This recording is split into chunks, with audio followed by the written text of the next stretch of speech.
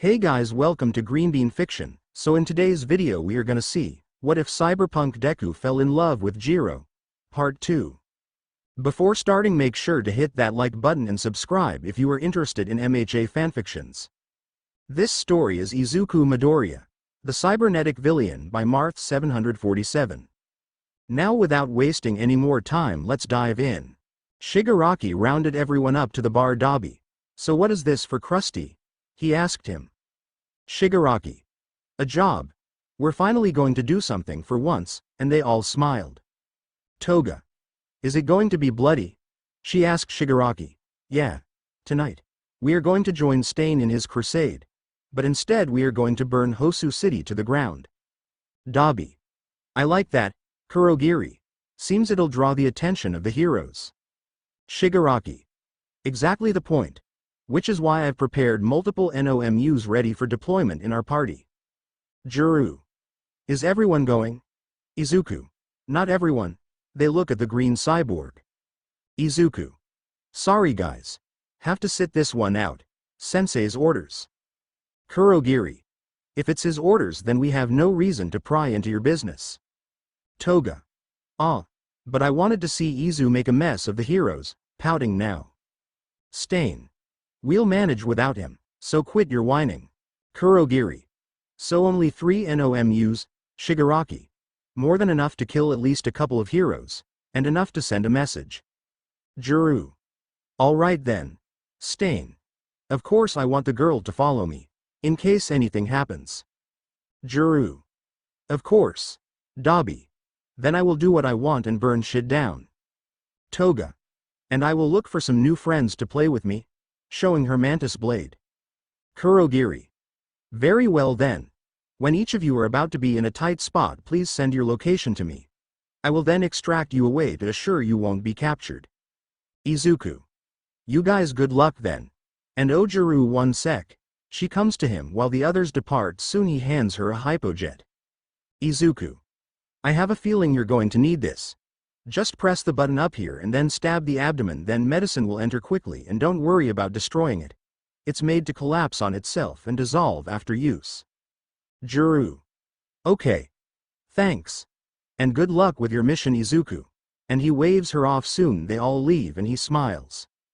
Izuku. The time has come, heroes. Let me show you. Izumi is on patrol with Gran Torino in Hosu City. She was experiencing how the heroes would do it every day. So far it was nice. But she is keeping her guard up if anything happens. But then they finished the day. Going back through train, she was tired, but it was a good day so far. Gran Torino. You need to keep your head out of the clouds. Izumi. Sorry, Gran Torino. Sorry isn't going to cut it. You need to realize your brother isn't going to come back if you dwell on it. Izumi. Sigh asterisk. She stared out the window. Gran Torino. Look girl. You need to accept that you cannot undo what you did. It won't help with anything. You need to find him and make amends. If you're lucky he would forgive you. But seeing his situation, I highly doubt it. Izumi. Thanks for the encouragement, Gran Torino. I'm only stating the truth. And next her mind wandered to Lita. His strange behavior. She couldn't figure it out, but her thought was cut short. When a Nomu has a grip on a pro hero and slams onto the train, causing the passengers to scream in terror. Both of them looked at each other and knew what they had to do. Izumi activates OFA at 15% and punches the Nomu back, saving the pro hero. Gran Torino. What's happening? He asked the fellow hero. They just came from nowhere. We only counted 3. But that's not. There are others. Another one with them. Izumi then sees Lita. She sees her fellow classmate running at high speeds and runs off. Izumi follows after him, ignoring Gran's protest. Lita couldn't believe it. His brother had lost his legs. From the hero killer himself. He has felt nothing but anger and is only driven by revenge. He will avenge his brother for this. He sees Stain attacking more pro heroes until he sees Lita. Stain. Soon Lita tried to kick him, only for him to dodge at an abnormal speed, to which Stain slices his helmet off and sees Stain. A kid? Confused, why is a kid trying to fight him? Lita. My name is Lita Tenya. The proud brother of the pro hero Ingenium. I will avenge my brother, he yelled out. Stain. So, This is out of revenge. Unacceptable for a hero. You will die, he soon charges in. Izumi jumps around the roofs of buildings trying to find her friend. She sees the Nomu attacking other civilians until Gran gets in and battles it. Gran Torino. Go, he said, and she went. Soon she hears fighting. Stain. RRAGH. Slicing downward. Lita barely dodges. Lita. Damn. Stain. I have to say, despite your age, you can defend yourself. Unlike your fraud of a brother. Soon Lita screams in rage and charges him, and then he fell right into his trap. As he was about to stab him, he was kicked and knocked backwards. Lita. Izumi, he said, seeing his friend. Izumi. I told you I got you covered, giving him a peace sign. Izumi. Is that the hero killer? Lita. Yes, he is. You need to get out, Izumi. He's far too dangerous for the both of us. Izumi. If we both fight, we can take him on. Gran Torino. Yagi. She turns to see her mentor. Stain. Bah. You. I know you, pointing at Izumi, who was unfazed. Stain. In normal circumstances I would have just left you, for your heroic act, but I know what you did. You are the worst kind of hero. Worse than him. Point at Lita next. Izumi didn't let his words get to her. Soon the trio took a fighting stance, and that's when Stain released his killer aura. It felt suffocating. Izumi stood there frozen, while Gran was surprised that even the hero killer knows about what Yaga's kid did. But as he was about to make a move, he was hit by a fire projectile. Soon both Todoroki and Shoka came up. Izumi. You guys, happy to see them. Shoto. We saw the commotion. Shoka. And we came to help. Soon more pro heroes come to help with the Nomu attack. And Endeavor, the number 2 pro hero, came as well. Endeavor. Izumi? He said to her. Izumi. Hi. She said. Soon Endeavor fires a blast of fire at Stain. The group then charges ahead but was knocked back by something. Izumi. Falling backwards, they look ahead to see another figure. Iida. Who are you? He said to the figure. Jiro sees them. Izumi and the Todorokis. Lita she has no problem with. But seeing the other 3 made her even more angry. Jiro. I will bring you death. She then extends her arms and the monowires come out. Shoka. Cyberware, she said. Shoto. Great, Lita. So this is what they are. Endeavor. Goddammit, Yagi. He cursed his name. Stain. Where the hell were you? He said. Jiro. Clearing some things up. Shigaraki. The smell of embers in the air. It's quite pleasing, to be honest. Kurogiri. Johnny said that Stain will most likely be the headlines to the attack. Shigaraki. Who cares? If he goes to Tartarus, then it's his own doing. Simply sending out some namas and get it done right. I could care less. Kurogiri. Indeed, I wonder what Izuku is doing right now. Shigaraki.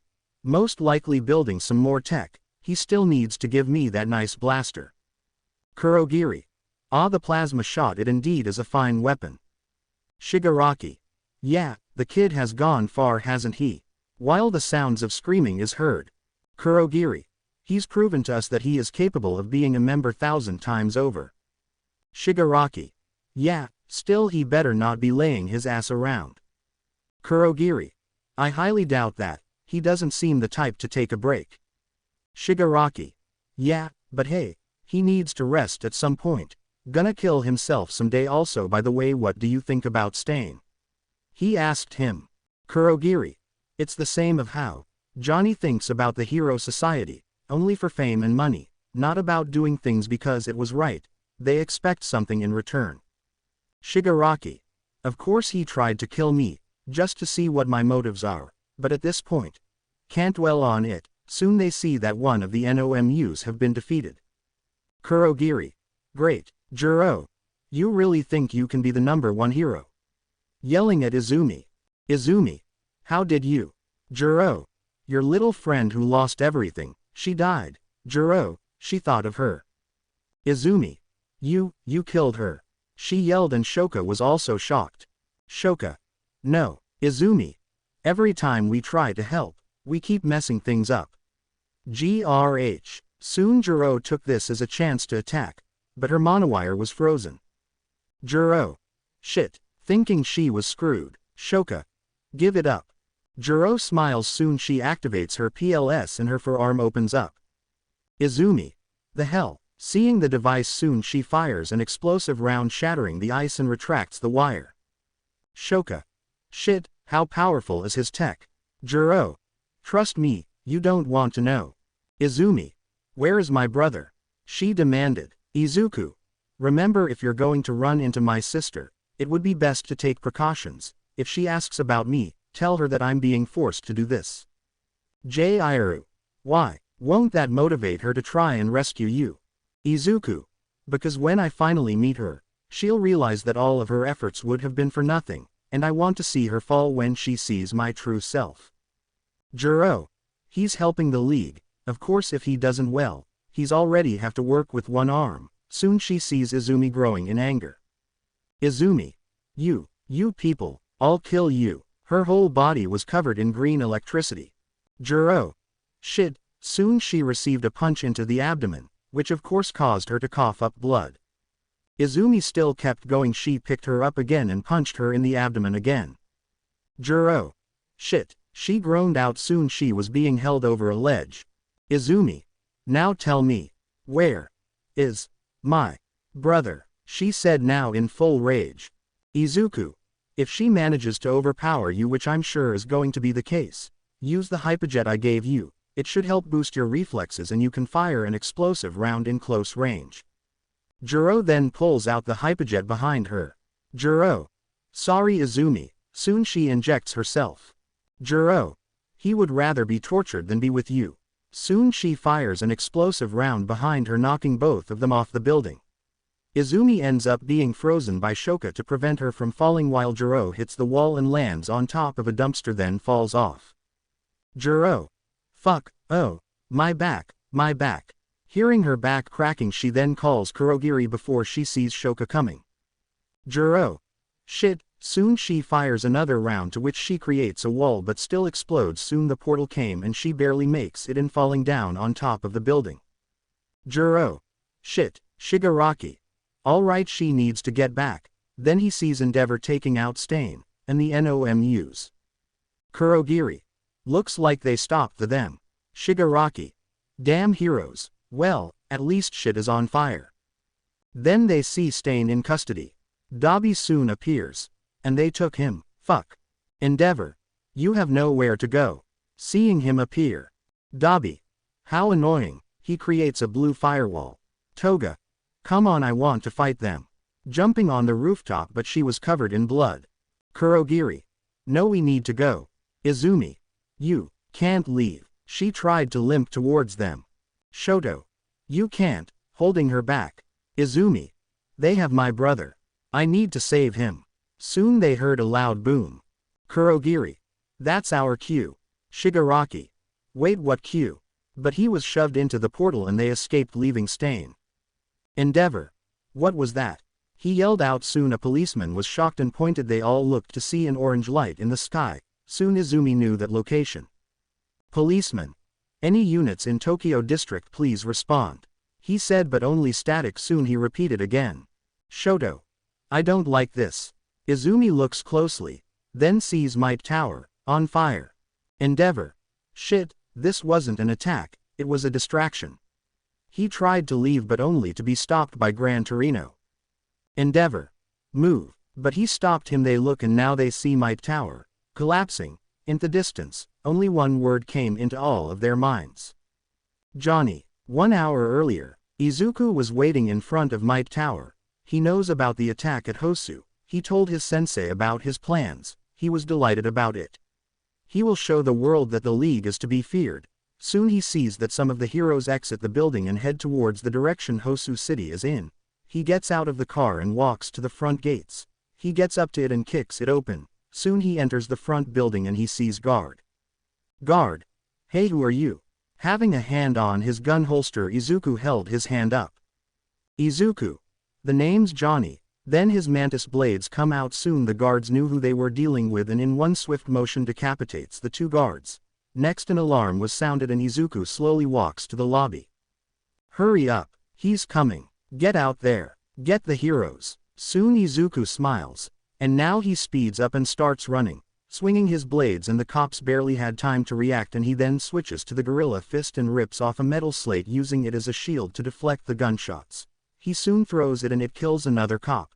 Dodging and moving in a zigzag motion, he slashes more guard, and clears the lobby. Izuku. Well then, how do you like the show, sensei? He said into the comms he can hear laughing. He walks up to the elevator and presses the button to go to the top floor. Izuku then gets the bomb he made out from a bag. He lays in the center of the elevator, and he waits looking at the city in full view. He hates it. Every inch of this place, and he wants it gone. Izuku. Go up, kill everyone, drop the elevator and let gravity do the work and detonate. Simple, he tells himself the plan. Soon the guards are taking cover and pointing their weapons at the elevator. Soon it opens to a bag in the middle and Izuku lunges and impales one of the guards. Fire. Get him. And soon he deflects their gunfire. Some even hits the guards, injuring them, and he focuses on them. Izuku then grabs a cop and uses him as a shield. Then he snaps his neck and soon fires another explosive round at the ground, the force knocking them over. Izuku in a quick motion one by one slashes them, clearing the area for now. He walks slowly to the office section. Soon he sees that the symbol of Peace's former office is near. He smiles and enters. Looking around for anything useful, he sees a picture of Izumi, his mother, and him. He wasn't in the picture. Now remembering the torment, he rips it to shreds. Come on. You are surrounded, give up. God, he's taking us all out. Soon Izuku runs out again and brings out the monowires, swinging them around, and he even dismembers a couple of them. Soon some of them tried to run away. He's too much. Help. Shouting into a radio. Izuku then uses the monowire to wrap around the neck and pulls him in. Then he takes out the mantis blades and impales him. And he charges into the others trying to run away. But he uses a demon to shut off the elevators and emergency lock, so they are stuck with him. Slowly he kills all of them. He rips one of their heads off with the gorilla fists, and then fires an explosive round to another, causing him to become nothing but flesh and bone. Once it was over, he lifts the lockdown and then he takes out his blade and impales him as well. Soon he notices the elevator was on again and he sees a pro hero is coming up. He takes this chance and lets him come. Soon the elevator opens and he sees the pro hero Death Arms. Death Arms. You bastard. These men, you slaughtered them. Johnny Izuku, like sheep. Soon Death Arms charges and attacks. Izuku wanted to test the durability of the gorilla fist and he only uses that, blocking his attacks, his device building up force, and in one punch releases it, knocking him back. Death Arms. You will experience the same pain you gave these poor men. Johnny Izuku, the go ahead. Come on, and he charges in again. Izuku of course deflecting his punches, but Death Arms managed to punch him in the chest, but he didn't waver. Johnny Izuku, you done? He said, and Death Arms was fearful now. Death Arms. What are you? He said. Soon Izuku chokeholds him. Izuku. I am the one who will burn this damn city down, leaving no ashes. I will make this world see what frauds the heroes are. You and your damn rules for quirks, thinking it gives you merit to judge people. But you won't, not anymore. Soon he uses a mantis blade and cuts his arm off, to which he screams in pain. Izuku. You will never know how the weak truly feels. This is like a scratch to them. And then he throws him out the window, falling to his death. Izuku drops his arm and then so he goes back to the elevator where the bomb was located. He arms it and then he lowers the elevator where the cables are exposed. He uses his monowire to cut it and the elevator went down as a fast speed. Now he was limited on time. He walks back to the office and noticed his computer was still there. He opens it and he then downloads everything on it. Once he was done, he heads to the rooftop where in the distance he can see all the police lights, so he waits for the fireworks and looks out in the distance to see another fire. Hosu City. He hopes that Jiro is doing well. He knows his sister, Depit, being an insufferable bitch, has two powerful quirks, and she is no pushback. Izuku turns on the radio he picked up from a dead cop and listens in. What do we have? Sir, there are multiple bodies, all of them dismembered or suffered burns from a possible explosion, sir. Any villains? Negative. We found a body. There are bodies everywhere. These bastards didn't stand a chance. Fuck. Death Arms pro hero is dead from fall from possibly the top. Sir, one of the elevators crashed. Bingo. There's a bomb. Everyone get the hell out. But it was too late. The bomb then explodes, and in a chain reaction so did the cars outside, the fire blazing up the building, smoke blocking the night ski. AFO. If you want to hurt a man, do not target him. Target what he loves. Take that which he holds dear to his heart and twist it, corrupt it, or destroy it altogether. And only then will you hurt him in a way that he will feel in his soul. But take heed, when you hurt a man in this way, you twist him, enrage him, drive him to heights of rage never before thought possible. You will have turned that man into a monster, and he will be coming for you. Then Izuku was standing on the rooftop, still the fire surrounding him. Not caring for what may happen, he stands there full rage and also was wicked. He has become that monster. This world made him this way, and he is coming for it, and her. A helicopter was in front of him. He noticed they took a couple of pictures, so he held out his hand and fired an explosive round, destroying the tail. The helicopter spins and he could see the photographer, and he looks into his eyes for a brief moment, then he sees it crash. Soon he makes the call to Kurogiri, then the portal appears and he walks through before looking back at the city one last time before he enters. Shigaraki and the others made it back into the bar. Shigaraki. That went well. They should now know that this is a message to them. Izuku. That was no message. They look at Izuku, who came back, but he was covered in blood, his eyes displaying nothing but rage and vengeance, his blade still out and his clothes was still in smoke and had ember on it, to be honest. They were unnerved by this display. Jiro. What happened? She asked, but Izuku walks past her and turns on the TV. Izuku. This is the message. And he walks away as the others are in awe, seeing Might Tower in flames, the fire covering the whole building. TV. This is an emergency report. Here we see that the Might Tower former office for the symbol of peace is on fire. Witnesses say that one man came in and planted a bomb before murdering all of the building's guards in cold blood. Some eyewitnesses say before the bomb exploded that they saw a man throw the pro-hero death arms off the building. A still image was captured from the top roof. Soon it shows the silhouette of Izuku with his mantis blades out, but he was surrounded by the fire. His helmet had also gone up in flames, looking like a demon in the flesh. TV. If anyone have seen this man, please report to the authorities or heroes. Do not attempt to approach the man, he is extremely dangerous. Wait, soon it shows Might Tower. TV. The police are evacuating and oh my god. Soon the tower collapses on itself while the TV turns off. Dabi. Holy shit, he looks at the door to the labs. Izuku. Alone, did all of that. Jiro was also shocked as well. Everyone dead, the tower falling, the tower that represents the hero's strength, it has fallen. Kurogiri was also quiet. Toga was in awe. Shigaraki looked annoyed. So this was his mission, he said. Jiro. So, what now? Kurogiri. We la lo, don't draw attention. Sooner or later they will have to focus on the repairs and damage caused by this. Do not worry. Shigaraki. Why does he get all the blaze and glory? Kurogiri. You need to understand that this is a team effort. But then they see that Dabi turns the TV back on, and it shows Shigaraki's face. Shigaraki. For years, the heroes have been the people's false gods. I know, we know, I've been ignored by the people when they say a hero will take care of it. But there was no help. You know why? They forgot the real meaning of the word hero. Now they only care for the fame and money, and it makes me angry. I want to see it burn. I want it all to burn down until there is nothing but ashes, because if they can't see it, we'll show them. They will know what it's like to be the other guy. They will know how villains are made. They will know that this world has created a monster and he is the one who will make the world burn.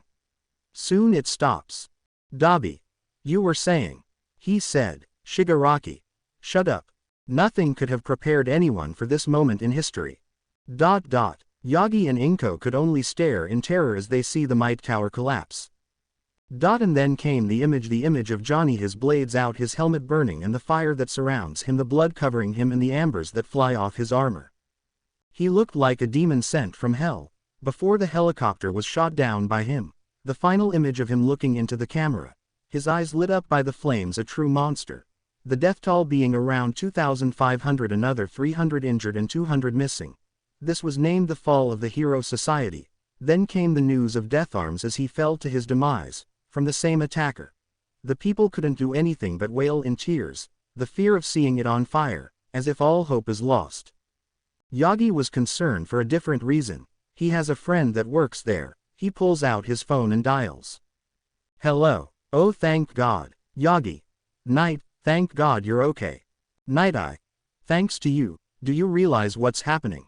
He said angry. Yagi. No, I don't. Night-Eye. You better watch your back, Yagi. The demon has risen, and he hangs up. Inko. My God. I have no choice now. She stands up. Yagi. Inko. He said. Inko. We need to end this now, Toshi, through any means necessary. Yagi. We can track them down, of course, but you can't not again, he said. Inko. Sigh when the time comes, I will be there if you like it or not, and he nods. Izumi thought this couldn't get any worse first hearing that Jiro died, then her brother was being tortured to make the cyberware. And now she is staring at what used to be the Might Tower. Along with the other pro-heroes as they watched in terror seeing what used to be the strength of all heroes collapse as if it were nothing. The smoke and fire light up the sky as the smoke covers the stars. Nothing could have prevented this. Shoka. Izumi, she points to one of the TVs where a crowd was formed. She walks up to it, and she sees the images of Johnny. Standing in the flames, she couldn't help but fear him. The crowd was also terrified, calling him the bringer of death, the demon spawn, the harbinger of chaos. She watched in rage seeing the last image, his glowing eyes as he watched. Then seeing the tower collapse. Then came up Shigaraki's speech about the hero society, how corrupted it was, how the word hero has lost its meaning. How villains became what they are. Being abused and casted aside from the world. Suffering the cruelty it brings down upon them. Sure, Stain's capture was a step, but then the Might Tower falling brought all of that down. Stain. He did it. The monster did it. Looking at him, he looks at Izumi and he smirks. Stain. And it's all your fault. Before he was shoved into the SWAT car as it drove away to take him to Tartarus. Izumi fell on her knees and cried. Lita, Shoka and Shoto kneeled with her as well. He truly shook the world awake. Isawa was on patrol before he also sees the building collapse. He sees it all. From the building exploding then to it falling. He knew it was useless. Nothing could help in this situation. Johnny was the only person he knew was capable of this. But the fact he did it alone made it all the more terrifying. But he shoves it down, and now he was determined to bring him to justice. And if not, he will end his life to avenge those who fell in the tower. The attack of Hosu City and also the collapse of Might Tower shook not only Japan, but also the world. They see the threat of the League of Villains. So much that now they're classified as a terrorist group. UA is now doubling their efforts to train the students now. Since this new threat will not only try to kill all heroes, they will try to topple society as a whole. Izumi and the rest of the class sat in their seats. It was silent, although Lita was still alive. That was important to her right now. Soon Isawa enters the classroom. The students were silent, awaiting what he's going to say. Isawa. Sigh. I know this has been a very difficult day, especially with what happened last night. I know all of you are scared right now, possibly terrified of this new love that we faced back at USJ. Ochako raised her hand. Isawa. Yes, Ochako. What's going to happen now? She asked. Isawa. For now, we continue to train you all, to become pro-heroes. Soon he brought out a stack of papers. Isawa. This is forms for you all if you wish to take them. Momo. May we ask what it is? Isawa. They are request forms to transfer to the general's course or support course. Now I know you might feel humiliated by taking the choice, but coming from me, there is no shame signing it. And we would understand your choices. If you choose so. Soon he hands them out them all. Some of them read through it. Some didn't bother to read it. He knows which students would probably take it. Soon they thought it over, but the Bakugos crumple it and burn it. Bakugo. You can count on us, sensei. Katsumi. We're not going to back down. In fact, this will make us work twice as hard to show these bastards they mess with the wrong people. Shoka. Give it a rest, Bakugo. Izumi was still quiet. Not because that the Might Tower was destroyed. It was what Stain said to her. He would rather be tortured than come home with her. Is that what he really thinks? He would want to be tortured and be with the people who killed Jiro than come home and live as a family again? Lita was also in crutches. Seeing his stab wound from Stain. Nothing severe all but except the tower falling. Kaminari. Man. We're so screwed. But I can't let this slide, man. We are here to become heroes. I don't want to back down. For Jiro, I want to do this for her. Momo. I won't quit either. None of us should sign it. We are here to protect the people and we won't back down from this. Fist in the air. Mina. I won't back down either. Sato. Same here. Kirishima. Manly bro. Suyu. I can't sit around and do nothing. Kiro. Ochako. We need to stop them. Ojiro, of course. Tokiyami. Todoroki. Sure, Shoka. He means, we'll kick some ass. Katsumi. Hell yeah, man. Lita. It is our duty as heroes in training to prepare for this type of thing. We must stop these villains. Toru. Yeah, Mineta didn't say anything. Zero. Count me in. Isawa couldn't help but smile, seeing them filled with more determination than ever, to take them down. Of course there was the problem with Johnny. Cyberware is going to be a problem. Quirk suppressants won't work, nor will his quirk. He needs to think of a way to counter it. Then he thought about the Hatsume girl, maybe she could help out as well. Isawa. Oh yeah, that's right, they look at him. Isawa. You are gonna have finals coming up, and because of recent events you will battle the teachers. Smiling, and they shuddered. Izuku woke up feeling drained. Normally with the cybernetic body he has it wouldn't be possible. No, he still has some humanity in him. The brain is making him tired. No matter what type of body he has. However, it was mainly from helping out Jiro. Suffering some major damage in her torso, so he had to perform surgery again.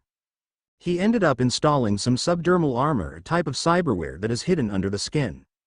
It would increase the damage taken, and also would protect her vital organs. Of course it was a success, but he feels really guilty. He doesn't want to make her into a machine like him, but she told him she was okay with it. But there was one thing he notices. The cyberware can take a huge toll on the mentality of the person. He knew the moment when he installed the Kerenzikov. His mental state started to decay. But he fixed it with his own methods. He calls it cyberpsychosis. And he knows at some point, if Jiro gets more cyberware, she's going to need the treatment as well. But enough of that. He walks downstairs to see a very drunk Jiro and Dabi at the bar. Apparently they tied up Kurogiri and had shots. A lot of them. Shigaraki was in his room playing games as always, but Toga was also in the training room spooning the dummies sleeping. What the fuck? Jiro. You know Dabu. You're a really nice guy, she said to him. Dabi. Yep. Same to you as H. Well, slurring Jesus Christ. Jiro. You know. At FWIRST I really hated you. And Mr. Krusty Krabs. For taking my arms, but. Dabi. Oh, I'm so sorry, but I wasn't even part of it yet. Jiro. I know. Bert, but hear me out. When I really started to hang with you guys. You not a bad guy. You are super cool, bro.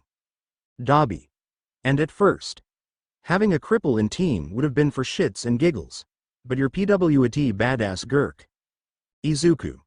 Jesus Christ, facepalming himself now he walks right up to them. Why did they do this? For what? Destroying a building? Fucking Shigaraki is celebrating by playing a game. Izuku. And what do we have here? He said, drawing their attention. Soon Jiro smiles in awe. Jiro. Oh hey. Are you an angel? She said to him, really staring at him. Izuku. No, fuck Jiro. Really? You really look like it. Where's y'all wings? And she giggles. Izuku. Goddamn it, Dabi, seeing he was a little less drunk than her. Dabi. HWHAT. Don't bewame me. She had the idea in the worst ways. She wanted to see how's it's white, trying his best to defend himself. Izuku. Now did she suggest this? Or you? He said sternly at him. Dabi. I don't know, man. You're the smart one. Fear it out. Izuku. Oh, for fuck's sake. Jiro, come on. Let's get you to bed, trying to get her up from the stool. Jiro. No. She tried to struggle against him, even using the monowire to grip the stool. Izuku. Stop fighting. You need the rest, in case we get a new mission. Or do I have to take away your arm for the day? He said, wow. Never in his life would he say a sentence like that. Jiro pouted. No. She got up, no dropping the shot glass. Izuku. Now let's go, Dobby. See ya. Crazy chickling, before he fell over. Jiro. You too. Emo kid. Izuku supported her up and she clinged onto his shoulders for support. Jiro. Ya no. I never got to tell you how much I'm thankful for you, Zuzu. I'm sorry, Zuzu. Izuku. You don't need to thank me. Your help alone is enough for me, trying to ignore the nickname. Jiro. Yeah. But ya pretty cute though, Zuzu. Izuku scoffs. Izuku. Is that you talking or the alcohol? He asked her. Jiro. Yes. It's the alcohol, Izuku. Of course. Let's go, Jiro, come on. Soon they reached her room. It's pretty decent besides the furniture provided, but she has a guitar there that he stole from some music store. He lays her in bed. Izuku. All right, then I need to go plan things. Soon Jiro jumps him. Izuku. Hey. Now he was getting embarrassed. Jiro. Chill your nerves. Ya need to rest. She tried pulling him into her bed, to which he refused to cooperate. Jiro. Relax with me, come on. Giggling Izuku. Jiro, please let go. He doesn't want to hurt her accidentally from the amount of cyberware he has. She only has the arm and skin. Also the optimizer. God, this is weird. Izuku tried to pry her off, but with whatever strength she has she won't let go. Jiro. Please stay. She begs. Great, just what he needed. She's trying to coo him into her bed. Izuku. Shigaraki. He yells out to him, Izuku. Shigaraki. He yells again, but no answer. Then he taps into his comms. Izuku. Shigaraki. He yells for the final time. Soon the door is kicked open. Shigaraki. What is it? Angry right now, seeing he had to break away from his match. Izuku points at Jiro, who is clinging on to him, mouthing the words, help. Shigaraki. Sigh, are you fucking kidding me? Seeing this now? Izuku. No. I'm not, Shigaraki. Just let her be. Fuck. You called me to get my opinion on this shit. Izuku. I need help. Shigaraki. Look, you took down a goddamn skyscraper today. The last thing you would ever need is to fucking work on your projects. So be a man and fucking deal with it and rest. Izuku. I'm not exactly human anymore, Shigaraki. You know what I mean. Izuku. Fuck. Fine, Shigaraki. There. Now I'm going. Izuku. Wait. Shigaraki. What, Izuku? Could you untie Kurogiri please? Which he stood there for a while. Shigaraki. Dobby. Izuku. Dobby. Shigaraki. Alright then. Fuck, and he walks out. Izuku caves in and he lays on the bed with Jiro. And she snuggles up to him. Worried she might throw up, he turns her so she's facing the edge of the bed. To make sure she doesn't get it in his cyberware, they aren't cheap. Jiro couldn't feel him, so she instead hugs his arm and hand, to which she gives a dramatic shiver. Jiro. Your hands is so cold, she said. Izuku. Gorilla fist. Knowing his fingers are metal. And his arm is also filled with weapons. Even the blood vessels are replaced. The only thing that remains are his nerves. Jiro. You should try to make them warm. Izuku then knows he has a heating mod in it. But he wonders if he could apply it to the other modules as well. But for now he will wait on it. Izuku. Sigh, good night, Jiro, he said to her. Jiro. Good night, Johnny, teasing him. If Izuku could blush, he would have, but he is not the same timid scared boy anymore. He doesn't have much experience of these type of things. But he knows when it's obvious, and he is frightened if he wants to return the feelings. Even then he would rather die alone. He doesn't want to load his burdens on someone else. It will all be over soon. Izumi was paired with Ochako to go against Isawa in the finals of UA. Everyone else had some other competition, like Bakugo is teams with Shoka who aren't on the best of terms against All Might. Izumi. Hey Ochako. She walked up to her partner who was quiet and looked away from her. Ochako. Izumi. Look, I know you don't like me, but right now we need to think of a strategy to beat Sensei, okay? She said to her. Ochako looks at her. You know, after all the things that have happened. If you and your friends had never tortured a sibling, this would have never happened. I thought about it a lot actually. I could see that somehow your brother could have gone in. I can imagine him fitting in with the class, and he would be an inspiration to the heroes and quirkless alike, to show them that good people still exist in this world. But no, you showed me that even the purest people who fought and kicked and still tried to cling on to a dream, and you never supported him at all. Can snap, and become something the complete opposite, to become broken. So tell me, Izumi, why should I work with you? She said to her in silence. Izumi, you're not the only one who said that to me, and it's not only me, my parents as well. We are all at fault for this. Me, my friends, anyone who associate themselves with him had been at fault as well. Ochako. But that's not all of it. You didn't stop from there. You went to go after Jiro, right after she lost her arm at USJ. And then the incident with Bakugo, taking away not only her quirk, but her chance at becoming a hero, and you didn't even get mad as well. You all tried to defend him, that he had a reason to do that. Taking away a quirk is one thing, but taking away someone's dreams while they are still vulnerable is another. After we are done with this test, Izumi, you and your friends, don't talk to me ever again. She walked away. Izumi. Sigh. Soon Kaminari and Mina were listening in on the conversation.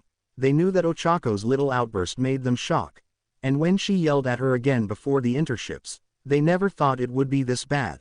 That Izumi is a very horrible person. Kaminari. What do we do? Whispering to her. Mina. I don't know. Is it really true?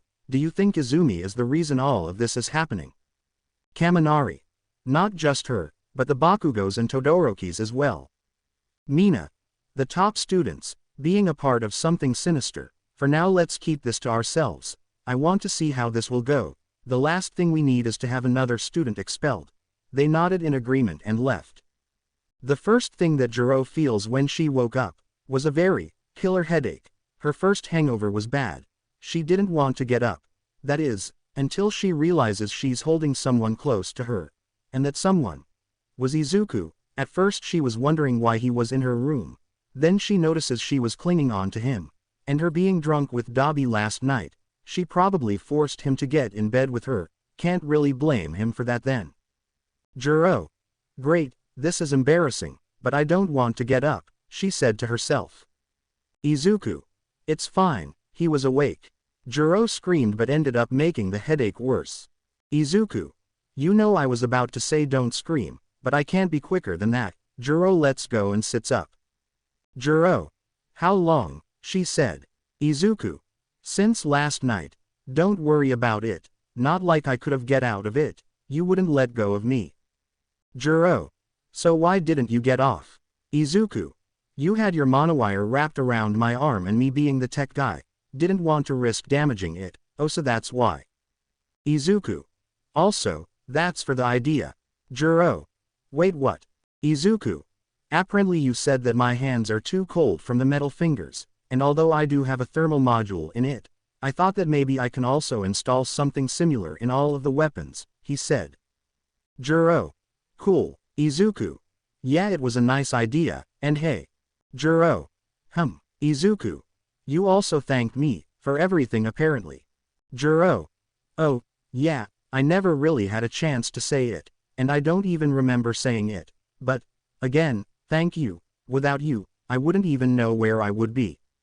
Izuku. No worries, you're a member and friend. You are part of this, it's enough of a payment to me. Soon she got up. Jiro.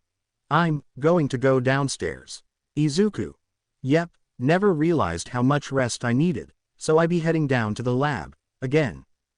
Jiro, still holding her head, puts on Izuku's shades he left, and a hoodie, sitting with Dabi who also had shades on and was leaning on the bar. She did the same and hid her face. God, what happened? Soon she was about to know when suddenly. Bang! Kurogiri slams a book on the bar, causing both of them to hold their heads in pain. Jiro. Fuck, not even the dark can help now. Dabi. Damn it, why? Kurogiri. Oh, my apologies. It seems there was a spider, so I killed it. He lifts the book of and puts it away. There was no spider. The finals have now started.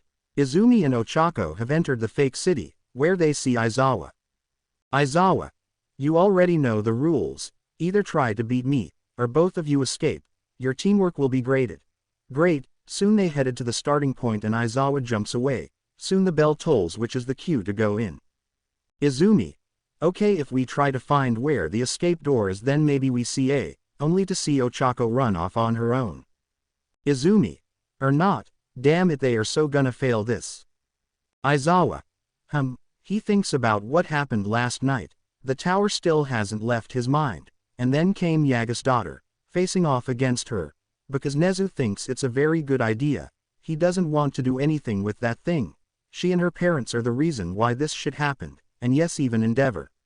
Endeavor said it was horrible, and that says something, despite his oldest child is missing as well. Isawa. Well, here we go then. He lays in his sleeping bag in the middle of the city where the escape route is. Now he'll wait. Izumi was getting close to the escape route. She doesn't see Ochako anywhere. Did she get caught? No, she would have known about it. Soon she sees him, her teacher, sleeping in the middle of the area, his yellow sleeping bag there. Izumi. Is he really sleeping? Muttering, she decided to quietly walk past him, making no sound whatsoever. But then she looks closely at it. The bag was empty. Izumi. Shit, soon she was kicked. What's with people kicking her? She has no idea. Isawa. You really think I was gonna sleep during such an important test? He said bluntly. Izumi. Kind of. Isawa. Well, at least you're honest. Then he kicks her again, and in the distance she sees Ochako coming up behind him. Izumi then had her quirk erased for the moment. Izumi. Damn it. Isawa. If you're so reliant on your quirk, then you're weaker than I thought. Soon Izumi jumps and tried to punch him, only for him to step aside and chop her neck. Izumi. Ow. And she fell forward and faceplants on the floor. Soon he back fist Ochako, who tried to sneak attack him, and she got knocked out. Isawa. If this were a battle against Johnny, you would have died the moment you set foot in the area. Both of you failed. Go get change. That was it. It all ended in a mere 2 minutes. Ochako still didn't talk to her. Izumi. Sigh. She walks back to the locker room. Flashback. Izuku. Izumi, what are you doing? He sees them bullying another kid. Izumi. What we're doing is we are teaching you a lesson. Don't become a hero, Izuku. Izuku. But why? I thought it was our dream to be heroes together. Soon Bakugo uses his quirk on him, knocking him. Bakugo. How can a Deku like you be able to become a hero if you don't even have a quirk? Shoto. Give it up, Midoriya. You can't be a hero. Izuku. Shoka. Katsumi, please. He begs, and they look at each other. Katsumi. Deku. You can't be a hero, and Shoka stands there. Izuku. What? But we're friends. Bestest friends. How could you say something like that?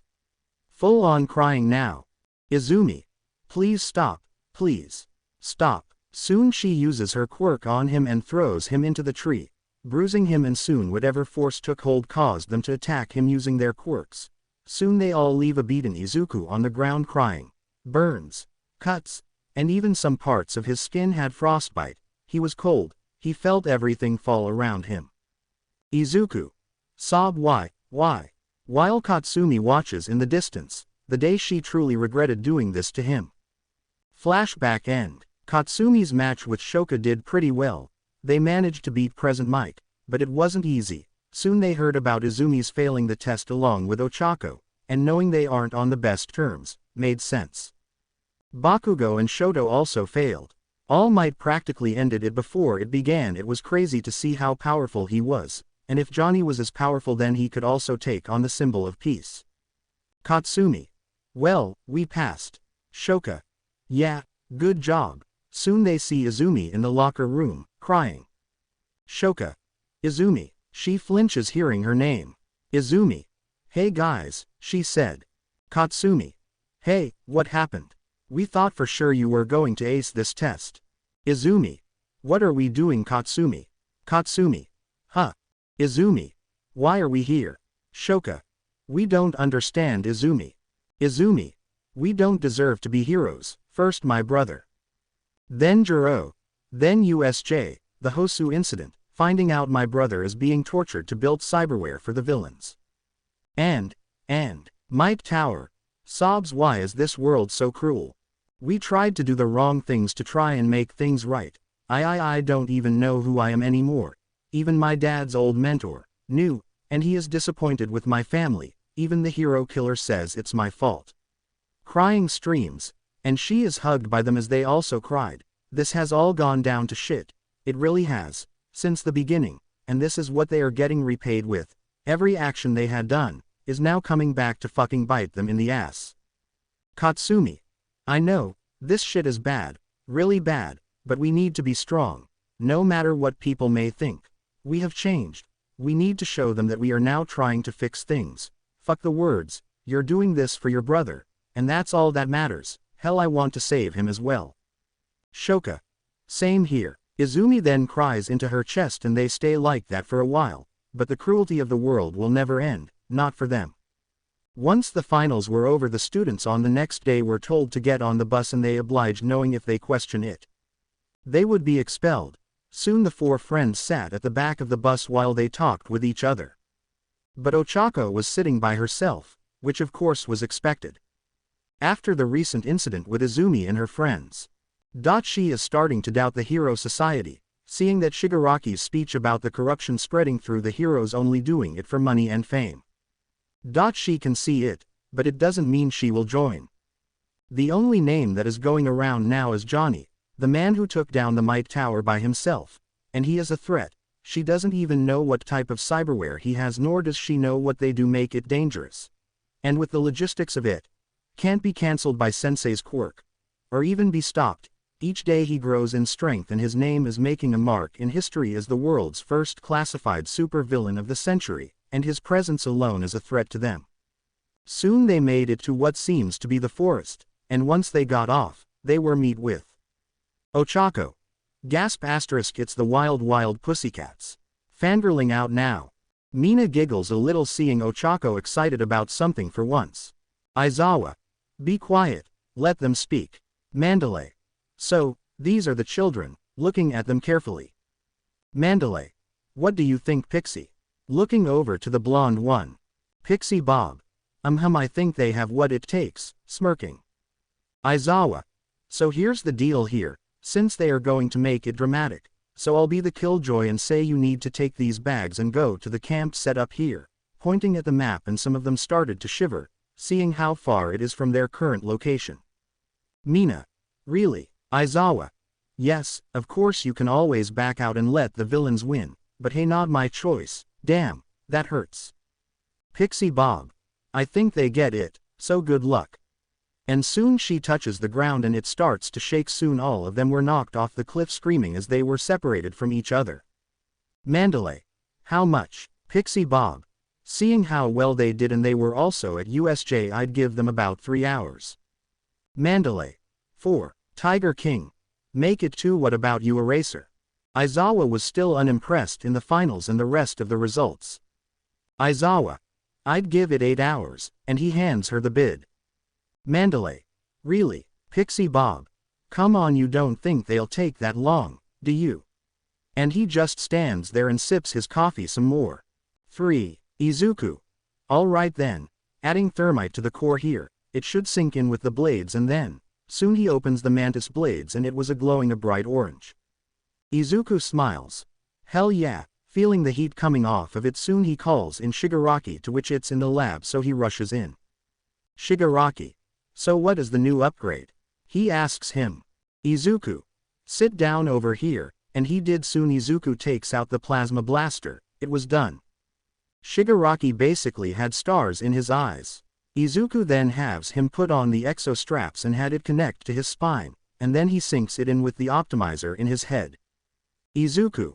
Alright then, draw the weapon. Soon he did, and it made a very nice sound and it came up and it had a tri-laser on it. Shigaraki. Oh man, I feel awesome right now. Izuku.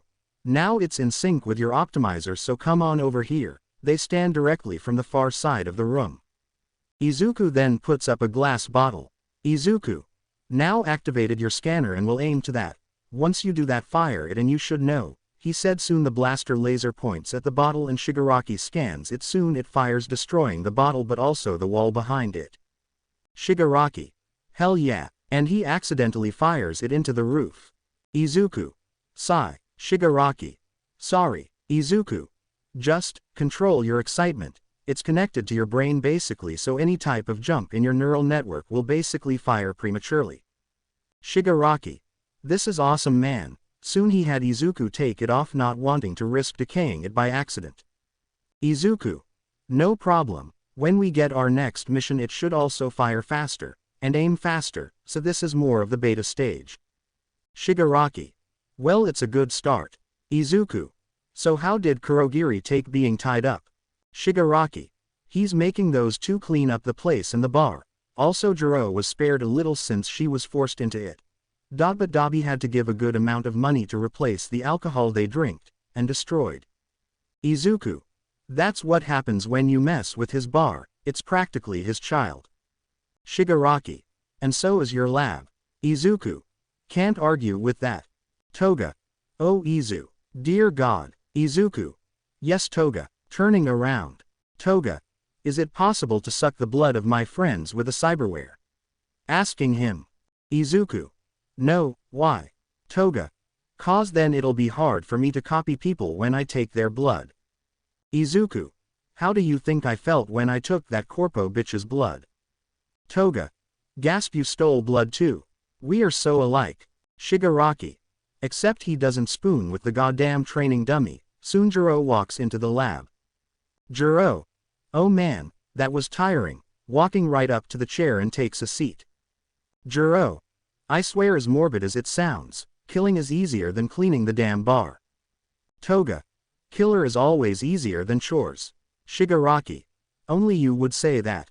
Izuku. Glad to see you're holding up well, Jiro, and of course, your headache. Jiro. It's gone away for the moment. Dabi however is forced to buy the drinks, and also he has to clean and sweep the hideout floors. Izuku. I see. Shigaraki. By the way, has sensei say anything yet? AFO. Not until now, Tamura, and they stood up except Izuku. Jiro. Sensei. And she bows. AFO. Please, none of the formalities. Now I know all of you have had your own celebration, but now we need to discuss our next plan, and they nod. AFO. So all of you head to the bar, wouldn't want to be rude to our potential members. Izuku. Oh boy, he soon went to get his armor on along with Jiro. Of course it would be hilarious to see their reaction if they knew that Johnny was a kid, and also that kid took down an entire building by himself. The test went as you would expected. Catastrophic. Not only did they made it to camp very late. Isawa also won the bet, pissing off the others. Seeing he was right, they still have a lot to learn, since now the League of Villains is getting stronger by the day. Isawa. All of you made it to camp in 8 hours, it's not the worst, but I've seen better. Mandalay. And we lost the bet, so I'm pretty snippy right now. Pixie Bob. Unless one of you boys want to help me. Some of them blush. Isawa. Enough, you know the rules, don't be an emery. Pixie Bob. Alright fine, I won't. Mandalay. So today, you are all going to break the limits of your drawback, such as using it for a very long amount of time, to get used to it. Tiger King. And to destroy your weakness. Tomoko. But not entirely, this is borderline torture. Immediately Izumi wanted to die.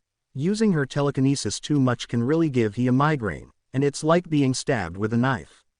Ochako isn't faring well either, carrying a huge boulder with her quirk, and was also on the verge of puking along with Aoyama. The ones who got it easy was Momo and Sato, who eats a lot of food. Katsumi and Bakugo were punching the shot out of Kirishima while they try to improve their explosions. Kirishima will improve his hardened skin. Shoka and Shoto were both in a pot of boiling water. Shoto switching back and forth between fire and ice, while Shoka was trying to keep herself cool. Izumi. Holy shit, my god. Soon she notices a small shadow in the trees. What is that? She got closer and sees it's a kid. Izumi. Hey there, She waved at him smiling. He was small but he had a mean look to him and he was wearing a red cap. Izumi. What's your name? She asked him but instead, she gets kicked in the you-know-where. Time stopped, and then followed along with a scream that would even scare Isawa. Izumi was on the ground and the others came rushing in. Katsumi. What happened? Shoto. Villains. Bakugo. Where the fuck are they? Is it Johnny? Soon they see the kid. Shoto. Who's the kid? He asked her. Shoka. Goddamn it's Shoto. Izumi. Kicked, me. In, the crotch, and then Bakugo laughs. Bakugo. You mean that scream was from you getting a low blow from a tot? Oh man I should have taken a picture. Katsumi. Hey brat. She stomped over to the kid. Katsumi. What's the deal huh? Did anyone tell you not to hit girls? The kid still had the same angered look on him. Anyone tell you that I hate heroes, especially the ones who think they can tell us what to do? He said in response. Kota. They hear a voice. Kota. Soon Mandalay walks in. Mandalay. Oh there you are, what happened? Looking at Izumi. Katsumi. She got kicked in the crotch by him. Mandalay. Kota, she said to him sternly. Kota. You know I hate these type of heroes. And he runs off. Shoka. Is he going to be okay? She asked her. Mandalay. I'm sorry about that. He's dealing with something very personal right now. All I can ask is to forgive him please, she said to them. Izumi gave a thumbs up still on the ground. Izumi. No problem. Shoto.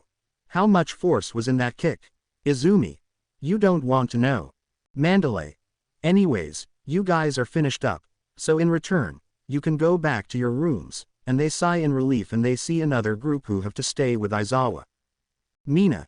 You got to be kidding me. Soon Isawa wraps all of them in his scarf. Isawa. I'm not impressed by the result you displayed, so now you need to do it over again, dragging them all away. How much strength does this sleep-deprived man have? Izuku enters the bar and sees the potential members. First was the infamous villain Muscular. He's a potential member but Izuku already knows he won't be giving him any type of cyberware. Next was the Argonian lizard man. Who is known as Spinner. He seems capable of handling the cyberware but again, because it's a completely different genetic structure, he can't give him any as well.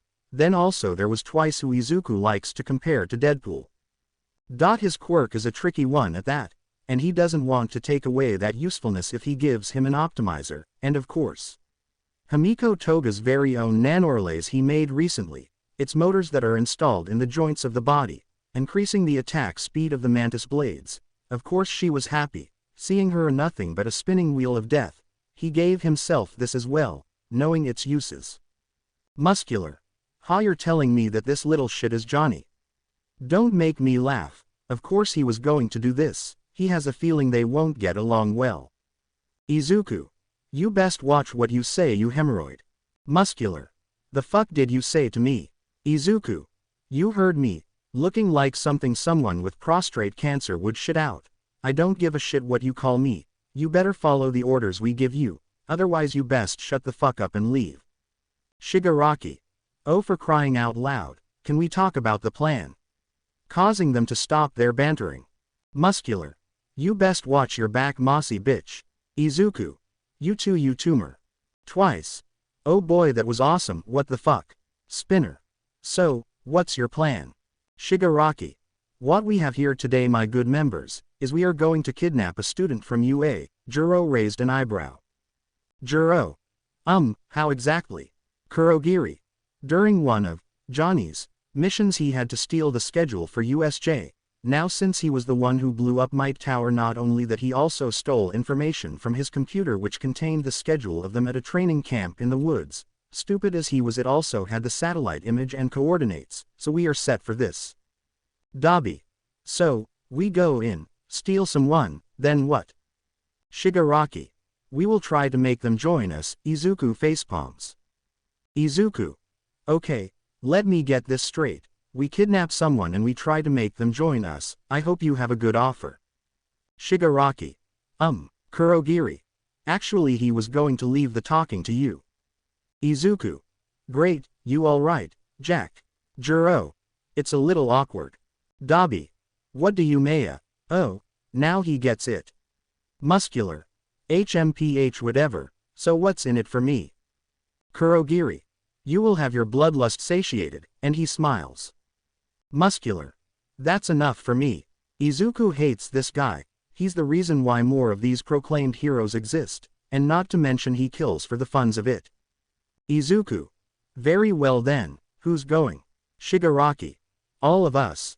Izuku. Nothing from sensei. Jiro. Not from what we heard no. Plus, she walks up to him. Jiro. We could finally see them, she said, and he knows what she's talking about. Izuku. You're right, I think it's been long enough, time for them to see what the results made then, he smiles along with her. Kurogiri. Well then, the raid starts tomorrow, so I advise those who have a secure place to stay go there, meanwhile we will get prep for the mission. Muscular. Fine, and he walks out. Spinner. I'll stay here. Twice.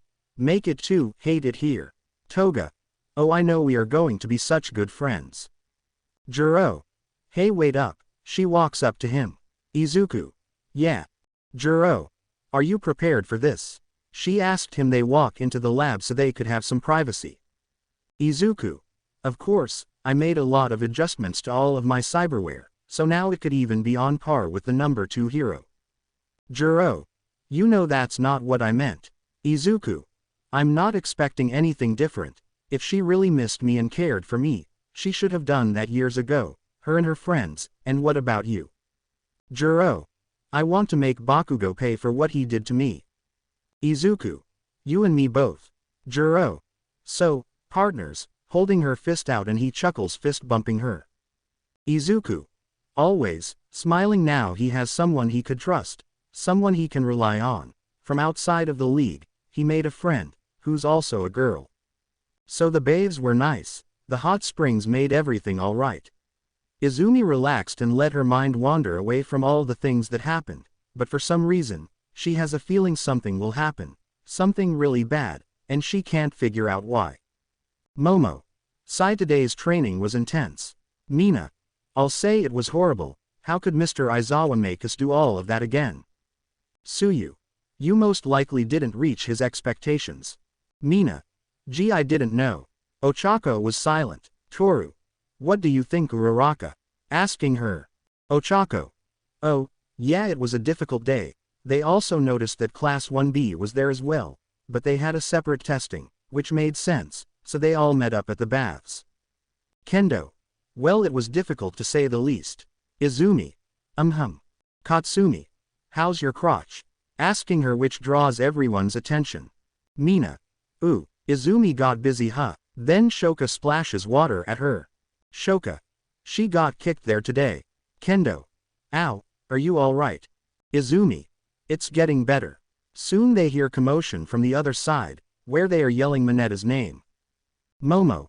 Great, she got a stun gun ready, but as soon she was about to fire he was kicked down by Kota, the same kid that said he hated heroes. Kota. If you are so willing to become heroes, maybe you should try to act human first. As he kicks him down. Izumi. Geez, that kid is violent. Momo. At least he took care of the problem.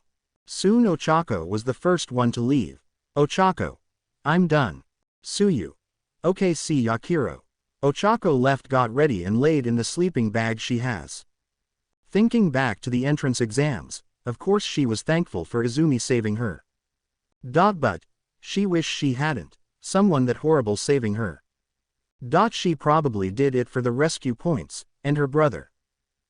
She can't get him out of her mind. Who was he? What did he do?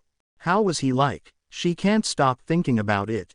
And Jiro, she received the news about her death. It was hard on Momo and Kaminari. They don't show it, but she can tell they're grieving over it. She doesn't blame them, especially the last words she said to Momo, calling her a porcelain bitch. The same exact words Johnny called her. Kaminari had a crush on her for a while, which is why he really tried hard to impress her, but in the end he will never be able to tell her how he felt. Ochako. Sigh, wish things could have gone different, and then she fell asleep. Of course the teachers would call the students here at the forest at about 8 p.m., Both Class 1A and Class 1B stood away from each other. Mandalay. Welcome to the next test, the test of courage. Pixie Bob. This will be a fun one for the B team over here. Isawa. What it is that Class 1B will have to try and scare the other class, using quirks, and of course they will be only in pairs. To which Class 1B smiles and some, evilly smirking. Vlad King. You all are going to get your name tags, that are located somewhere in the forest. If you succeed you pass, but by the time you don't, you fail. Isawa. And if all of my students get their name tags they win, so do your best, so go on. Mandalay. Ready B team, enter the forest to prepare. And they went in. Izumi. So, jump scares. Katsumi. Basically, Zero. Man, this should be easy, and Mineta was shivering. Kirishima. We are too manly to let this scare us away. Soon they got into pairs, to which Izumi ended up with, you guessed it. Ochako. Aizawa.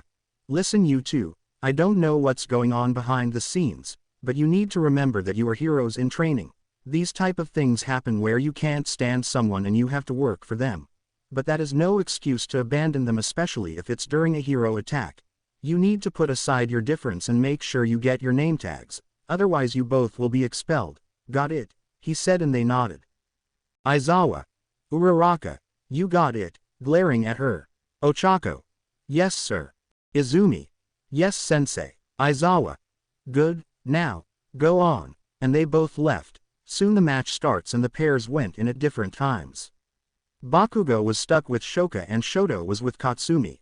They walk silently waiting to see what they have in store for them. So far just the cheap jump scare here and there, but they couldn't help but feel uneasy from the forest itself, as if the trees are watching them and studying them carefully. Shoka. Well, I don't see them yet. Bakugo.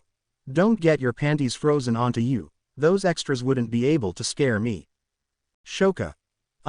Then a small little wood comes up. Shoka. Bakugo. Actually a little surprised from it. Izuku. All right then, is everyone ready? They all nodded.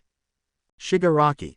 Great, let's be on then. Soon they all walked into the portal and those who had the optimizer had linked their comms together so they will hear what's going on. Izuku. All right then, sniff ah, you know I never realized how much I missed the fresh air, he said. Jiro. Well, you've been coped up in a lab for so long, and all that smoke you breathed in your little debut at the tower, makes sense. Dabi. Too bad I'm going to burn this shit down, again. Izuku. Well, don't burn down the entire forest, it's the heroes we're after. Dabi. I'll give them something to remember. Soon Dabi had prepared his flames. Soon he releases a huge burst of blue fire, burning the trees, lighting up the sky. Izumi. Wait, what's that? Pointing to the sky, they see it was glowing blue. Ochako. I don't know, it doesn't look good, and at the base camp. Aizawa. Shit, this isn't good, and they knew that this wasn't part of the test so they ran out. Mandalay.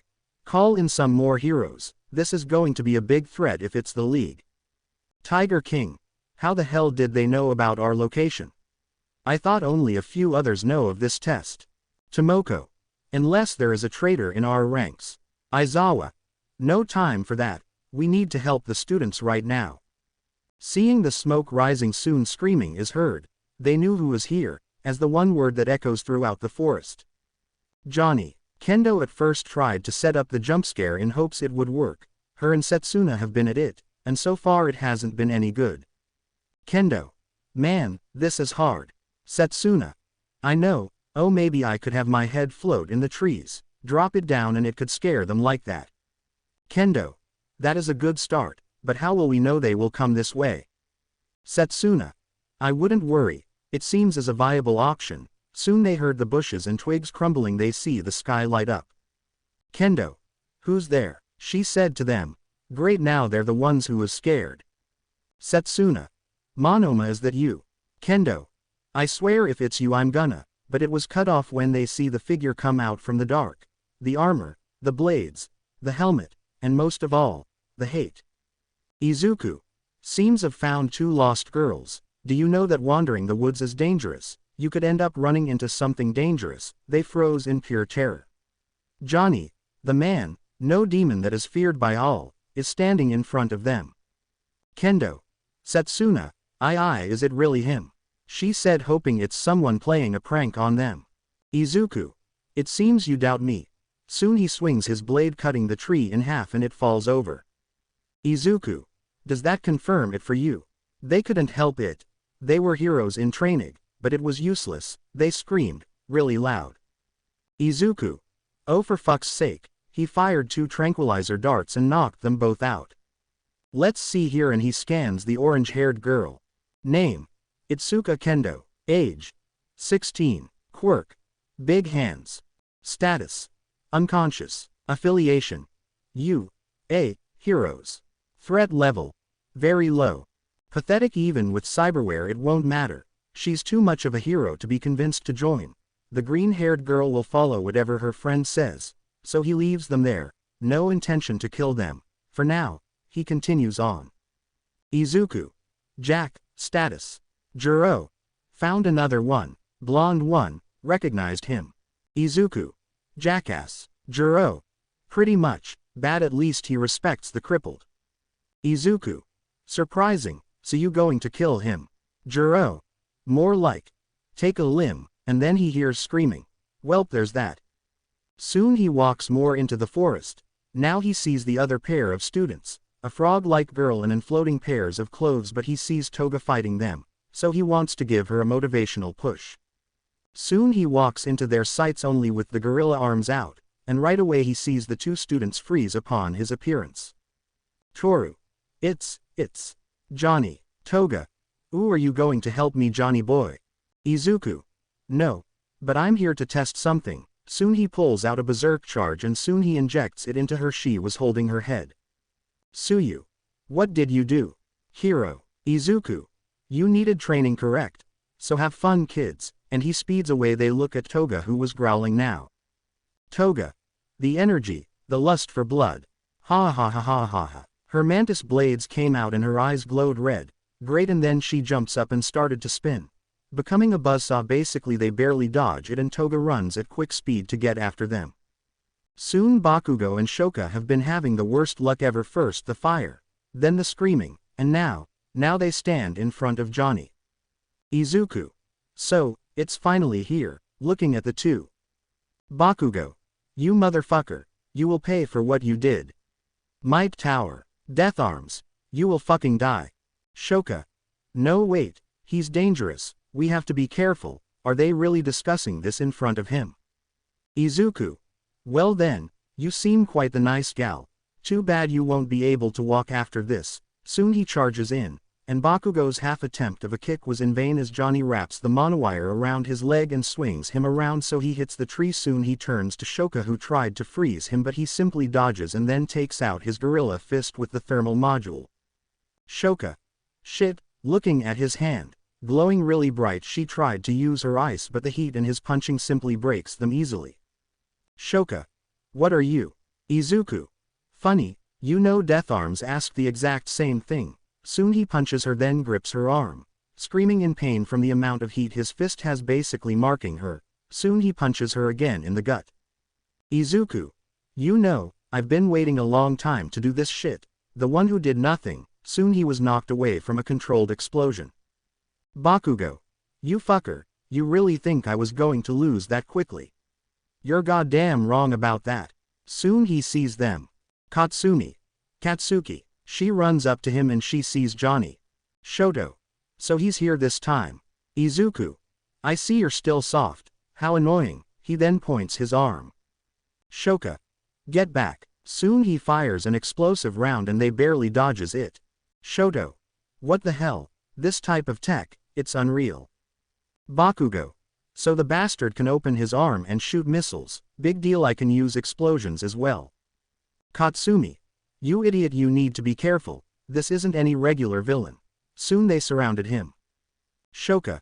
Give it up. Izuku.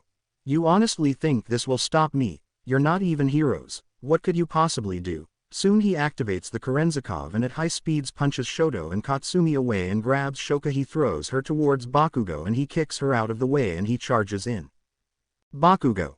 Ha! And they both got into a fist fight. Some would think he was actually holding his own against the supervillain, but it was an illusion. Izuku was simply stalling to buy some time, waiting for Jiro to come in, since she also wants to kick his ass as well. Izuku then kicks him and then throws him over his shoulder, like trash. Soon Jiro jumps in out of nowhere. Jiro. Ah, I see you found the bastard. They see now that there are two of them. This is getting really bad. Bakugo. And who the hell are you, the bastard's ugly-ass girlfriend?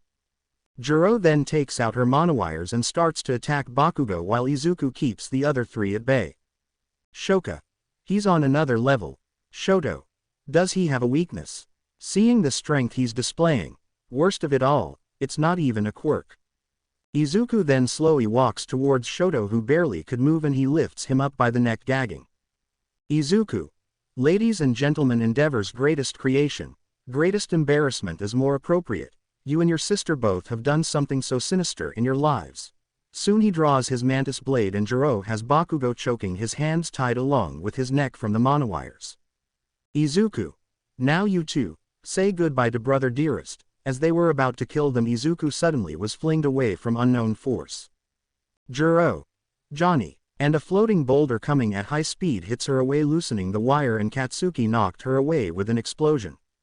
Izumi. Glad we caught you on time. Katsumi. Izumi, we need to get out of here. He's too much for us. Soon. Johnny. You bitch. She looks to the supervillain, his visor damaged and his glowing red eye is seen. Soon Izumi uses her telekinesis on him, flinging him into another tree while Jiro was busy with Ochako. Izumi. You hurt my friends. You hurt my brother. You destroyed my tower. And you killed Jiro. You will pay for this. Soon she flings him towards and she charges one for all. Izumi. Now who are you? And she hits his helmet. And it shatters, knocking him back. The smoke barely cleared. The darkness hid her face and Johnny stands up and dusts himself off. Johnny. Hey, you really are desperate. Soon his voice started to glitch. Johnny. Of all the things you said, one of them was a lie, and it was caused by you, Izumi. Soon he walks into the light and then his face was seen. Izumi stood there frozen in place. Flashback. Izuku. Hey Izumi, let's play heroes and villains. Excited. Izumi. Okay, but could we be the heroes this time, Izuku? Izuku. Of course Izumi, you're my sis. I will be the villain. It's going to be so much fun. Bakugo. Izuku, a villain? No way, he's not going to win this one. Shoka. We have you now, villain. Izuku. You all will be caught by me. You will fear the wraith of Izuku Midoriya. Making fake laugh. Flashback end. As others froze as well. Shocked wasn't even the word for it. The face of Johnny, they stare in horror. Izumi. Brother, looking right at his face, his cyberware covering his body, the blades that came out of his body and weapons, might tower, everything about her brother being tortured, was a lie. Izuku. Hello sis, he smirks. Bakugo. Deku. Shoto. No. Katsumi. No. This isn't real. Izumi. No, you. Izuku. Don't worry, hey Jack. Soon they see her take her mask off and they see Jiro. Izumi. No, this isn't right. She couldn't take it. She fell down, her mind breaking from what the truth showed her. Izumi was scarred forever. Johnny or no, Izuku was the one who planned all of this. Bakugo. You fucking nerd, why are you with them? You always wanted to be a hero. He yelled out. Izuku. Times changed, Kachan. He mockingly said it. Ochako was also shocked. She thought Izumi's brother was being tortured. Begin forced to make the cyberware, but she sees it now. She sees he's been doing this to himself. He's the one with the most cyberware on him, looking far more dangerous than any villain could get. Izumi. Why? Heartbroken, she couldn't help but feel bad for her. Izuku then laughs. Oh man, you know how long I have been waiting for this moment. Exclamation mark. Forever have I wanted to see how broken you can get, sis. I'll tell you this, you didn't disappoint. Seriously, getting into UA so you could save me. From what exactly? The villains, the people who actually care for us outcast. No, all you wanted to do was to bring me back to that hellhole, to be ignored and abandoned again. But hey, I have to thank you. Without your little hell you brought on me, I wouldn't have been able to become what I am today. Soon he started to light his armor on fire. Izuku. Now then you pest, as the fire is burning his armor. Izuku. Take a look at the new Izuku Midoriya. As the armor completely burned away they couldn't help but throw up or be in terror. His entire body, lines and metal was all that made up his structure. The skin wasn't even real, wires and pipes running through him made all the more terrifying for them. They had failed, there was no hope for him now. Shoka. Izuku, what did you do? Jiro. He had the balls to take it to the next level, taking of her armor as well, leaving her in her tank top, her cyberware also exposed. Jiro. And we are the peak of the tech he made. Shigaraki. Well then, I guess he told them. Kurogiri. It would seem so. Mandalay. Stop villains. She and the pussycats ran towards them making different formation while Pixie Bob made her earth monsters. Shigaraki. Hey, cute. Soon he activates the plasma blaster, and he fires it on the earth monsters killing it easily. Tiger King. Damn it. Soon Kurogiri sees in the distance Toga fighting two other students, seems she's having a hard time. Toga. Spinning and swinging her blades frantically, Suyu managed to hit her in the gut, knocking her back. Toga. You aren't making this fun. Toru was basically useless as Toga used her optimizer to see her with the scanner. She was practically quirkless in this situation. Toru. Come on. Trying to kick her. Toga. You want to try. Soon she slashes her torso causing blood to splatter. Toru. And she falls down. Meanwhile, Dabi was dealing with Kirishima, Kaminari, and Momo. Dabi. Oh, so this is the porcelain bitch. Momo. You. Kaminari. Seriously, is that you are known as to them? Dabi. None of your business. Soon Kirishima rushes forward. Dabi. Come on, you're trying to be a hero. Is that really all you can do? Soon a small flashbang grenade landed under his feet and he stares at it. Dabi. Shit, and it explodes causing his ears to ring intensely. Momo. Now, and they rush in trying to capture him, but Dabi uses the scanner to see through the flash and then he releases his blue fire around him creating a dome of some sort. Kaminari. Man, these guys are tough. Kota.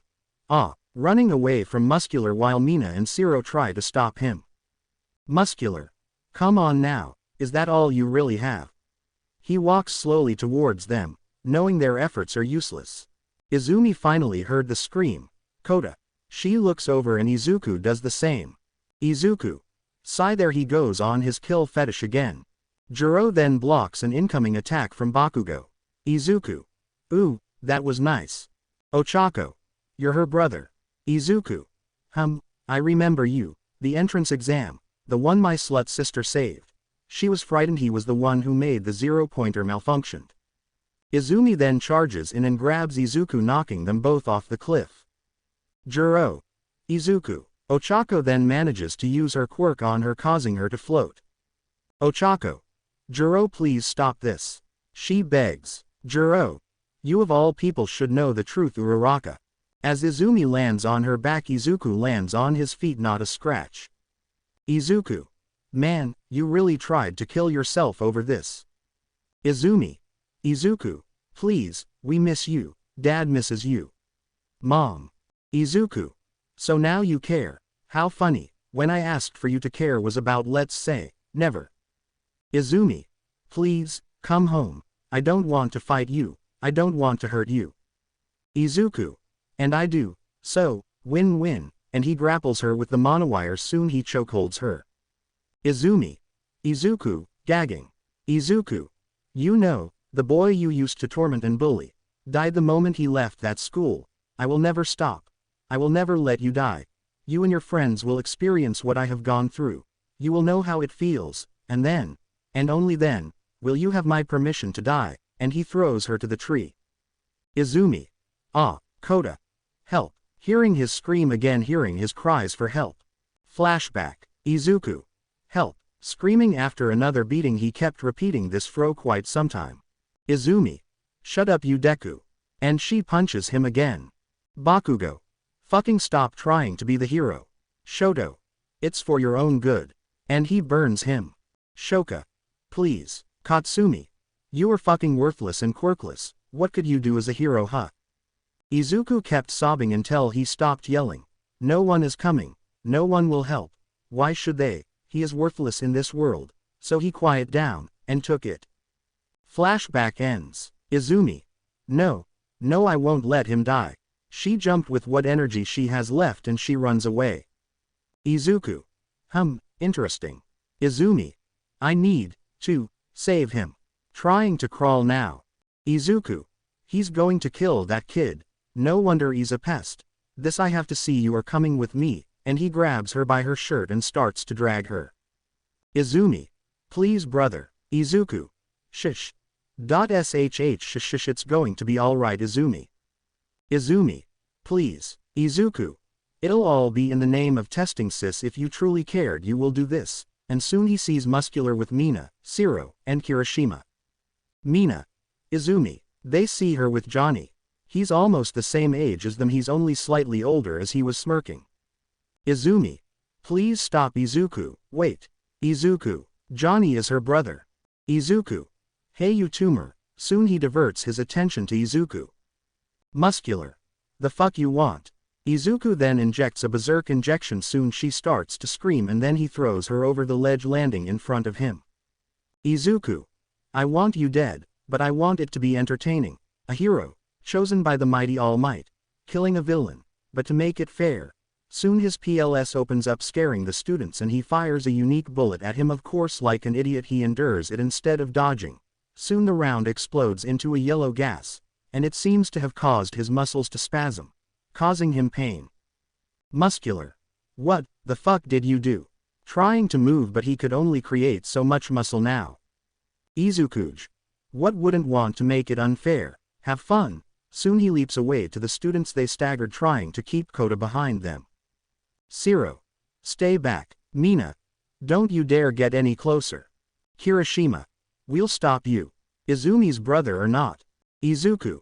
Please, even then, you wouldn't as so much put a scratch on me. Soon they look behind him and see Izumi stand up. But she had this look in her eye, looking almost feral. She gathers energy for OFA and soon charges toward Muscular, screaming. Soon the two of them fight. Mina. What did you do to her? Izuku. Making some entertainment for myself. Kirishima. Your own sister. Izuku. Hee.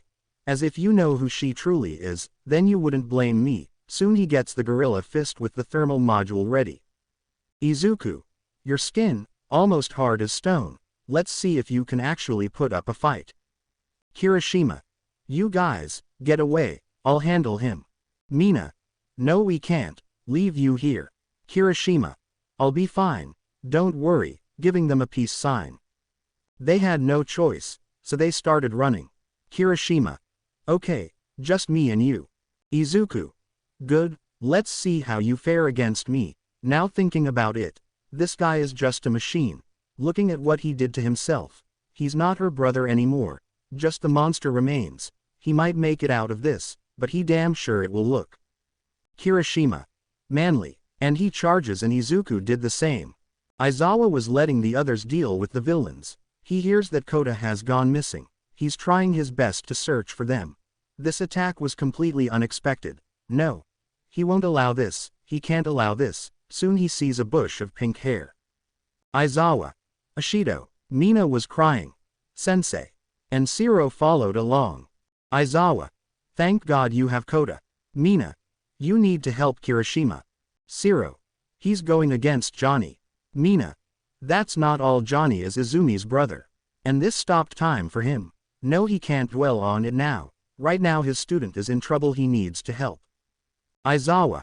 Alright, take Kota and head back to the camp, go. And they ran off while Isawa rushes towards the direction they came from. Izumi. Punching him again. Muscular. Damn it, Johnny. Trying his best to defend against the girl. She is throwing everything she has. And to top it all, she's in a rage state. not caring about the amount of pain her body is in right now. Izuku punches Kirishima again. Come on, and he does it again, knocking him back a crack in his armor. Kirishima. Damn it, Izuku. You I like. No questions, no fear, you face death right at the face, and you laugh at it, I can respect that. Kirishima chuckles. What a day. Johnny the supervillain. Gives me respect. Don't know if I should be horrified, or honored. Izuku. Either way, it's the truth. Ha! And he punches out of nowhere again, knocking him back even more. His skin breaks and then Izuku punches again, but this time the thermal heat burns him. Kirishima. Shit, kneeling over now. Izuku. I have to say, you endured 5 maximum charge punch from me. I thank you for the results. Then he takes out the mantis blades and he was about to stab him, but he was kicked away. Izuku. Goddamn it, falling over. Isawa. Are you okay, Kirishima? Kirishima. Yes sensei, just a scratch. Isawa. Get back to the camp, I'll deal with him. Kirishima. He's too strong, sensei. Isawa. Even the strong have weaknesses. Kirishima. So manly, and takes his word and gets out. Izuku unnaturally stands back up, his back bended in an unnatural angle and went back to normal. Izuku. So, Eraserhead. How's life? He said to him. Isawa didn't show it, but he was horrified by what he became. The amount of cyberware he's installed in his body is dangerous. How is he even alive? Isawa. So, you're Izuku Midoriya. Izuku. The one and only. Isawa. Might Tower, you have 2,890,000 lives on you hands. Izuku. You think I don't know that? Isawa. It's pretty much useless at this point, but I'm gonna say this, I'm sorry. Izuku raised an eyebrow. Isawa. I'm sorry the system failed you. The abuse and neglect you went through, it could have been prevented, we failed you. Izuku. Indeed you have. Soon a loud boom is heard. Izumi was panting very heavily, her arms are broken, her head is pounding, blood coming out of her ears and mouth. Soon she faints, dropping to the ground and passed out. Muscular was nothing but flesh, he was dead, died by the amount of blunt force trauma used on him. Izuku. And now your student killed someone. Isawa had no choice. He can't risk it here, he needs to capture him, he needs to get him away from the love. Izuku. Come now, don't be shy, attack at any time you want, smiling, but it was his signature smile. Isawa then uses his scarf to wrap around his arms, then binds his leg. Izuku. Nice scarf. Soon his whole body opens and he tears it up. Izuku. Looks like you need a new one, and he charges forward. Izuku. Come on hero, you wanted to save me, so do it. And he attacked relentlessly. Isawa. Come on, HRAG, getting hit once is going to be bad. His punches pack more than he anticipated, seeing he just broke the tree and it fell over. Isawa then kicks him and tried to low sweep kick him, but ended up hurting himself in the process. His entire body felt like kicking a metal pole. Whatever he did, has an insane amount of durability. He can't fight him at this state. Not now. Soon he jumps to grab Izumi and he runs. Izuku. Come on hero, that's okay. He sees them run off for the first time in his life. Isawa was running out of pure terror. The amount of strength the boy has is unreal. He was a walking tank. No wonder the guards at the Might Tower didn't stand a chance. What could he do? What could he do against something like that? He's sure that even the symbol of peace would have a difficult time with him. Izuku. Well then, Jiro is going to need some help, and he runs off. Shigaraki is standing over the corpse of Tiger King, and Kurogiri knocks out Pixie Bob. Mandalay. Damn it, struggling to stand up. Shigaraki. You know I love leveling up before going to a boss fight. Makes things so much easier, and to top it all he is glad he can hear the disbelief of Izuku's tormentors. They had it coming. Kurogiri. It seems Jiro is in need of assistance. Shigaraki. Dabi, the normal girl needs help. Dabi. On it. Toga head back, and she pouts but does it. Ochako. Why Jiro, why help them? She was crying. Why was her former friend helping the enemy? Jiro. You don't see the truth, Ochako. Ochako. What truth? What are you even saying? Jiro. The heroes, the society, they are nothing but fake and corrupted. Captain Celebrity, Death Arms, Mount Lady and Kamui Woods and many others, they are the reason why the word hero has lost its meaning. You may not understand, but I do. He took me in, he cared for me, he welcomed me, we both look after each other, he and the others have gone through the same pain, it is only right that we need to end it. Yelling. Ochako. By killing, by seeing how many bodies you'll leave behind. All the friends, all the memories you made here, and you're willing to give it all away for a supervillain. Jiro. He's a hero in my book Uraraka. Ochako. That's not right. Dabi. But he and Shigaraki are the only ones willing to do it. Soon she was burned, getting knocked over and her quirk weared off, dropping to the ground. Jiro stood up and seized. The others were also listening in, but they had no energy left, they just sat there. Jiro.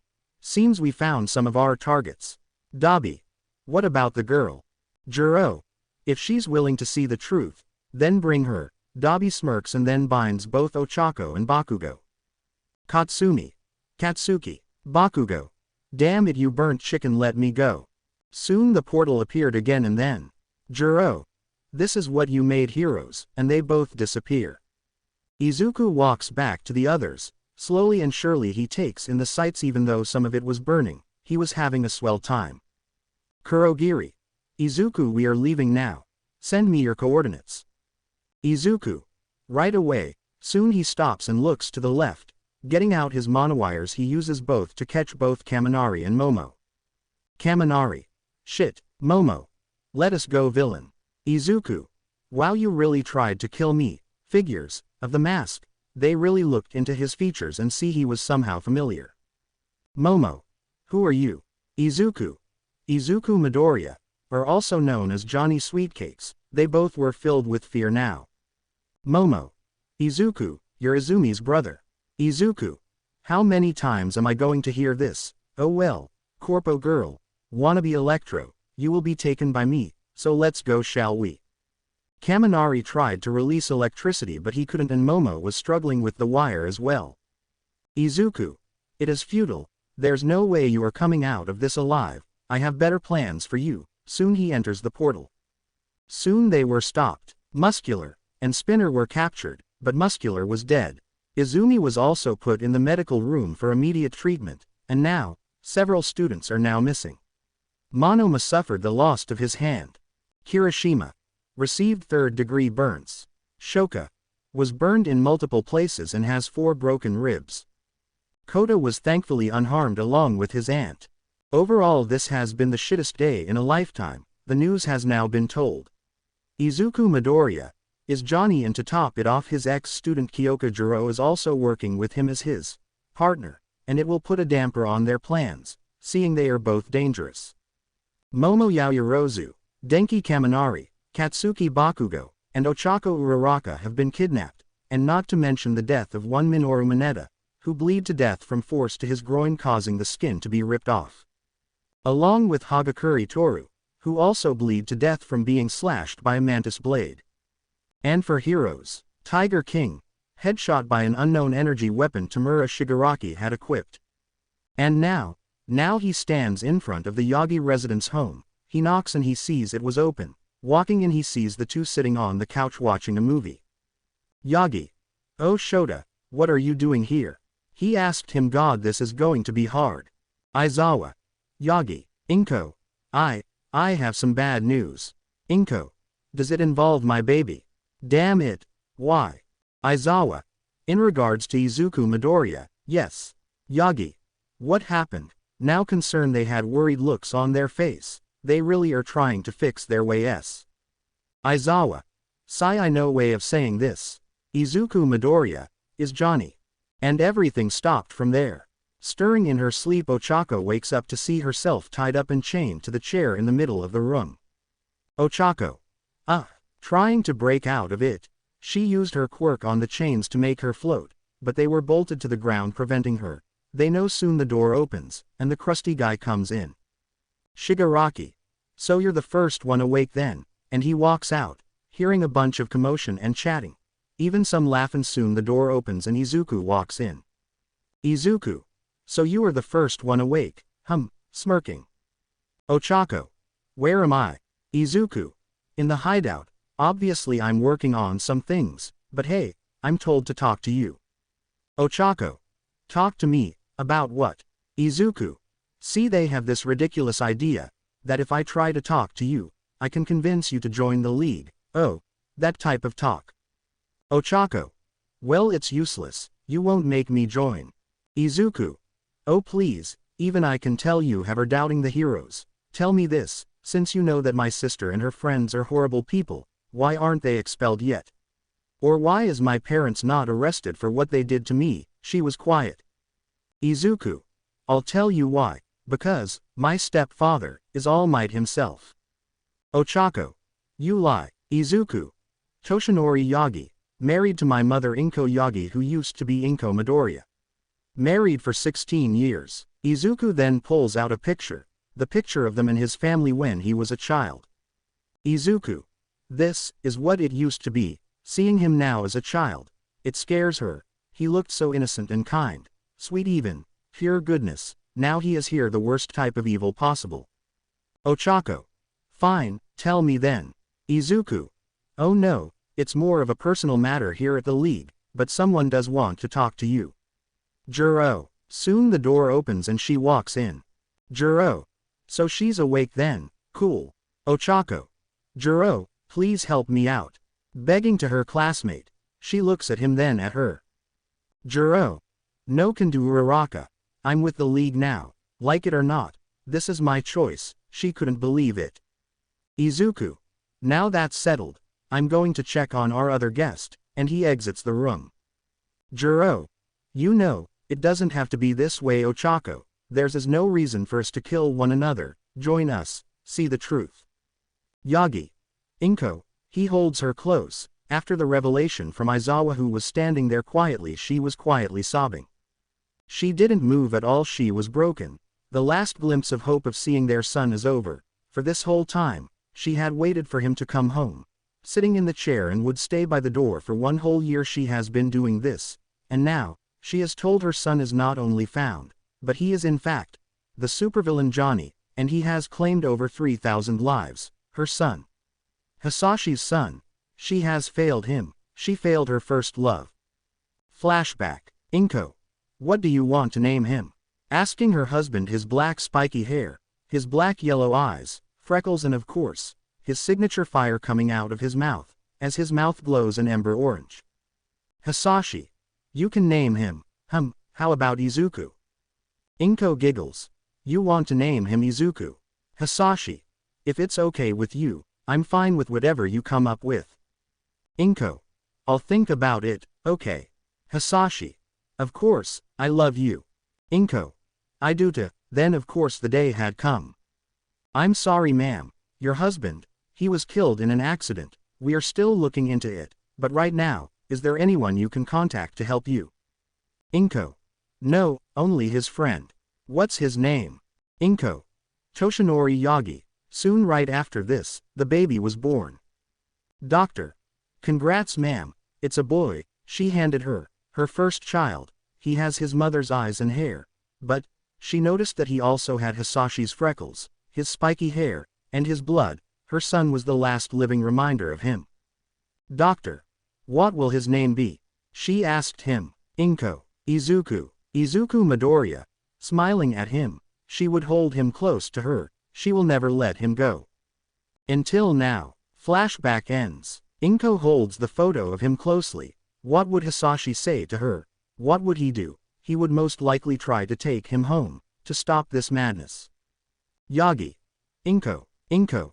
Sniff. I'm sorry. It's been very difficult trying to accept it now. Isawa. I know, and I'm sorry for failing you as well. Inko. You don't understand. I failed him. I failed my first husband. Of course, he's heard about Hisashi. Went to a school in America. Become the hero known as Firedrake there. He was respectable, and of course a leader to the people. Now he can see where his son got those traits. Inko. I miss him Toshi. I want him home. Yagi. It's out of our reach now Inko. He's Johnny. He took the lives of thousands. He needs to be stopped. Inko. I know, so, that's why. They both look concerned. Inko. That's why I'm going to talk to him myself. When the time is right, I want to see him. Isawa. That is the worst idea that I have ever heard. Inko glares at him. Even though most of the time she is kind and selfless, an angry Inko is the most terrifying thing. Yagi. Please Inko. I don't want anything to happen to you. I promised Hisashi, I promised you. Inko. And I promised him that I would protect my son, and I failed him, horribly. Isawa. Just give us some time, we'll get him. Then, you need a long talk with him, and you, and they both nod. Isawa. But for now, we need to find the missing students. Ochako. How could you believe any of what he says? Do you realize how many lives he took? Jiro. He's the only one along with Tamura to actually do something. He's willing to change the world. No matter how many lives it takes. The world appreciated the heroes for far too long. They never were there for the quirkless, they treated them like a disease. Ochako. But, Jiro. Ochako, remember, the quirkless ban. And she nods. Jiro. Well, do you know what happened after that? More hate grew for the quirkless. Now they are being treated even less of a human than before. It's a full cycle Ochako, you need to see it. Ochako. But taking lives, you're killing for your cause you don't even know will even work. Jiro. I know it will work. Izuku. He and Shigaraki are the only ones now, who can change the world for the better. We're done. Soon she walks out of the door. Ochako. Jiro. Please wait. But too late. Izuku then walks in. Izuku. You finished? Asking her. Jiro. She's hopeless. Izuku. I'll be the judge of that. Soon he walks in with a bag and some metal canister. He sets it down by her and pulls up a metal table. Ochako. What are you doing? Scared now. Izuku. If there is one way to show you the truth, is to put it in front of you. Soon he takes out a device. Soon he fastens it onto her head. Ochako. No. No, take this off. No. Trying to shake it off, but it was fastened to her head. Izuku then brings out the jack wire from his wrist and connects it to the device. Soon he gets the metal canister and opens it. Izuku. What you are going to see here is the memories that I have experienced, the quirkless, the heroes, what they have done to me. You will feel everything all the way down to the wind blowing on you, and only then will you see what the world truly is. Soon he takes out a piece of his brain from the canister. She was shocked. A piece of his brain he took out. She has no idea what's going to happen. She is terrified. Izuku then unjacks from the device. Izuku. Now then, he then connects the brain into the device. Izuku.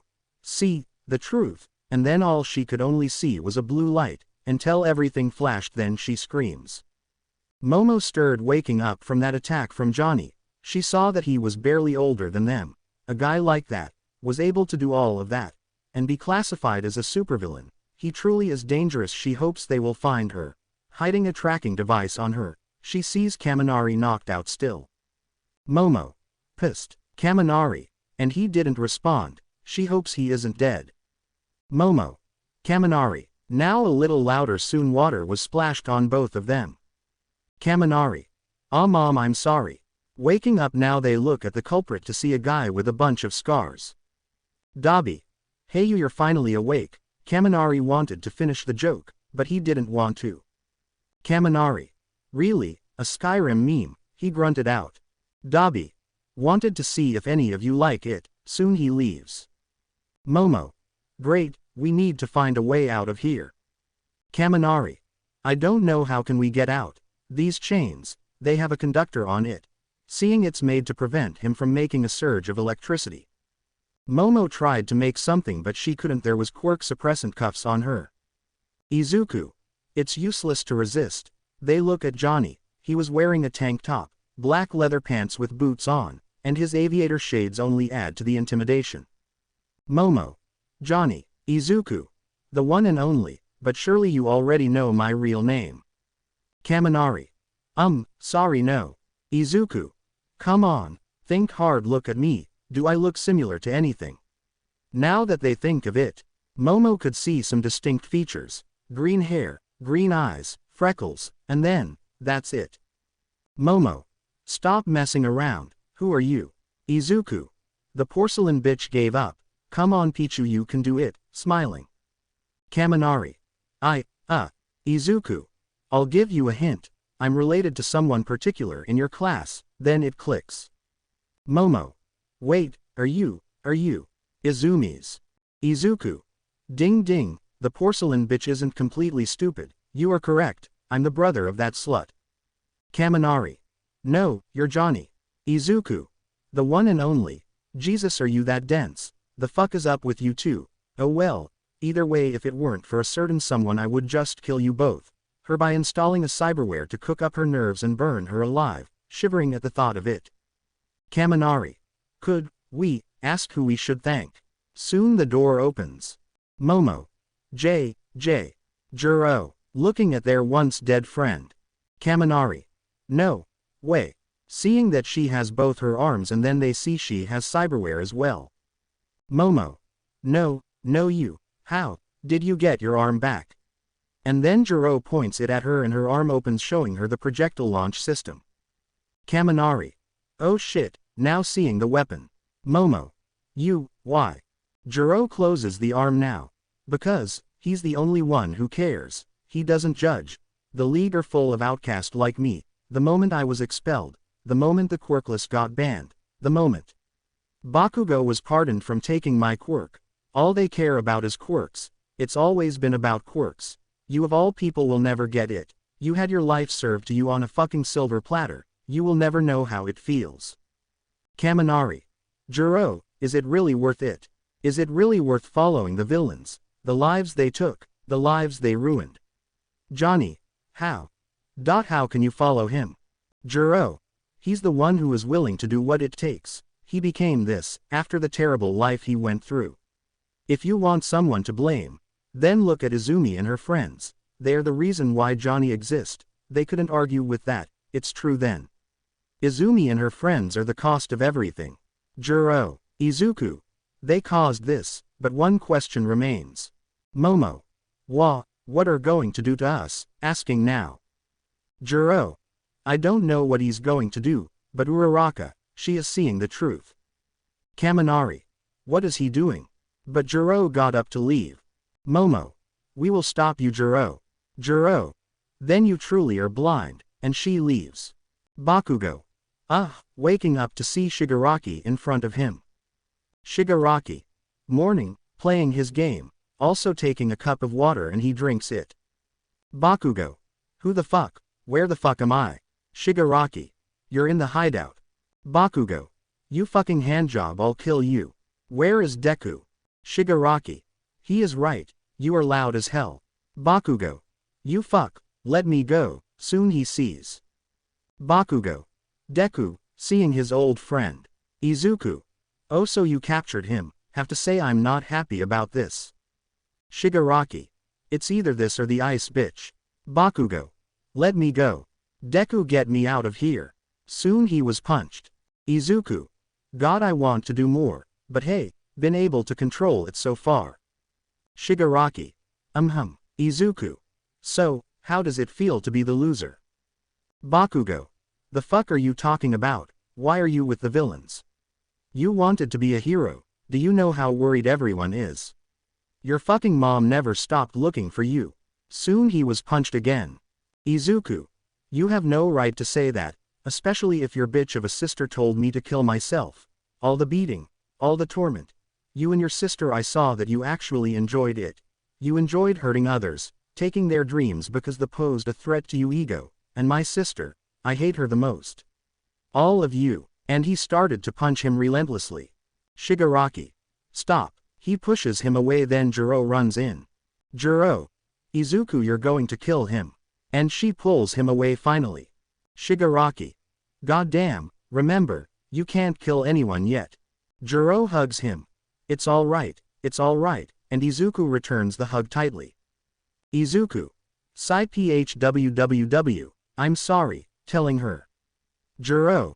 There's no need, you need to show him how you truly felt, so please, let him suffer. Izuku.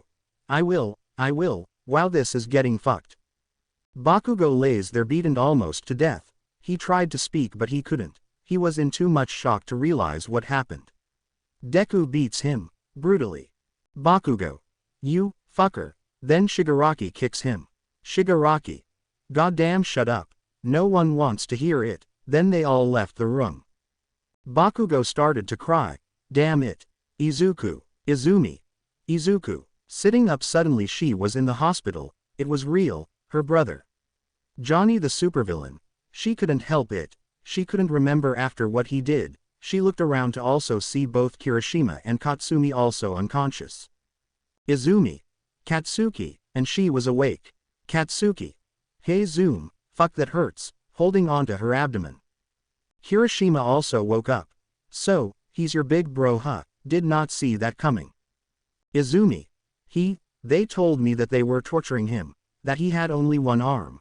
This while time I believed them. I actually believed them. Then she broke down. Izumi. This is all my fault. It is your fault. She looks up to see her teacher. Isawa. I should have expelled you when I got the chance. You and your friends. Now because I know he's your brother. Not only did he make you kill someone, he also took 4 students as well. Fuck. Kirishima. Wait Mr. Isawa, is there another way to get them back? Isawa. We found this, showing them a tracking device. Isawa. Seems Yaoyorozu was smart enough to put a tracker on her. Of course we are trying to find their position soon, but it will take a while. Johnny is far more dangerous than I thought. Kirishima. You fought him sensei. Manly. Isawa. More like, surviving seems to be appropriate, which made them surprised their teacher admitted that Izuku was too much for him. Isawa. He is not the same boy anymore. He became less human and more machine. We now know his true identity. So, the pros and even the cops along with S.H.I.E.L.D. are now putting all their efforts into either arresting him, or the pros' idea, kill him. The heroes, want him dead now, no mercy. Kirishima. You don't want to kill him, right? Asking him. Isawa. He's taken over 3,000 lives, would you want someone like that wandering around freely? Katsumi. But sensei, he was forced to become this. Isawa. Like I said, both of you are not off the hook, you and the Todorokis, but right now, I needed to check if you didn't die. As for your classmates, the start to worry now. Isawa. Minoru Mineta and Hagakure Toru, died by the hands of the League, shocked now. Kirishima. No, Isawa. Yep, now then. I'm sorry Kirishima, but I need you to rest now. The others are fine, some are okay and the others are also in a similar state like you, but I'm sure they will pull through. Kirishima started to cry along with the other two. Isawa. Now then, I need to check on the others before we start our plan, and he leaves soon. Izumi felt the remote to the TV hit her head. Kirishima. How the fuck are you still here? Angry. Izumi. You know, I've been asking myself the very same question. Kirishima. All those lives, even our classmates, against the most powerful villain this world has seen, he is your brother. Gritting his teeth. Katsumi. You think we didn't know? We had to fucking fight him ourselves, and he kidnapped my brother, he kidnapped others as well, we don't even know if they're alive. Kirishima. No. I know they're alive, if he wanted them dead he would have done that back at camp, he has something in plan. Izumi. He's trying to convince them to join. Kirishima. Are you kidding? Katsumi. No she's not. Jiro is alive and well, but she also has joined him. Kirishima. Fuck. And he smashes the clock by him. Izumi. We need to get them. Kirishima. I know, we need to save them. Katsumi. I will go too. Kirishima. As much I don't like you guys right now, we need to save our classmates, we need to get them back. Mina. We will come too. And they see Mina, Lita, Shoka and Todoroki together. Izumi. You guys, we need this to be small. Lita. Yes we are certain. And we also have a chance to be expelled, but we need to put aside our difference and go get them. Before it's too late, they are surprised that Lita is risking his career for this. Shoto. And we'll get Bakugo back. Katsumi. Shoka. We promised to become heroes together. Mina. Izumi.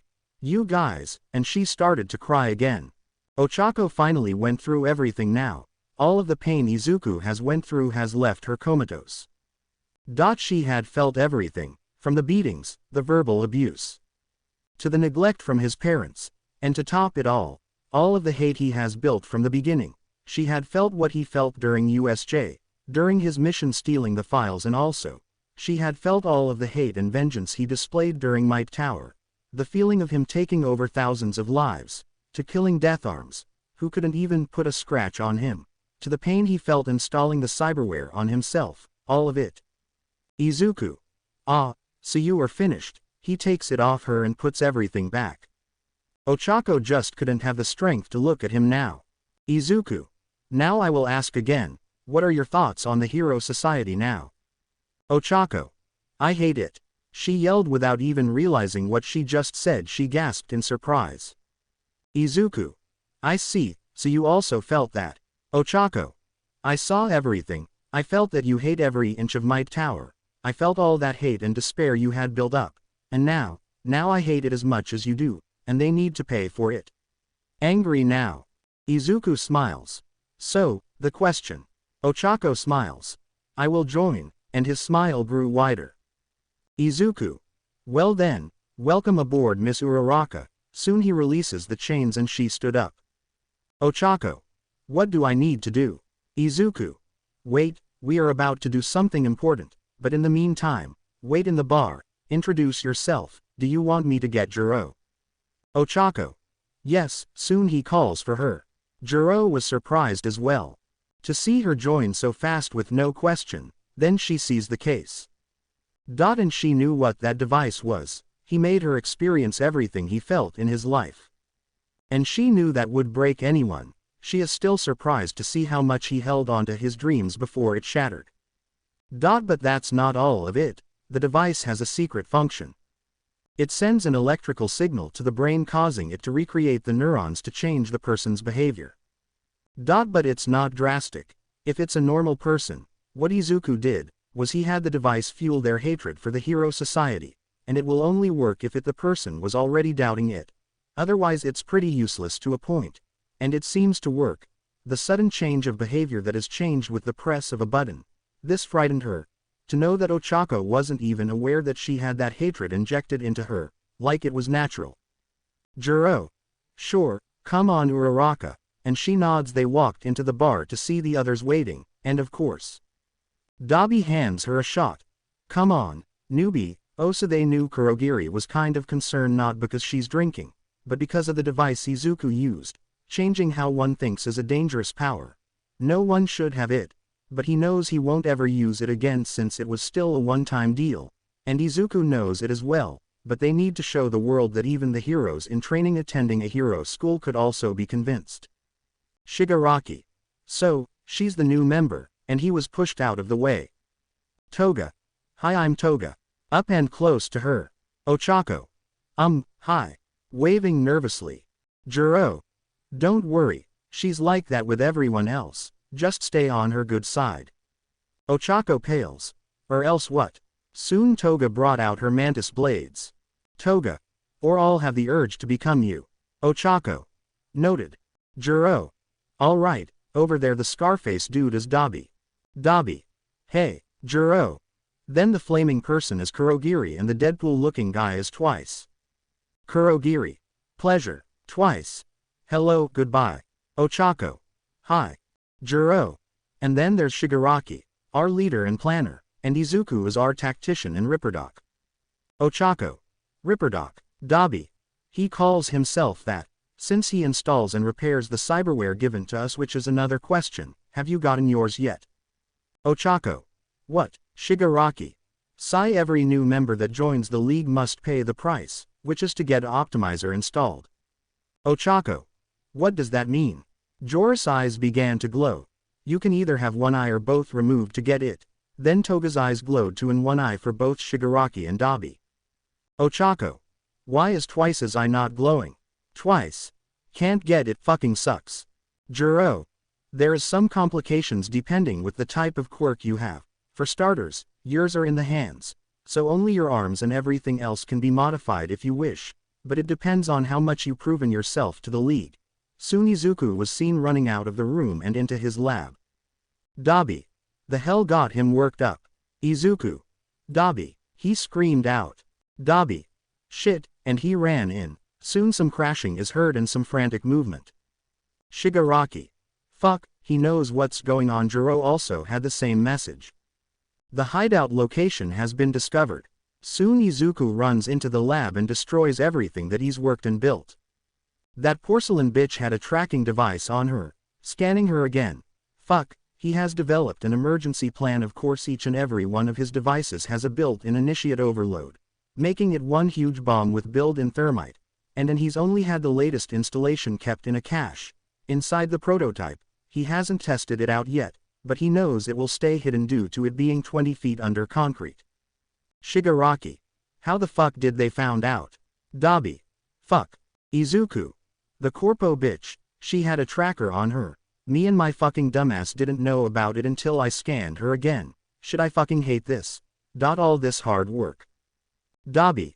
Don't worry, we'll build it again. Izuku. Damn it to you, that's not what I'm worried about. I'm worried that the girl will find out what you did to her. Izuku. If that happens, then it will come to the last resort. Dabi. For fuck's sake, do you even hear yourself right now? Izuku. I know, Shigaraki. Look, if that happens, then it's going to happen. We cannot risk of having a mole in the league. For now we found the source, and we have everything in control now. So let's wait until they get here, then we will make our escape. Izuku, is it ready?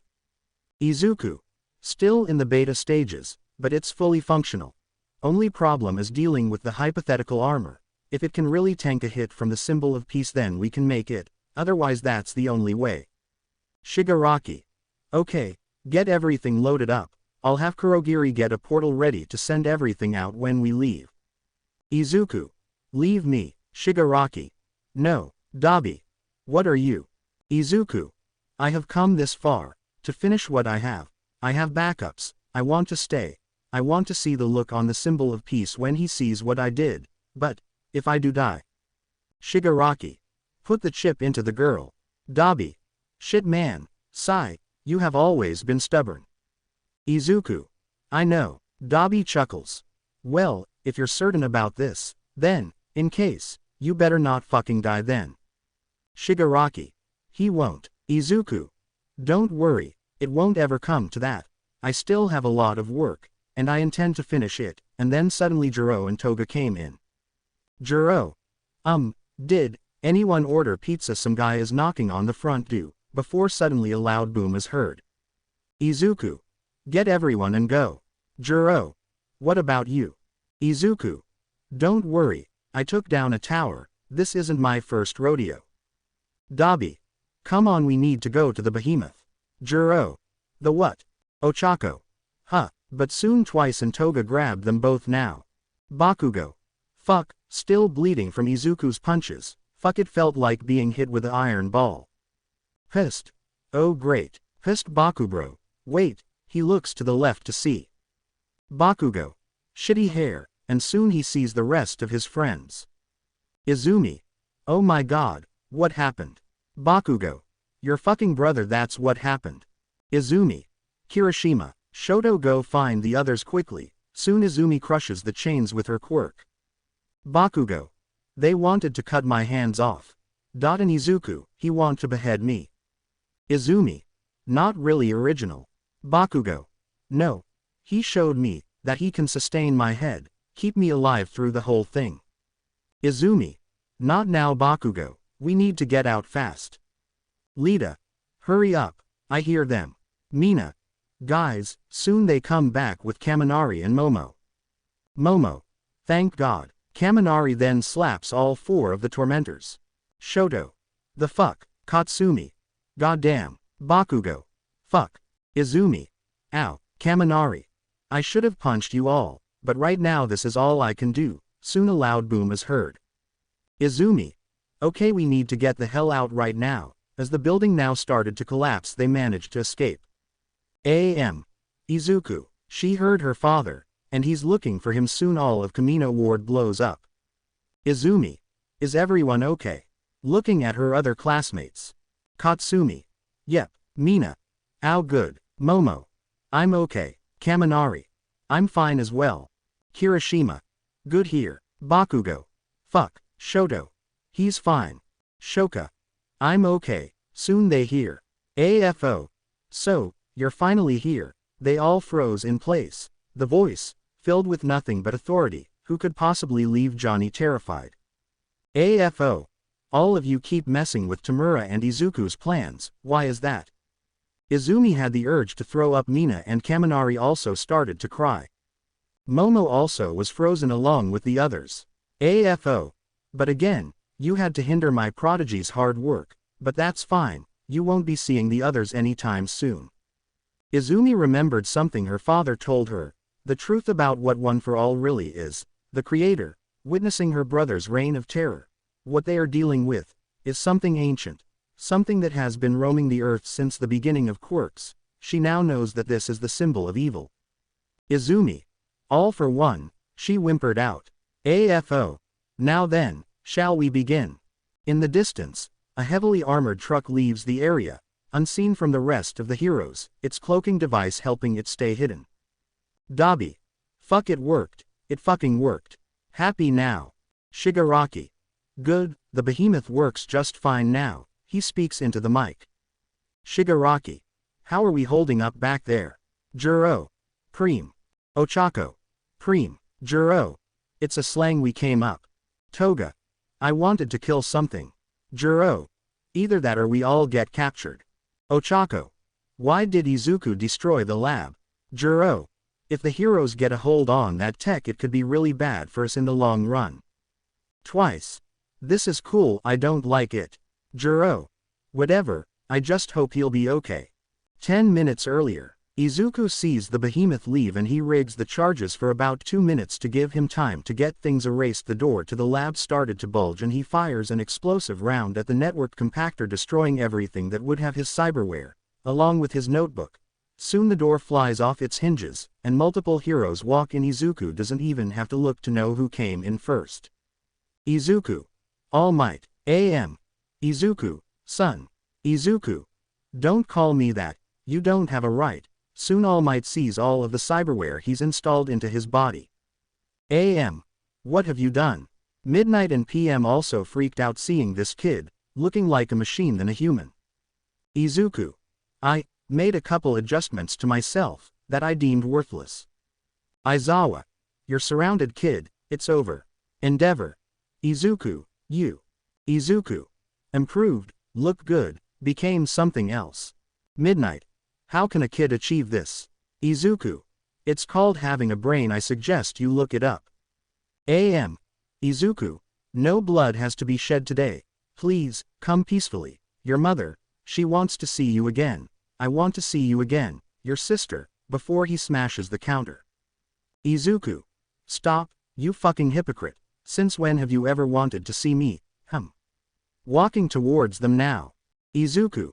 Since when have you ever showed a single glimpse of love to me? Soon his eyes began to glow. Izuku. Never, not since that day, All Might. For so long I have held on to my dreams of being a hero. For so long have I wanted to prove to the world that the quirkless aren't worthless. For so long I wanted to ask you if it's possible to become a hero without a quirk. But you know what happened, AM didn't say anything. Izuku. You took that dead boy's dreams and shattered it not once, but twice, once when I was a kid and you and Mom both abandoned me, and the other the day on top of that roof, so why? Why should I ever come home to you? And the other heroes look at the symbol of peace, but right now they need to capture him. Mount Lady. Kid, what you did, what you experience is horrible, but does it excuse you for taking 3,000 lives? Isawa. Damn it, you. Izuku chuckles. You know, Death Arms couldn't put up much of a fight. Along with you, Eraserhead, what could you heroes hope to achieve dealing with me? They had enough. Izuku. But hey, I'm just here for one reason. Isawa. And what's that? Izuku. The distraction. Soon the bomb ticks at 3 seconds as Izuku speeds out. AM. Everyone out. And the bomb explodes. Izuku soon got out as fast as he could, away from the thermite charges as it destroys everything in the lab. From every crook and crack down to the last molecule, it was gone. His life's work gone in a flash, but he had something in store, something they weren't anticipating. If it would come to it, he will use it. Izuku. Man, can't believe they let me monologue. How cliché. Thinking about it, he was getting tired of everyone saying that if it's worth taking lives. If he had a quirk every time someone asked him that he would become a Nomu. But right now, he checks the locating beacon. And sees the behemoth got out, the heavily armored vehicle he's been working on. The design is supposed to be very sturdy and could even tank a hit from All Might himself, but he wouldn't be surprised if it didn't work. It came with its portable lab, bunk beds, and even a small bathroom. With a built-in storage unit. Yeah, this baby is the ideal safe house on wheels. And to top it all, it comes with its own cloaking device staying hidden in the public eye and on radar, so he knows the League will be safe in it. He gets out of the rubble and sees both his sensei and All Might facing off each other. But he did notice that Izumi and the rest of her new minions were standing there frozen on the spot. It made him laugh seeing that his sensei wasn't even in his prime. Otherwise they would wish for death. He brought up the case. And opens it, revealing a strange weapon. He calls it the Ashura, a special type of sniper rifle that is a smart weapon, which is a module that links both his optimizer and the weapon with a guidance bullet. Whatever direction he's looking in, the small target symbol will appear and the bullet will self-adjust itself to hit the target. He's only made about 2 bullets, so he needs to make them count. Turning the settings to priority 1, it will aim for the limbs of the target. He looks around and sees both Isawa and Midnight trying to take any left-behind civilians away from the fight. He smiles, he aims the gun, and sees Midnight's leg as targeted. Isawa. Fuck. Trying to get out the rubble, he manages to escape with the rest of the heroes, but of course Mike is nowhere to be seen. He needs to find him fast. Midnight. Shota. Help. Trying to move some rubble, he puts all of his strength in it. To lift it up. Soon more civilians got out of it, thanking them for saving them, but right now they need to find Mike. Midnight. That was his kid. Isawa. I know. Midnight. What he did to his body. Isawa. I know, Nimori, but right now we need to get everyone out of here. That villain seems to be a bigger threat. Soon out of nowhere a popping sound is heard and a whistling noise seems to come closer to them soon. Midnight's leg was severed from the knee down. Midnight. Ah. Screaming in pain, Shota immediately tries to bind it, wrapping it around her stub. Isawa. Shit. Soon he sees the culprit. Izuku Midoriya holding a very strange weapon as it steams and then the bullet pops out, and he soon puts another one in. Isawa then starts to drag Midnight out of the way. Midnight. Shit. Fuck. Holding her leg trying to stop the bleeding. Isawa. The hell type of sniper is that? Midnight. Don't know, but it dismembers people's limbs. Isawa. Yeah, I haven't noticed, joking around about it, seeing her leg still spewing the last amount of blood. Midnight. Damn, people aren't gonna like one-legged people. Isawa. That's all you're concerned about. Midnight. Besides my leg and the fact All Might's son is trying to kill us. Yeah. Soon Isawa didn't want to have them in his sights. He managed to stop the bleeding, so they need to wait for a distraction. Izuku loads the sniper again, looking over to see Midnight's leg in the distance. Izuku. Well, that's another crippled. Hey, not her first time, I guess. Soon he looks to the left and now he felt a huge gust of wind. Izuku. Fuck. Trying to keep his balance, he sees both his sensei and All Might fighting each other. Damn it. He sees Izumi and the others about to escape, turning to priority setting 2, aiming for the torso. He aims it, and through the dust he sees the target. Izuku. Well then, whoever you are, good fucking luck with this, and he fires and then his visor said target hit successful. Izuku. Hey. Soon he begins to make his grand entrance, walking slowly towards them, and his shades were blown away. Izuku. Wonder who I shot, maybe sis, or one of the Kunsukas. Whatever. Putting the weapon away. Izuku. All of you, including you Izumi, I hope you took the bullet. Soon he sees both All Might in his skinny form and AFO looking really tired. Give it up AFO. You're finished. And he chuckles. AFO. Why All Might? What happened to your smile? What about the people? What about your son? Enough. I don't know what you did to corrupt him, but I will save him, him and that other child you turned. Oh, so he's talking about Tamura. AFO. Ah, so you've noticed. Well then might, how you feel, if I told you that Tamura is really the grandson of your old mentor. AM froze, including Izuku. He was truly surprised to know Shigaraki is related to his mentor, but immediately he starts to laugh. Izuku. So he's not only failed his son, his mentor's grandchild is also like me. How hilarious is that? AM. No, I haven't failed him yet. What? Izuku raises an eyebrow. AM. I still have a chance to save him. Getting up, the helicopters flying in. They now are broadcasting the truth of All Might's identity, though they don't care. Izumi saw the fight between her father and AFO. She was afraid that her brother is going to get himself killed, but she was shaken out of her sense. Katsumi. Izumi snap out of it, punching her arm. Izumi. Huh, Kaminari. We need to go.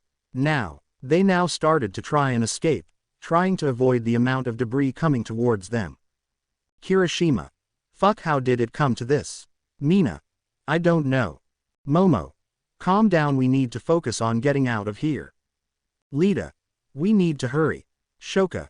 We couldn't sabe Uraraka. Izumi. She's still alive, she's probably taken by the League. We need to hurry. They aren't stopping anytime soon. They carefully make it across the area. Fine. Kaminari. Okay, we're almost there. Bakugo, we're gonna be fine. Bakugo. Just shut the fuck up and go. Katsumi. You're welcome. Before suddenly Kaminari looks up to see a figure. He was holding some sort of rifle. He tried to see to make it out, but then he realized it was Izuku. Kaminari. Shit, we need to go. We need to go, trying to pick up the pace. Izumi. What's going on? Kaminari. Your brother has a weird looking rifle and he's looking at us. We need to hurry. Now scared, they pick up the pace until. Mina. Come on, I don't want to be around here when the place go ooned. Soon a bullet goes right through her chest. Momo. Mina. They hold on to her. Mina. Help. Momo made some bandages and soon tries to wrap it around. Minos. Izumi. No, you're going to make it. She used her quirk to keep the blood flow going. Izumi. Todoroki. She shouted. He came over. Izumi. Use your fire to burn the wound. Mina. What? Momo. Hold on. She made a small iron rod. Momo. Use it on this. Shoto then focused all of his fire on it. Soon it glowed a bright orange. Izumi. This is going to hurt. Mina. So reassuring Izumi. Soon Shoto brought it over. Mina. Nanananu. Momo. Okay, on 3-1. Shoto. 3, then he shoves it on the wound and it sizzles. Mina. But Katsumi covers her mouth, not knowing if Izuku was still there. Shoto then pulls it away. Alright. Momo finishes bandaging it, and Kirishima helps her up. Kirishima. Alright, let's hurry. AM is heavily breathing. AFO was also weak. They both stare at each other. AM. You have taken everything. AFO. No, you made a demon. How funny, is it really? The symbol of peace. The one who was supposed to keep everyone safe. His own best friend's son, who broke him, and he became the demon this world fears. AM. It's not too late for him, I will save him. AFO. Oh, how much you hurt him. How much your own blood hurts him. Life has been most unfortunate for him. He was born for this. AM. HHRAAAAGH. Charging in now, full of rage, both again fighting each other.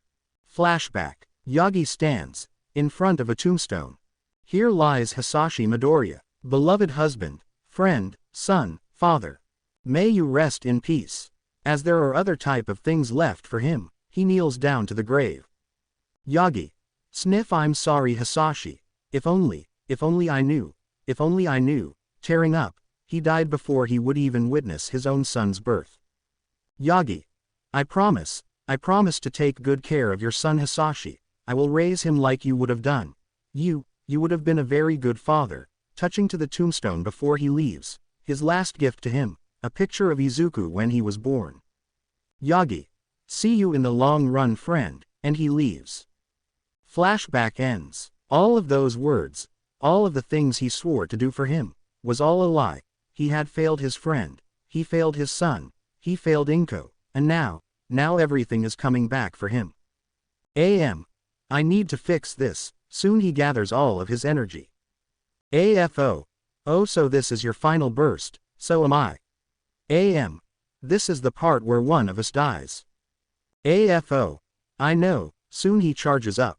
Izumi, please save your brother. You are me and your mother's only hope left to stop him. Save him. Soon he charges up everything now. One for all. United States of Smash. As AFO unleashed everything as well.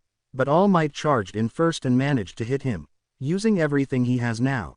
The whole area enveloped in smoke and dust. Soon the smoke cleared and AFO was embedded into the wall. AFO. Damn it. I can't move, but that attack should have killed me. What is? Soon he sees him, and he starts chuckling uncontrollable. All Might was still holding out his fist. He realized that All for One isn't dead, it should have killed him, but he sees. Izuku. He sees his son, his whole arm entirely gone. He was smirking. Izuku. Don't Izuku me, you need to know how important he is to me. He's taken too many lives, son, please stop this madness. Izuku laughs. You really are fucking stupid. Tell me, do you really think that you can win? Soon he brought out his mantis blade and he starts bringing it closer to him. No son, stop. Izuku. This world has suffered long enough. Now that your tower is gone, I will now kill you. But then again, fate has something in store as he stabs his old wound he was punched by. Shota. Isawa appearing in midnight also was set beside him. Izuku got up. Why can't I fucking kill him? What's with people kicking me? His wound was releasing a shortage. The wires and mechanics that peer out of it. He really isn't human anymore. Izuku. You may win this round, Isawa. AFO. Izuku. He turns around. AFO. You need to get out. When the time is right, you will get your moment. Izuku. No. I won't leave you, I won't. AFO. You need to. You and Tamura are the only chance we have to show the world how cruel it really is. You need to get out. Help him. Do it. For her as well, referring to Jiro. Izuku. Fuck, he started to cry. In the longest time he was crying. Not out of pain. But for him, and both Isawa and AM couldn't help but stare in awe. The relationship and bond he built with him. They almost look like a grandson and a grandfather. He truly did fail. Izuku. I will sensei. Before midnight and Isawa could do anything, he brings out his PLS and fires an explosive round creating smoke. Once it was cleared, he was gone. AFO was still there. AFO. You really are something, Izuku. You really are like your father. Before he slowly chuckles before seeing his figure running away. Izumi and the others are sitting in the medical room. Again. Izumi. How is she? Seeing Mina on the bed. Kirishima. She's going to be fine. Kaminari. Oh man, but they said it's going to be a scar forever. Shoka. Oh no. But she's going to be fine, right?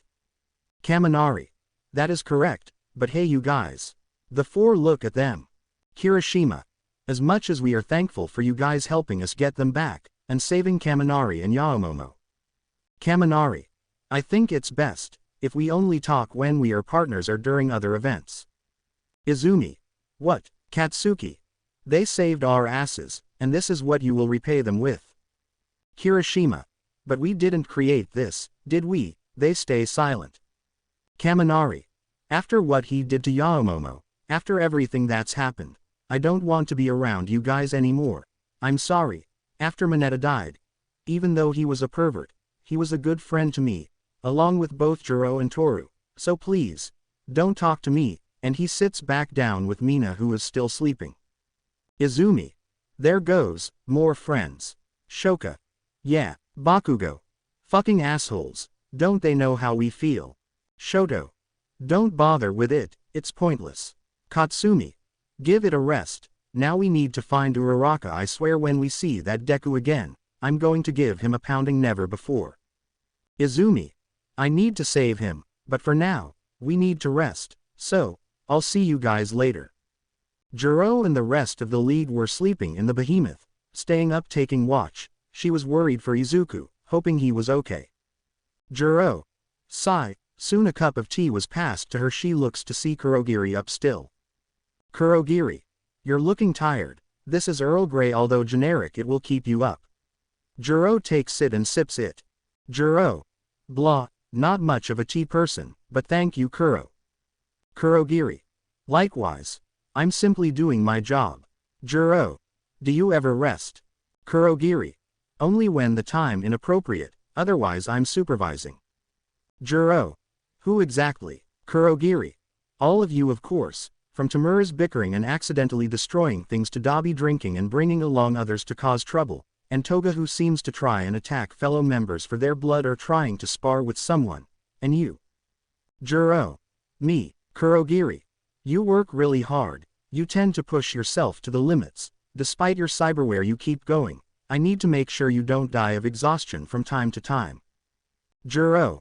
And Izuku. Kurogiri.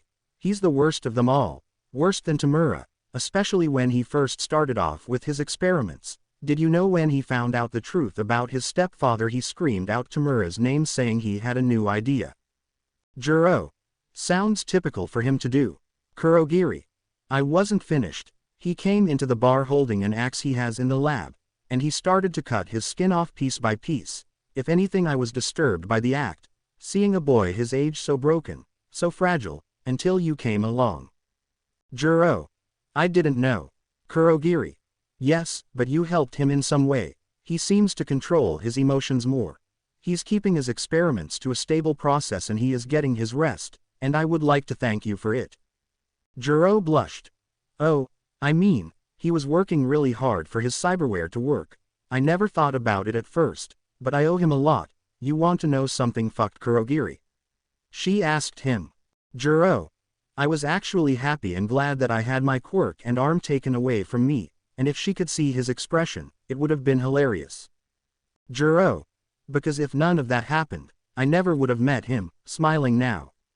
Kurogiri. I see. Well then, I will take my leave for now. If you wish to have something else, I suggest you make more tea. Anything else would hurt your digestive system, and make sure to switch off with Dabi when it is time. Jiro.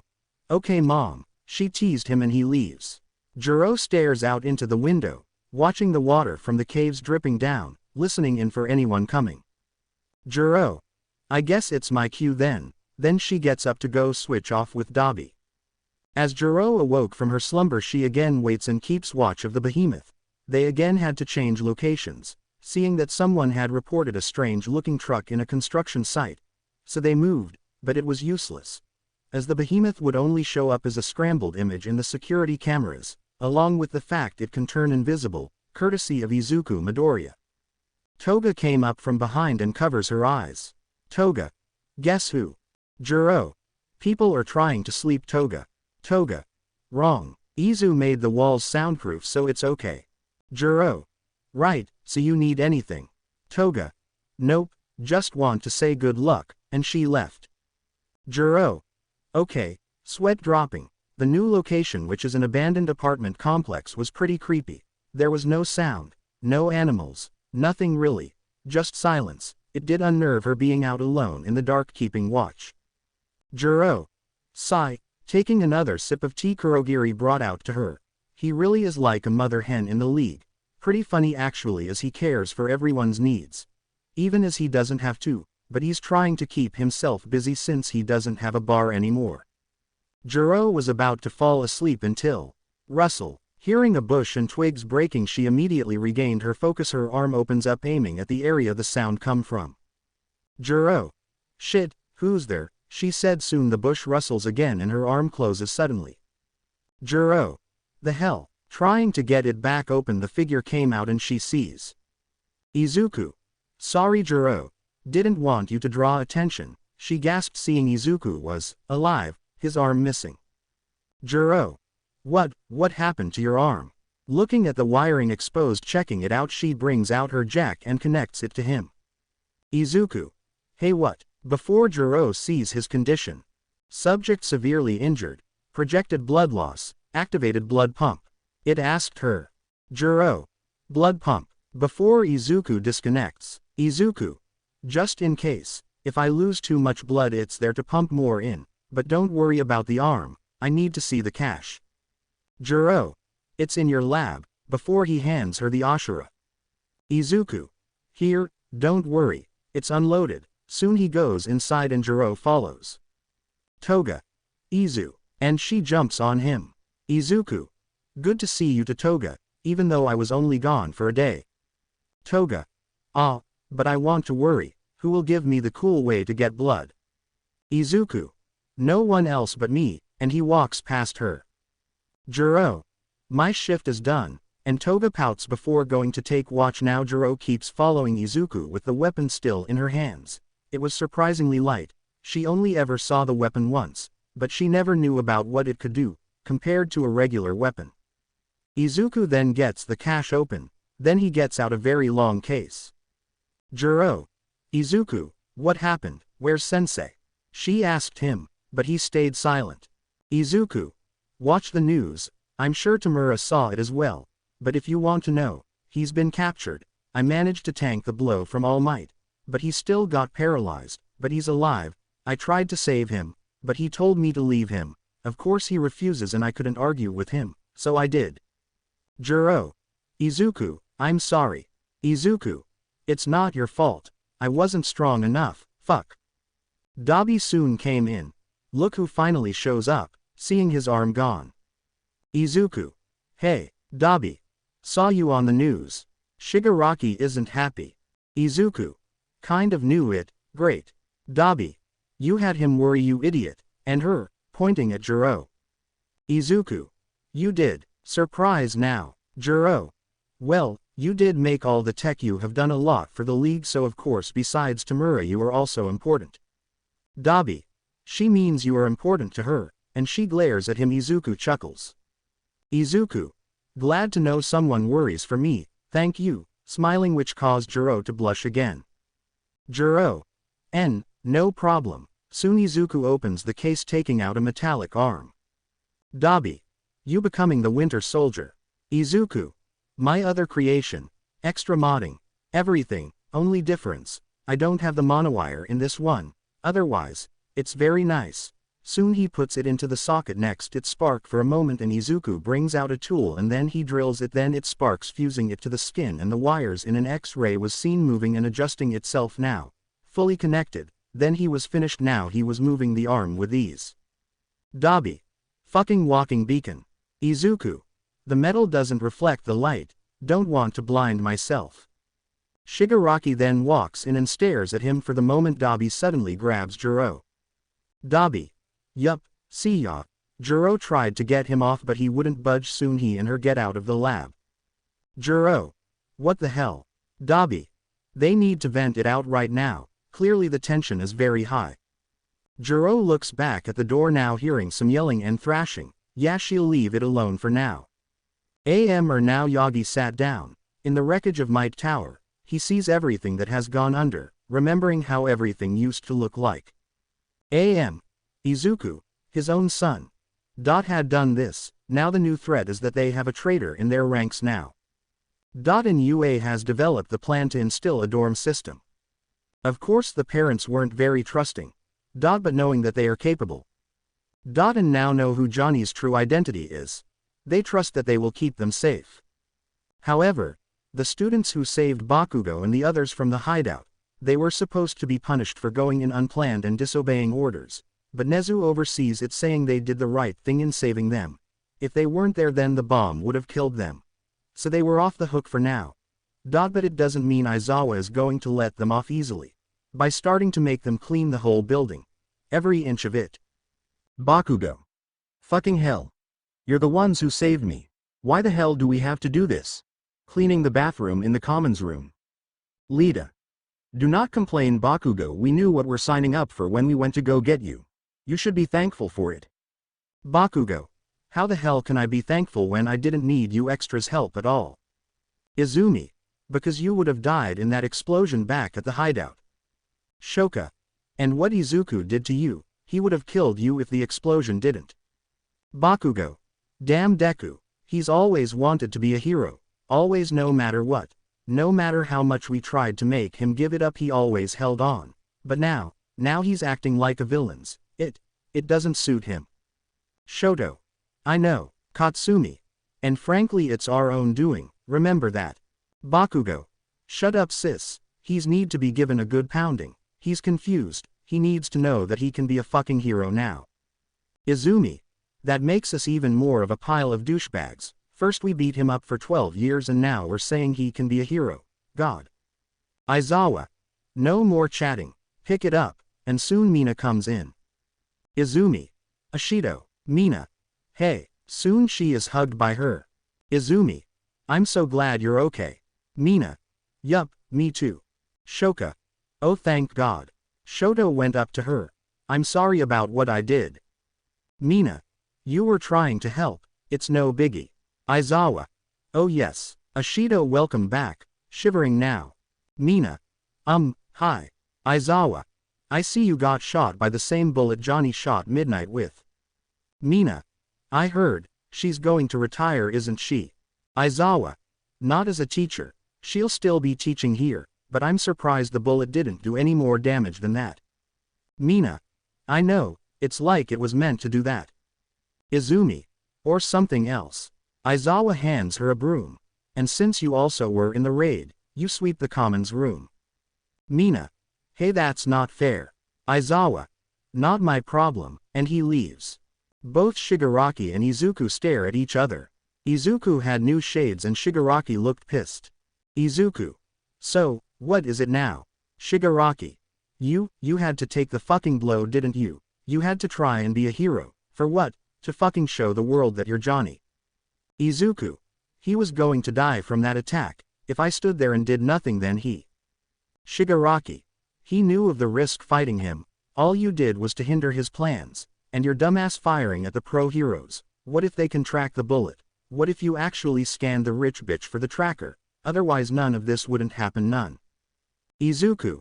And I did something. I did what no one in this fucking group did. I did things for the league for us. You what sensei said before he told me to leave him. He told me that both of us are the last hope showing the world what fucking frauds are. I wanted to save him. I wanted to kill All Might right then and there, but no. I had the heroes once again coming in to save the day. Shigaraki. Fuck. Before he throws one of the metal containers at the wall. Izuku also punches the table. Izuku. Fucking heroes. Shigaraki. They throw us away. Izuku. Like trash. Shigaraki. Now they want your tech. Izuku. We need to kill them all. Before they all screamed loudly but then they both sat at each end of the room. Izuku. We need a new hideout location very fast. Shigaraki. Have any idea? Izuku. I do, there is an abandoned apartment complex that used to serve as a black market trading system down in the heart of Tokyo. Quote. Shigaraki. How do you know it, not already torn down? Izuku. Because, it's right near the wreckage of Might Tower, where they are still in the process of cleaning that shit up. Soon Shigaraki smiles. Shigaraki. And what's the plan to get an overly sized truck into the wreckage made by you? Izuku. Cloaking device remember. Shigaraki. Also how is it a good idea to make a base in the heart of Tokyo? Izuku. There is a surprise, but I'm not gonna say it yet. Shigaraki. Alright, soon the doors open. Kurogiri. Of course the first thing that happens is you two fight, but that is to be expected. Izuku, I'm glad that you returned and that you made this vehicle, but please do not destroy our only safe area we could be in. Izuku. It's all good Guro, giving a thumbs up. Shigaraki. So, what now? Izuku. We leave tomorrow. I'm too tired, been running since the incident trying to catch up. Shigaraki. Jiro wouldn't stop worrying for you, God it's so obvious it's painful. Izuku. Tamura. I know, I'm not stupid about it, and, to be honest, I'm afraid of being close to someone to end up being betrayed all over again, before he was chopped on the head. Izuku. Really, before Shigaraki flicks his wrist. Shigaraki. Forgot about the whole replacing everything I have phase, that shit hurts, but you're stupider than I thought. She's been with us the whole time. She's been loyal to the league that she killed a pro hero. helped you out back at the camp, and even stalled for you and waited for your return when you stayed. Even though you two haven't been around each other for long, it's obvious you two have a thing going on and it hurts. Izuku. Yeah, I know, she's really amazing, isn't she? Shigaraki chuckles. Don't let Toga hear you say that. Izuku remembers that one time Toga tried to sleep with him, but ended up getting kicked out. Izuku. Yeah. Hopefully she won't kill her. Meanwhile Jiro was talking with Ochako. She still hasn't gotten a cyberware module yet, but she will soon. Ochako. Does it hurt? She asked her. Jiro. Well, when the procedure is done it will for a moment. But Izuku has a special type of medicine that actually works well, unless you're like me. Ochako. What about you? Jiro. I had a severe injury back at Hosu. I hit the wall and then fell on top of a dumpster that ended up breaking multiple bones in my body. Surprised I didn't become paralyzed at that point. But I was able to get out. To sum it up, I ended up having my spine and my skin removed to be replaced with synthetic tissue or some other word he uses. Ochako. Wow, Jiro. He had to give me more than the usual amount. My skin felt weird, because it was like it was on fire, along with my spine which he put something in it, but otherwise, it's pretty much painless. Ochako. Oh, okay. Jiro then giggles. Dabi.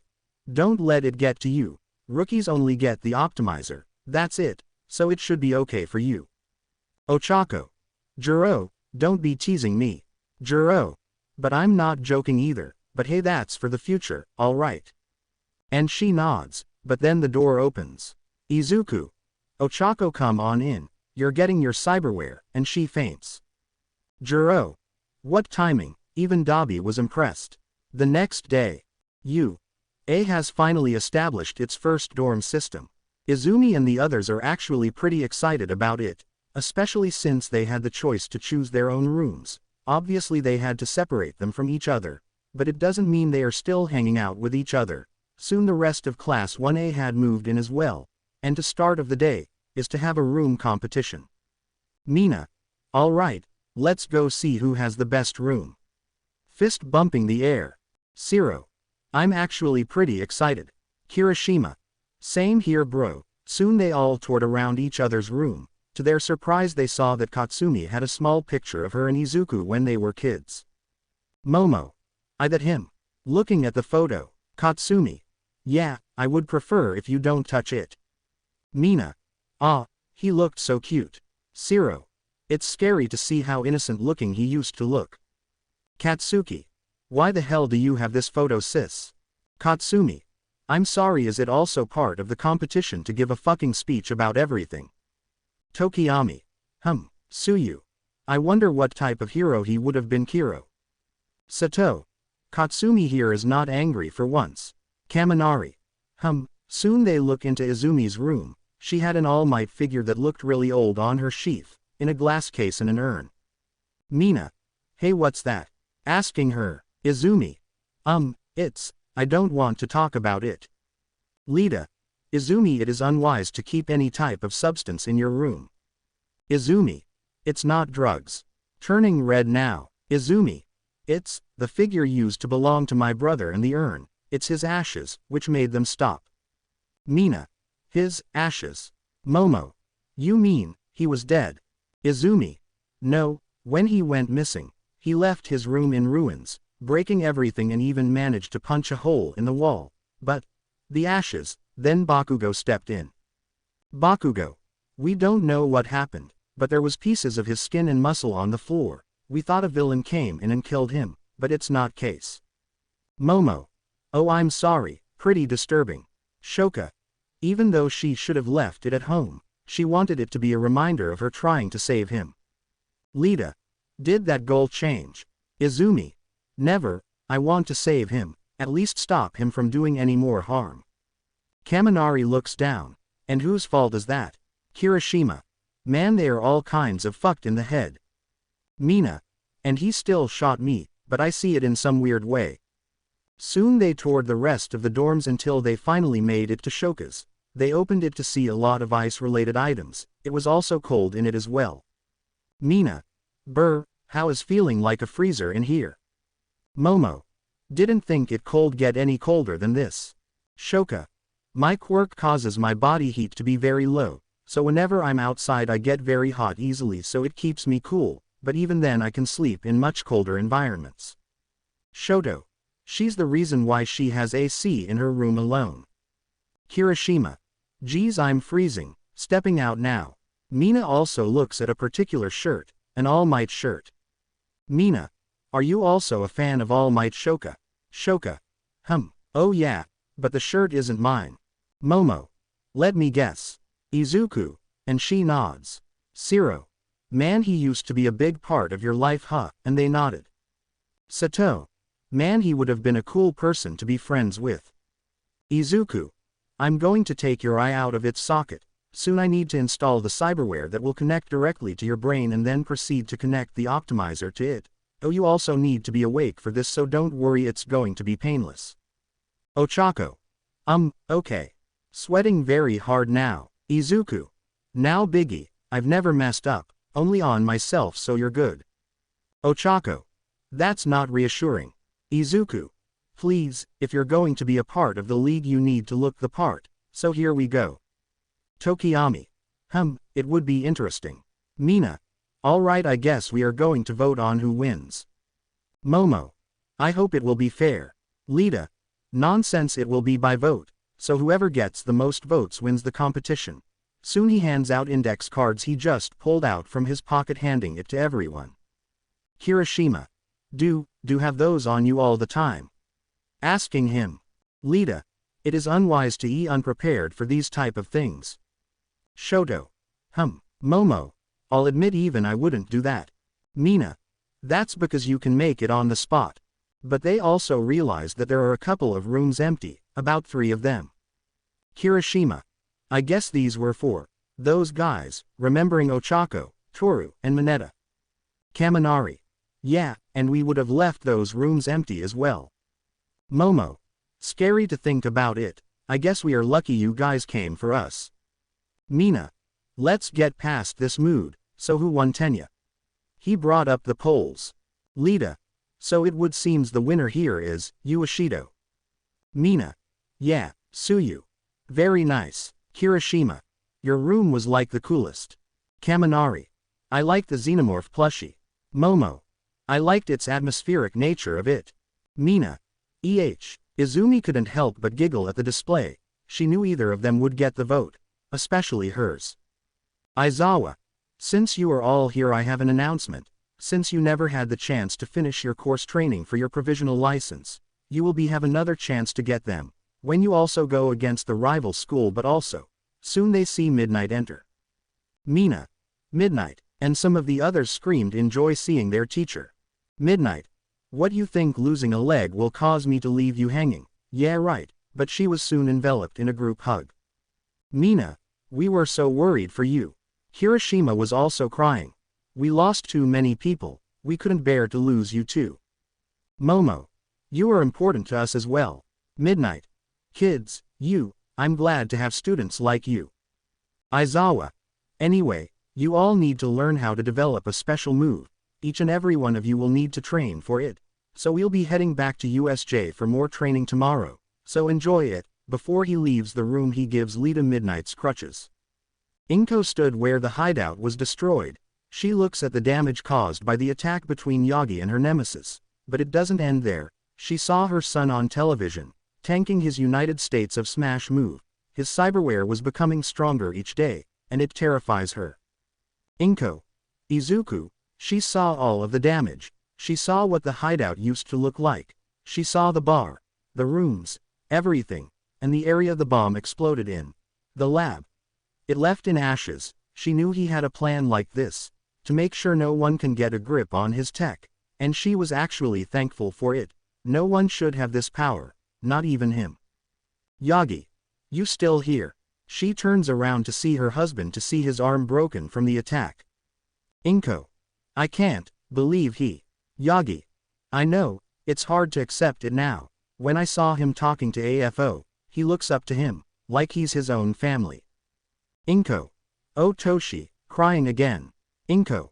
What are supposed to do now? Yagi. I'm going to talk to him again. I will make him tell me what he did to him.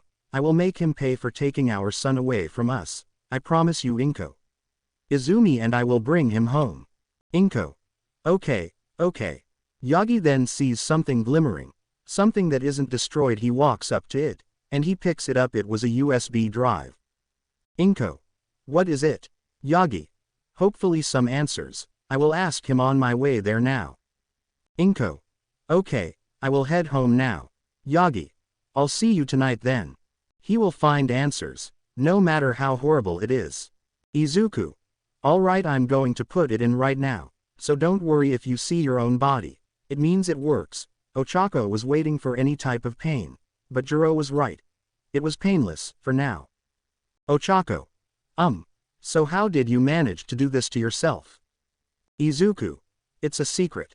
Ochako. Come on, you have tell me something. Izuku. Remember when I took over the Nomu? Ochako. Yeah. Izuku. Figure it out from there, then he puts the eye in. Izuku. There, finished. You can sit up now. She rubs her eye a little bit. It felt like she never lost it at all. Ochako.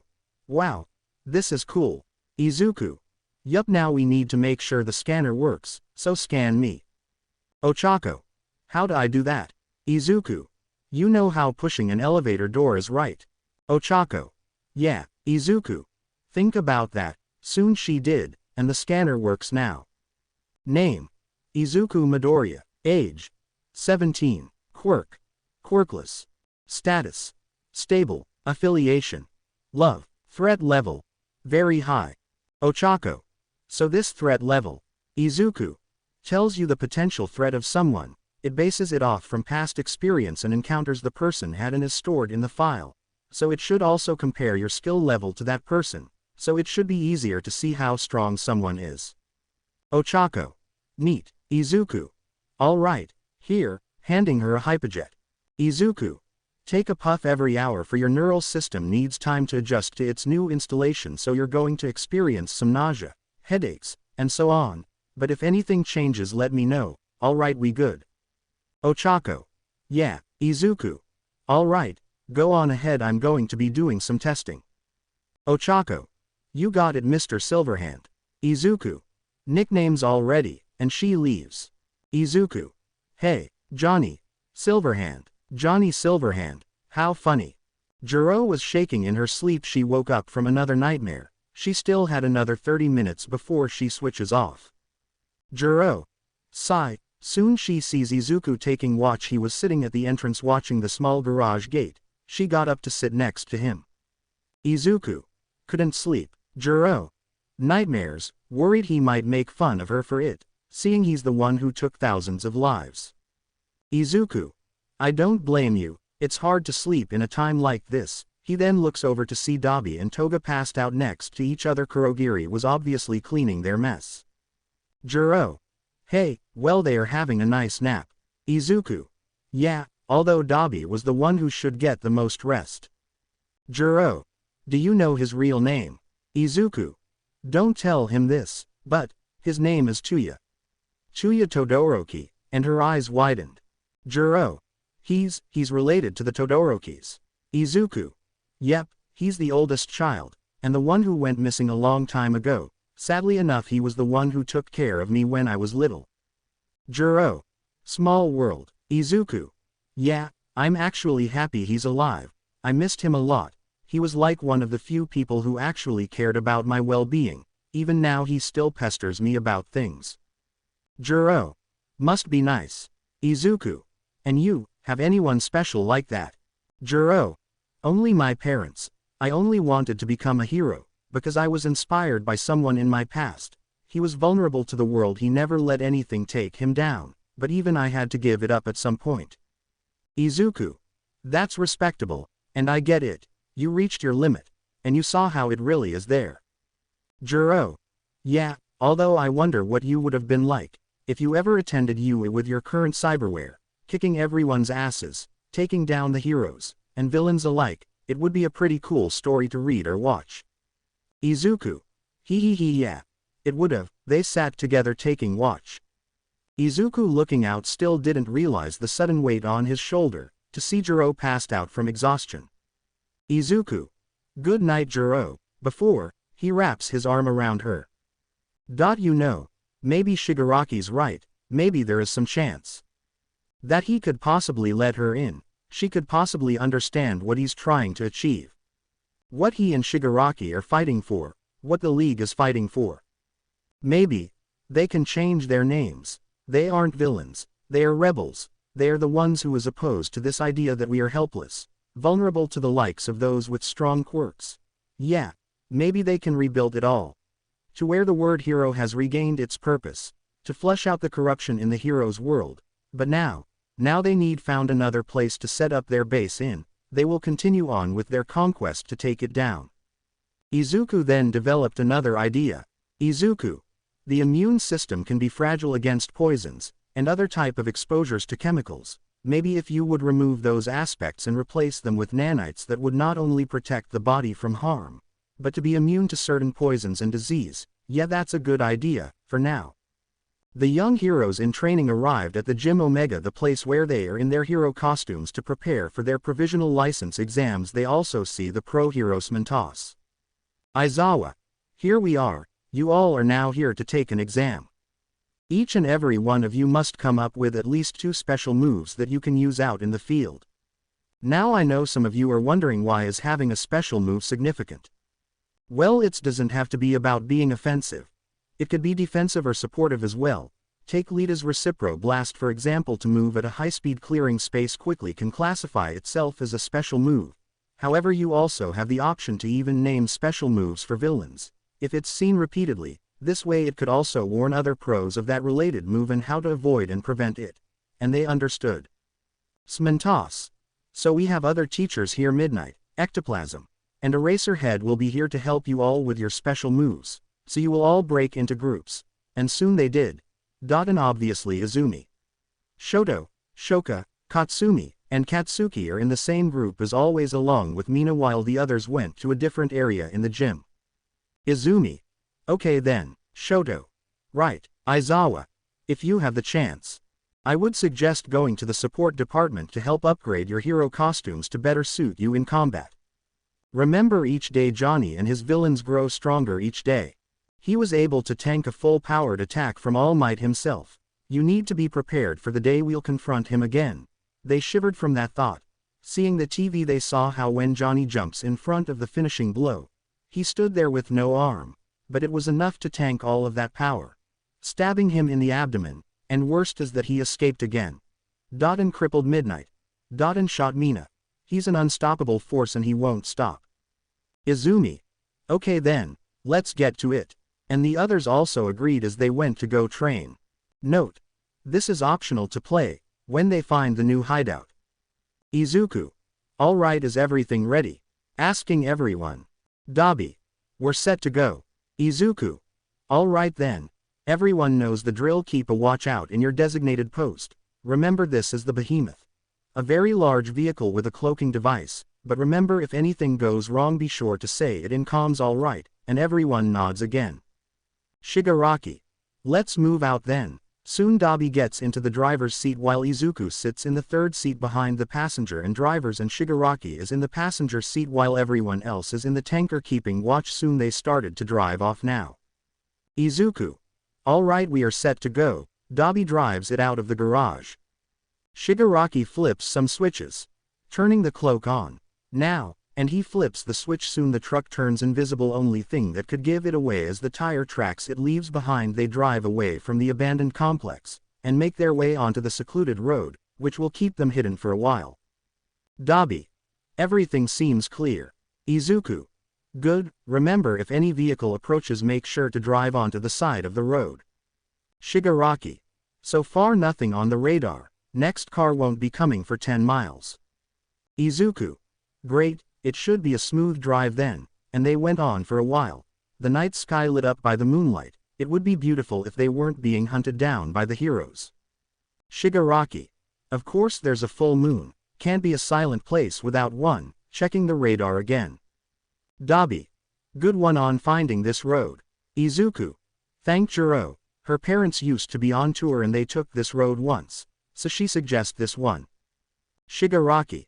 Like I said, a keeper. Fuck, this boring. Dabi.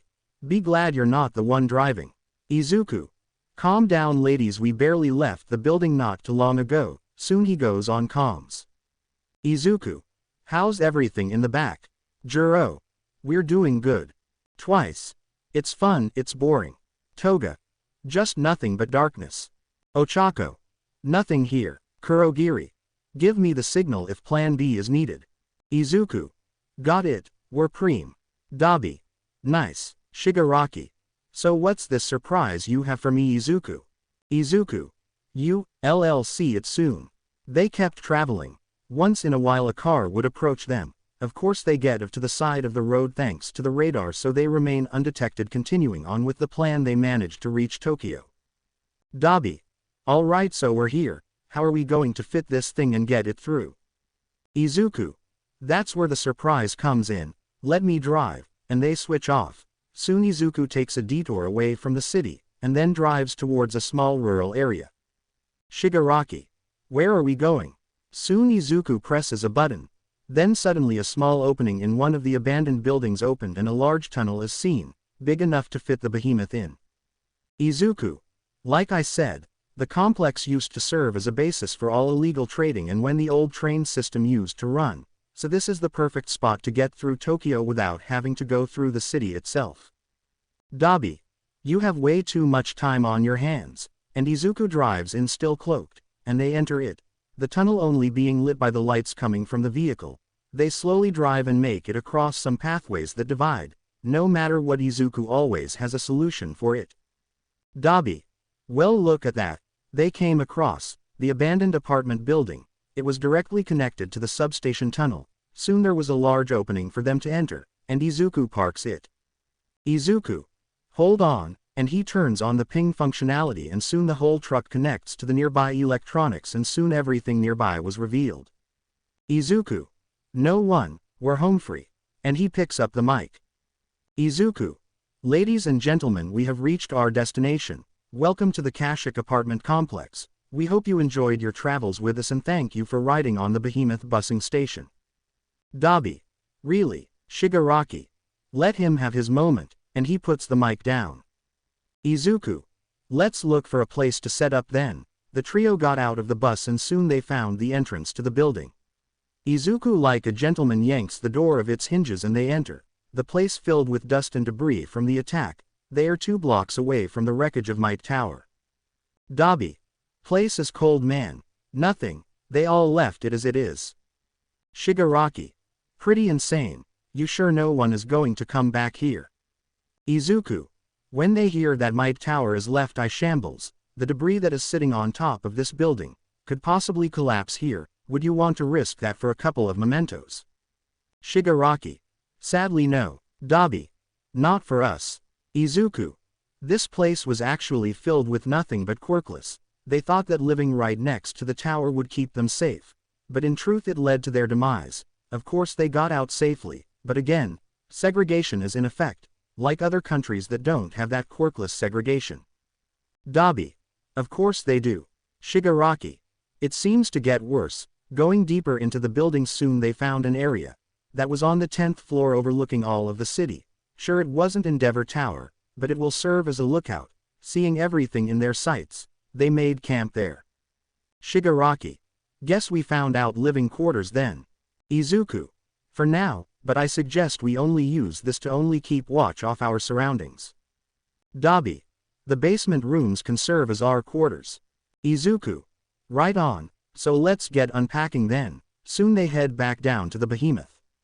Walking down the stairs, they are afraid of restoring the power right now, seeing it could attract a lot of attention.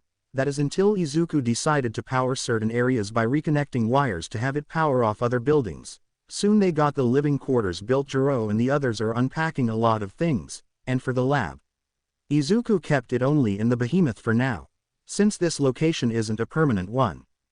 Izuku. Jiro, gesturing to come over. Jiro. What's up? Izuku. Come here. Soon they enter the lab. Jiro. What's going on? Soon he brings out a recording to show her. It was the cameras to UA. Izuku. Guess luck is on our side. The heroes believe there is a traitor in their ranks, even though we haven't even deployed one yet. Jiro. Wow, Izuku. This is an opportunity for us, to have another potential member, possibly the one who will be wrongly accused. Jiro. They really are digging their own graves with this. Izuku. Indeed, so I took the initiative, to set up a plan for you and Ochako to do. Jiro. Why the both of us? Izuku. You both are from UA even though your time there wasn't long enough.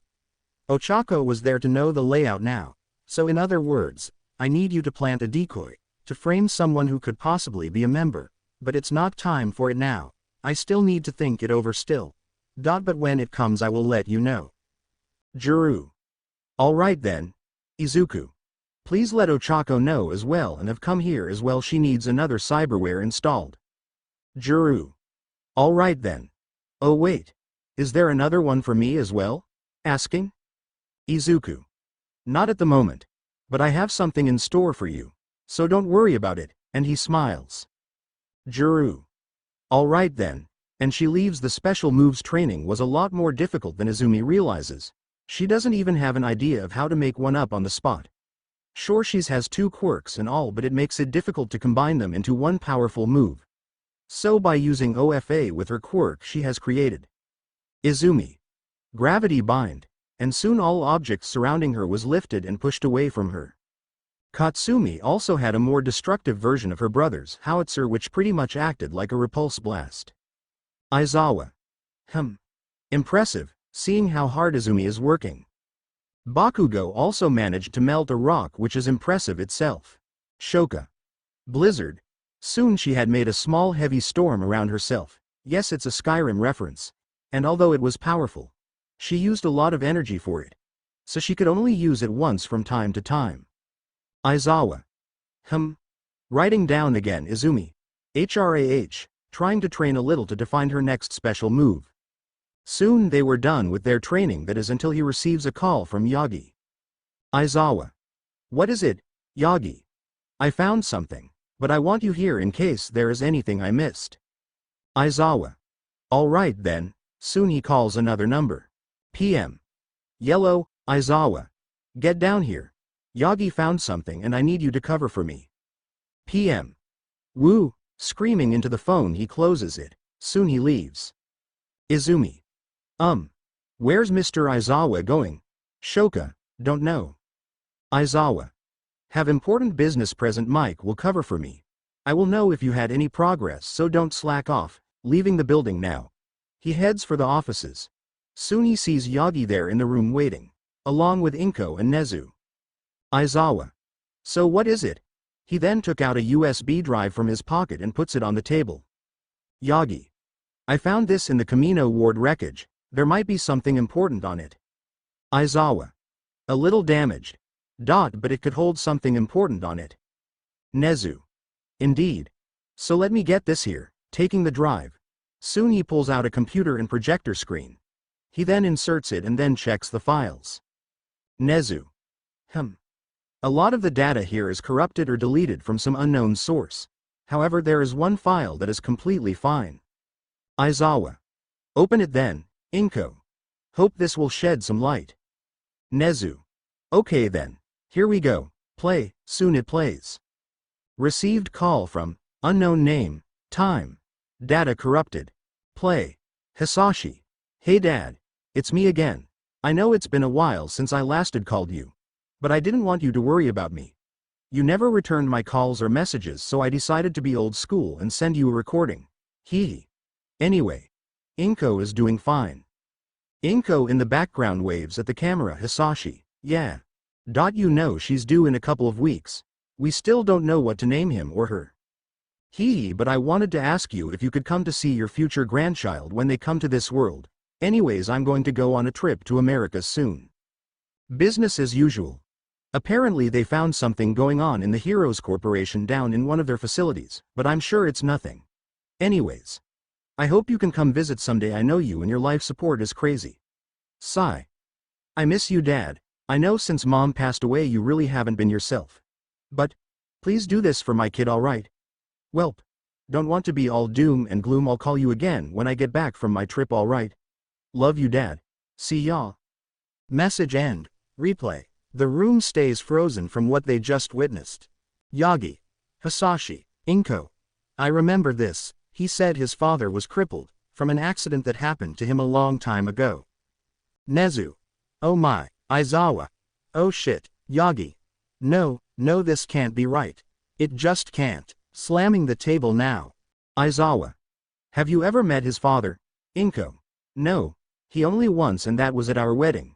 He looked very young at the time. I thought he had an age quirk, but Hisashi said he always looked like that. Yagi.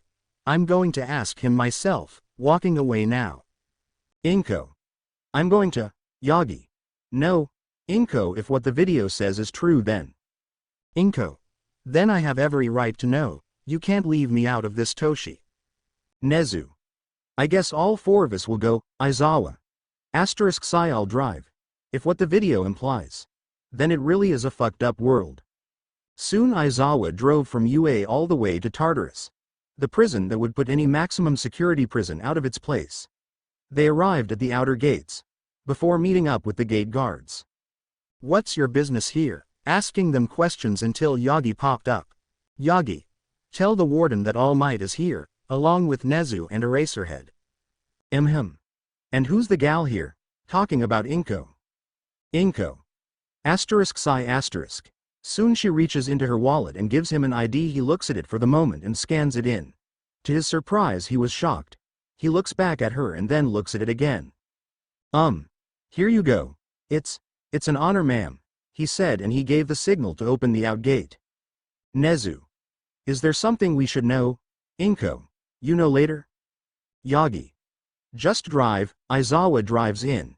And he already has the green light to be let in the other 3 gates. Soon they park and head towards the offices to see the warden of the prison. Warden. Eraserhead. Nezu. Might. What do I owe this visit? Nezu. We have a request to speak to the villain named All for One. Aizawa. So that's his name, Inko. It's him again. Warden. Speaking with him is risky. We don't know how many quirks he's obtained. But he's in a room designed for dealing with this situation. Seeing that he is also paralyzed from the neck down. All right. But I'm giving you about 10 minutes. Not a minute more, and they nodded. Nezu. We appreciate you for doing this for us, Warden. If you have information that regards Johnny and the other villains, you need to report them to us directly. But I doubt you have anything new at the moment. Guiding them through more iron bar gates. They make it to the elevator. Soon a signal was given and the operator flips the lever. They soon head down. Yagi. Are you nervous, Inko? I want answers, Aizawa. You and me both. Warden. Seeing that Johnny's identity is revealed only to the pro heroes. I find it ironic that the symbol of Peace Sun is the century's first supervillain. To which Yagi stayed quiet. Soon they head in to the last cell block in the prison. And they look to the left, seeing a glass wall, to see the hero killer. Stain. So, it's you, Might. Too bad I won't be there to witness the damage you caused.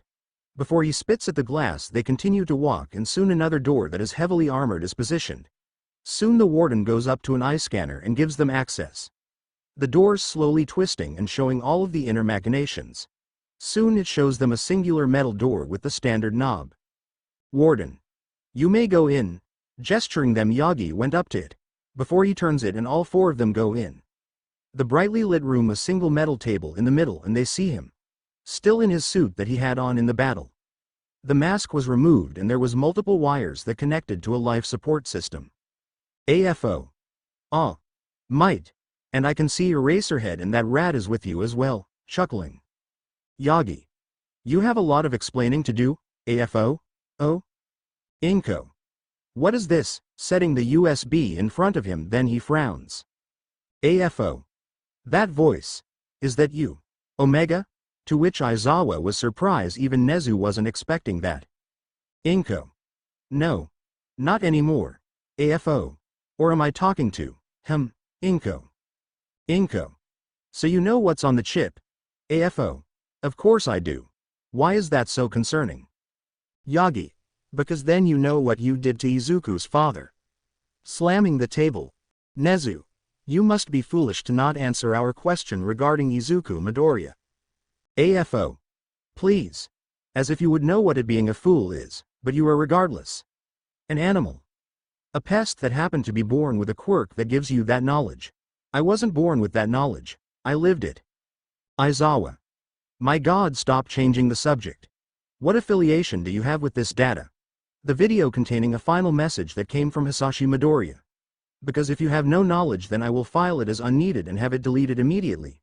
Then AFO starts laughing. AFO. As if a pity threat you would bring to a child would make me cave in. But if you are so willing, then I guess you can have a simple answer. They then waited. AFO. It is simple. Hisashi Midoriya was my son. Then that's when everything confirms it. Yagi. Making Izuku. Your Isawa, his grandson. Inko. No, this can't be true. You're lying. AFO. Of course I'm lying, how else would I keep a file containing his last message in my personal storage? He was my only son, and Izuku is my grandchild. You can have a blood test if you want, but it doesn't matter. He's no longer your son, nor is he no longer my grandchild. Isawa. What are you talking about, AFO? Have you noticed something when he lost his arm? Might surely you aren't blind to it. Yagi. He only had wires and weird materials running through him. AFO. Of course. He replaced his entire body. The tissue, bones, muscle, and even his organs and blood have been replaced with syn tissue, he calls it. He already sends you a final gift. With all those adjustments. Make him no longer your son. He is something else now. Inko started to cry. Why? Why haven't you stopped him from doing this? AFO. Let's say it's more of his will to burn the society down. I have never seen such determination and willpower to go such lengths in trying to achieve his goal. Admirable even. He reminds me so much of my son. The one you got killed, might. The one the heroes killed. Yagi. What are you talking about? Your son died in an accident. AFO. And you believe every word? No, he found something that he shouldn't tamper with. Something no one is allowed to see. He witnessed something that would cause doubt in the hero society, a scandal that has been hidden for over 12 years. Heroes forcing themselves on selected individuals to create the perfect quirk. Endeavor was one of those people when he married Rei Todoroki. Who is currently in a mental institute. Hisashi simply didn't like it at all. Marrying those who were kidnapped at such a young age, being only used for breeding purposes. And they say villains are the ultimate evil. Of course he exposed one of their facilities that was set up in America. So they set him up by having him come back for another job. Rigging it with explosives. Isawa. Making it look like an accident. Yagi. The mission I sent him on with no knowledge. Nezu. How has this not come to our attention? AFO. No one would believe the words of a dead man. Nor would the heroes let this come to light. Might Tower was simply a safe haven for it. So when your son told me of destroying it, he also destroyed countless camps that were set up around it, making them useless. You were all blind to it. Inko. Hisashi, did you ever love him like a son, or was he just an extension of you? AFO. My original plan for him was to have him become my vessel should I ever need a new body. But when I had him, he was something I never thought I would need in my life. He helped me overcome things. His mother was the one who brought out these emotions I never felt in a long time. That is until she died. Then he was all I had left. Soon he left as well. But it was stolen from him.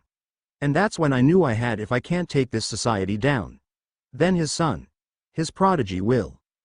Inko. If that's going to happen, then, she couldn't handle it anymore. She leaves the room. Yagi. We will stop him. We will stop him from taking any more lives. Hisashi's son or not you are the main reason he's become this way. AFO. Then by all means go ahead. But you saw how strong he is. He took your ultimate attack and it only costed a limb which he can replace easily. Even now he can most likely kill you, might. You and your daughter. Yagi. Don't you dare speak of her, AFO. And why not? Surely I have every right to speak ill words about her. He told me his stories. He told me everything that he had gone through his life, and it was one of those rare times that I had more hatred for someone either than you might. You knew. Inko knew. But you did nothing. breaking my son's last promise. To protect his son from harm. And now he's going to be the end of you, might. And then he laughs insanely. Never ending. Warden. Time's up. Telling them AFO was still laughing. Never had Nezu ever been so speechless about the answers they've been given. Isawa.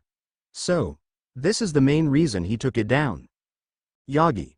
We need to put in an investigation for this. Nezu. Yes, but if what he says is true, then a lot more damage will be done to the world. We can't trust anyone outside this group. We must lay low for now. Continue training the students. Until they can stop Johnny and possibly the League. Inko. So he was his father. Izuku hates us so much he replaced everything that could possibly be related to us, even his blood. Soon they remembered the last parting gift he had. Isawa. This last parting gift is somewhere in the wreckage. I'll go take a look there one last time. Message me if you find anything. Nezu. Will do. Yagi. Inko. Do you have any of Hisashi's things before he left? Inko. Yeah, I do, but I'm afraid of looking in them. Yagi. It's okay. I'll be there as well. But for now, we don't talk about this to Izumi. She's had enough happening to her already. Isawa. And the cost of all of this fucking mess, Yagi. Both of you, I agree with him on that part. You both knew of what he was going through, but did nothing about it. If you even showed the slightest of concern, it would have changed everything. Then he takes his leave from there. Izuku sits in his lab staring at a photo of his father, not knowing who he was before he was born. Died before he could be a father, and it was stolen from him. Flashback Izuku. So, you're my father's father, looking at AFO. AFO. Yes, I am. Izuku didn't say anything. What was he like? AFO. He was an unbreakable person. A good heart. A good son. Someone I never should have deserved. Izuku. Making you my grandfather, AFO. Yes, Izuku. And he died, from heroes. AFO. Yes, Izuku. Because of quirk marriage and human trafficking. The heroes had hidden under our noses. AFO. Because he exposed the facility that was stationed in America. Izuku started to cry silently. His own father was a hero. And he was killed by those heroes. Because of a sinister scandal that stayed hidden in the shadows. Izuku. Is there any more of those camps? AFO. They have about 4 of them positioned near Mide Tower. The symbol of Peace's office. And made it a mainframe there using the old train station tunnels that went under long ago. Izuku. Then. I have an idea. A message to show them that they have picked a fight with the wrong people. That money won't save them this time. I will blow up Mide Tower. Take it down and watch it burn into ashes. Flashback ends. Izuku then puts in the final installation in his leg. The lynx paws. An oddly shaped femur that increases his movement and makes his footsteps silent. Also a way to rush into combat faster, making him a bigger threat than before. He puts the picture on the desk. Izuku. Dad. Don't worry. I will not let your death be in vain. I will make sure you will be avenged. From the son you never had got the chance to meet. Soon the door opens. Jiro. You alright? She asks him. Izuku. Yes, he says, still looking at the picture. Jiro notices as well. Is that your dad? Asking him. Izuku. He died before I was born. Jiro. I'm sorry, but if it makes you feel better, looking at her. Jiro. You look a lot like him, smiling softly at him, and Izuku smiles as well. Izuku. Thank you. He walks up to her. Jiro. So, we set up a watch post. Perfect view. No one will know we were there in the first place. Izuku. That's good. Listen, Jiro. She looks at him now. Jiro. Yeah? Izuku. Look. I'm not the guy you should go for. Jiro. I'm sorry, what? Izuku. I know, it's just, I have so many things happening to me already, so much shit happened in the past month. And, I don't to put my burdens on anyone else, or worst, get them killed. I would rather have it be me and you to be just friends, he said to her. Izuku. Look, I'm sorry, but I can't do this. Jiro. But do you feel the same? Izuku. I'm sorry. Jiro. But do you feel the same? Izuku. Jiro. Izuku. Izuku. Yes, and I don't want to be the cause of your death. Soon Jiro walks up to him and holds his hand. Jiro. Then. I won't die. As long as I'm by you I'm safe. And I will also do the same. Izuku. Sigh, but are you truly fine with this? I barely resemble anything close to a human. Jiro. So am I. Doesn't matter, remember what you said. And he shook his head. Jiro. You said that a body is a body. That it doesn't matter what they look like, they think, love, feel, and act like a person. Smiling. Izuku just holds her hand close. Her real hand. While she feels the cyberware he's installed in himself. She can tell he's still there. No matter what he becomes, he is the same person. Izuku. I've never knew how this usually goes. Jiro. It's alright. Me neither. So we'll figure it out together, and they both lean against each other. Shigaraki. Toga. Hearing Tamura screaming Izuku. Sigh, I'll go get it cleared. Jiro. Nah. Let Kurogiri do it. You sir have been at it all week. Let's get some rest, smiling. Izuku. Okay, not wanting to argue right now. They both walk out the lab holding hands. Dabi. So who asked? Her or you? Izuku. Neither. Twice. Oh wow. The hell does that mean? Ochako. Gasp, you guys are together. That's so sweet. Toga heard this and went up to her. So, he choose you. Soon she hugs her and she whispers in her ear. Toga. Break his heart and you will wish he would be the one to kill you. Jiro. NN noted. Shigaraki. Fucking finally, Kurogiri. Please keep the noise down, and Toga. Tamura. Clean up right now. Or do I have to handcuff both of you together again? Shigaraki. Nope, and he went to clean shit up. Jiro. Alright then. Let's go. Izuku. Pleasure, and they walk away. Kurogiri. Take good care of him. Jiro, cleaning his glass. The students were woken up early for today is the day they have to take the exams to get their provisional license, taking the bus to Takoba National Stadium. Izumi and the others have done enough training to complete their special moves training. Obviously it was tiring. But recently they also had a class discussing on how to counter against Johnny should they ever see him again. Momo. He seems to rely on speed a lot, and those weapons he has in his arsenal. It would be difficult to counter against someone whose weapons attack in all ranges. But it does look like he needs some time to switch between weapons. Izumi. It's pointless. They look at her. Izumi. Izuku. Not only is the one who built the tech, he is also the one who makes all these observations. For all we know, he already dissected everything about us. And he's most likely made a cyberware to counter against certain quirks. Meanwhile, Izuku installs nanomodules all over his body, causing it to disperse electricity before it could do any harm. And in return, powers his body to move in a fast motion, giving him full immunity to electricity. Then he made his skin durable, giving it a fireproof coating, making fire-based quirks completely useless against him. Izumi. The only way I could see on defeating him is quirks that's based on strong forces, like my telekinesis. Mina. Or my acid. Shoka. My ice. Unless we find an opening, we could potentially freeze him. Kaminari. Then there's Jiro. They all look down, knowing they had classes with her. To now know she's teamed up with Johnny, and actually sees him as a hero, is insane. Izumi. Seems she has less cyberware than him. Momo. There was these wires that came out of her wrist, and they are very deadly. Seeing its force could potentially dismember someone. Shoka. He's always adapting, always improving. If he loses, he sees it as a test, and he will improve from it. This sort of mindset is scary for anyone to go against. Kirishima. Sensei did say that when he fought him, he said it felt like kicking a metal pole, like his entire body is made of hardened metal.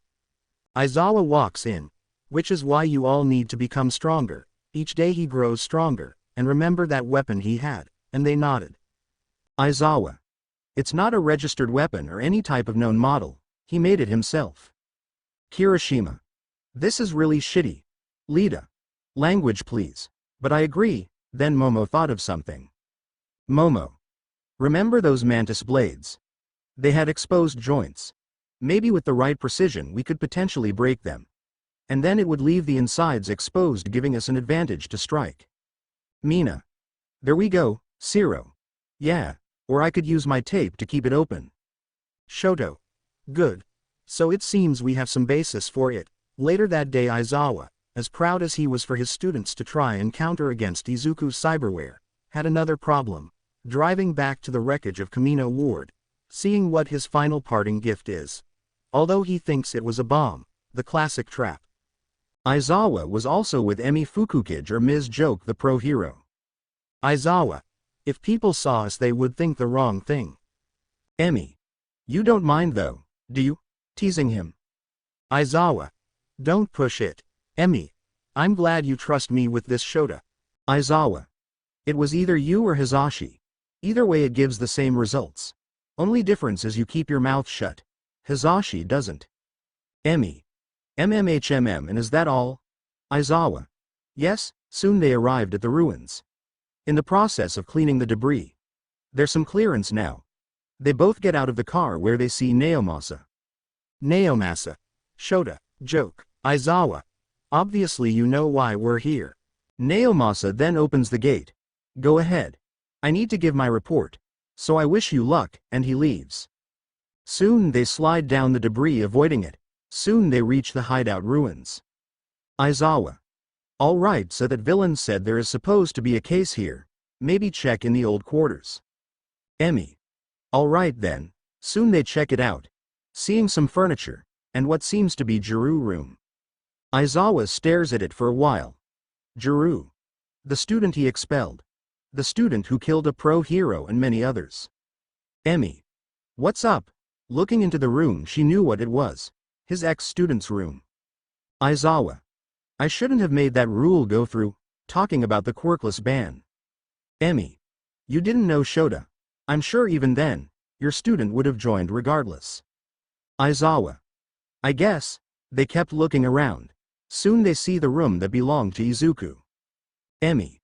Is this Johnny's room? Isawa. Yes.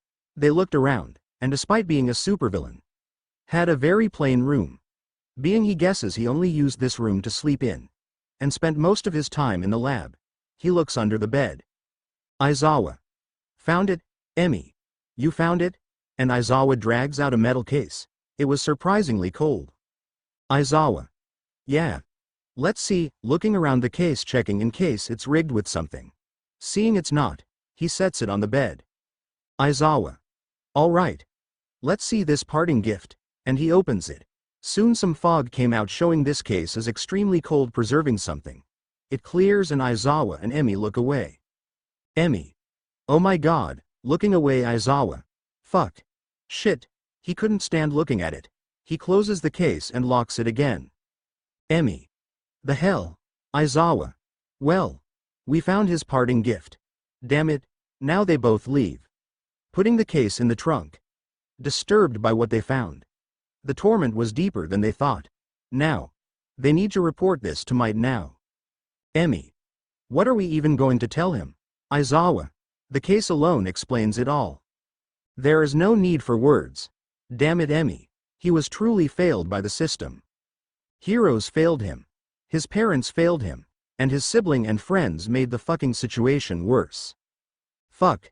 Slamming the steering wheel he parks the car and he puts it in park. He leans on it, and then he silently cries to himself with Emi only rubbing his back to comfort him. But after hearing the story, she herself cried as well. The supervillains. Created by the pro-heroes. And even by the symbol of peace himself. How ironic. Emi then hugs him and they both stayed like that. Izuku stands in front of a mirror. Looking at himself. He presses against his face. Feeling it. But at the same time, he wanted to rip it off. Anything that would contain the DNA of his family. He wants to get rid of it. But he doesn't want to. So, he punches the mirror. Before leaving it, he sees both Dabi and Shigaraki playing game again. He needs the break so he sits at the kitchen. Where Kurogiri is cleaning things again. Soon Jiro sits by him. Jiro. Hey. Holding his hand Izuku. Hey, Jiro. So, what's this new plan? Izuku. So I gave it a lot of thought, and me and Tamura agreed. You guys are going to infiltrate Endeavor Corp and steal something, a file. A very important file, he said. Jiro. Okay. Can I ask what it is? Izuku. You will know. I will be on comms with you. She also noticed Toga isn't there. Jiro. Where's Togs? Izuku. She's on her own mission. Of course it's easy for her. But the only thing I'm worried about is keeping her bloodlust to herself. Ochako. Oh, so we have a task. Izuku. Yes. So in the meantime, get prepared, because you will leave tomorrow. Soon Izuku brings Jiro to his temporary lab. Jiro. So what's this about? Soon he calls for Ochako as well. Izuku. You both will be needing this cyberware I made. But you have the choice to refuse. Soon he shows them the Izuku. These are Link's paws. A special type of cyberware that works in your legs. They will nullify sound that is made from your foot.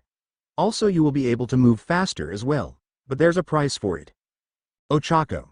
Oh no, Jiro. Well, what is it? Izuku. I must remove your femurs to install. Oh shit.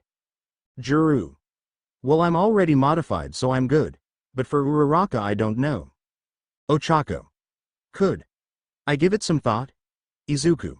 For now, but remember you have to leave tomorrow, so I will give you an hour. Ochako. Oh boy. Shigaraki and Dabi are sitting on the couch while Dabi is playing the game while Shigaraki watches. Shigaraki. You think Sonic shits? He said to him, to which Dabi was unamused. Dabi. If he does. It happens really fast. Soon he hears Tamura breathing for air, drying from his own question. Dabi. Gotta shit fast. You really amused yourself with that one, huh? Soon he sees Tamura gasping for air, crying now almost. Dabi couldn't help but chuckle. Dabi. You alright, Tamura? Are you gonna be able to recover from yourself whether Sonic shits or not? Soon Tamura recovers a little. Shigaraki. I am. I'm thinking about the logistics of it. Dabi. Like while he flies along he's like PFFT. And soon Shigaraki bursts out laughing from it and he falls over the couch while Dabi also laughs along with him. Kurogiri. Yup. This is the League of Villains. Izuku also sees it. And he also stays silent from it with Jiro and Ochako while trying to decide what to do. Laughs as well from it. Twice also died in the background. Jiro. Man. Toga is missing a lot right now. Soon Nezu, All Might and Isawa sit in the office, staring at the metal case in front of them. Nezu. So this is his parting gift, seeing it Yagi. So, should we open it? Isawa didn't want to see it again. Isawa. I already saw what was in it. They both look at him. Isawa. And I don't want to look at it again. Soon Inko enters. Inko. Okay. I'm here. She sits down. Isawa. In my opinion, I don't think Inko should see it. Inko. What do you mean? Nezu. We've gone this far. Might as well see through it. Isawa. Don't say I didn't warn you. He went out the door not wanting to be anywhere near this thing, which made them nervous now. Yagi. Okay. Here we go. Soon he clicks the locks, and then opens it, the fog coming out causing Inko to shiver a little. Soon it clears up now, and Yagi froze. He didn't move or made a single sound. Nezu saw what was in it, and he too was shocked and disturbed by the contents. He looked away and felt sick. Inko got up but Yagi pushed her away. Inko. Toshi, what are you? Yagi. Inko, it's best you don't look. Inko. Toshi, I have every right to know, trying to break through. Yagi. Inko. Please. Trying to hold her back, but she pushed him away with her quirk. Nezu still looked away and Inko went up to it. Dot and time stopped for her. She sees inside the case. Dot and soon sees the last thing her son left them. She felt sick. She wanted to vomit. She wanted to kill herself right then and there. She gagged. Dot, she wouldn't dare look at it again. She keeled over. Dot, and she collapsed and fainted from the shock. She thought it was a nightmare. This can't be real. This can't be here at all. She hopes to wake up and see her son sitting in his room. She hopes to see his smile again, his heroic acts. His will to be a hero again, to be a family again. But now she is facing the reality of the situation now. She now knows. Her son isn't hers anymore. He is no one's now. As the case was still open, Yagi went up to it, and closed it. Locking it. He cried now. And Nezu couldn't help but vomit. For what was in the case was Izuku Midoriya's organs, his skin. Everything he removed to install the cyberware. And his heart lays on top of it all. Even a part of his brain lays in it. All of his organs: liver, lungs, stomach, kidneys, intestines, teeth, eyes that stare right at them, tongue, and of course, the heart, all stitched together like some sick art project. And a note was on top of it all. The words, blood of your family. No more, it was sick. He's truly dead now. Nezu went up to the case and put an ensealment over it. Yagi. I'll call Naomasa. Soon Inko recovered. Inko. No. Yagi. No, Inko. I want to cremate it. I want to keep the ashes, crying even more. Nezu. I'll look into it. I'm sorry. Both of you. Leaving the case on the table, they all leave. Never wanting to see it again, and Isawa looks at Yagi and Inko. He walks up to him. Isawa. Yagi. He turns to him only to receive a punch to the face. Yagi. Isawa. You fucking deserved more. I'm sick of all of this. I'm fucking sick of it. Fuck. Before he walks away, he spits at the ground in front of the two. And his daughter. His fucking brat and her friends. Their actions made all of their lives a living hell. Isawa. Little shits, and he went to go for a coffee break again. Izuku. They received the gift. Now they know. I'm no longer a part of their family. Not anymore. Izumi. Prepare for your demise, I will end you. As they sat in the small vehicle, Dabi drives up to the main plaza, where they will see the skyscraper, Endeavor Corp. Dabi. All right, you two. Get out, and they did. Dabi then drives off, leaving them in the rain. Jiro. Izuku should give us a call soon. Soon they sit at a bench that gave them a full view of the tower. Jiro. So. How's your legs? Ochako. A little sore, but I'll manage. Jiro. Yeah. After a while. You get used to it. Soon. Ochako looked angry. Jiro. Something on your mind? Soon she snapped out of it. Ochako. What? Looking at her confused Jiro. You looked angry for the moment, when you looked at the building. Ochako. Oh. I didn't notice. I have this urge, to just go in it and burn it all. But I know we're only stealing some files. But wouldn't it be better if we just burned the whole thing down? Looking at her like she is crazy. Jiro. Well. Maybe in the future. Izuku is the one who comes up with the ideas here. Well, he did bring down my tower. So if you have an idea, I suggest you take it up with him or Shigaraki. Ochako nods. Okay. It's just, ever since he showed me his memories, I felt the same hate he has. Like I sort of became him a little. You think I'm weird? Jiro. No. Not at all. It makes sense. You saw the pain he went through. It can break anybody. So I don't blame you at all for it. Shit. That device worked a little too well. I need to tell Izuku about it. Ochako. Really? Okay, I thought I was going crazy for the moment, laughing it off. Jiro. Yeah, now nervous. Is her behavior changing to his mindset? Shit. Is all she could think of. Jiro. Hey, he's calling. Seeing his communications request. Soon they both sink into the call. Izuku. All right.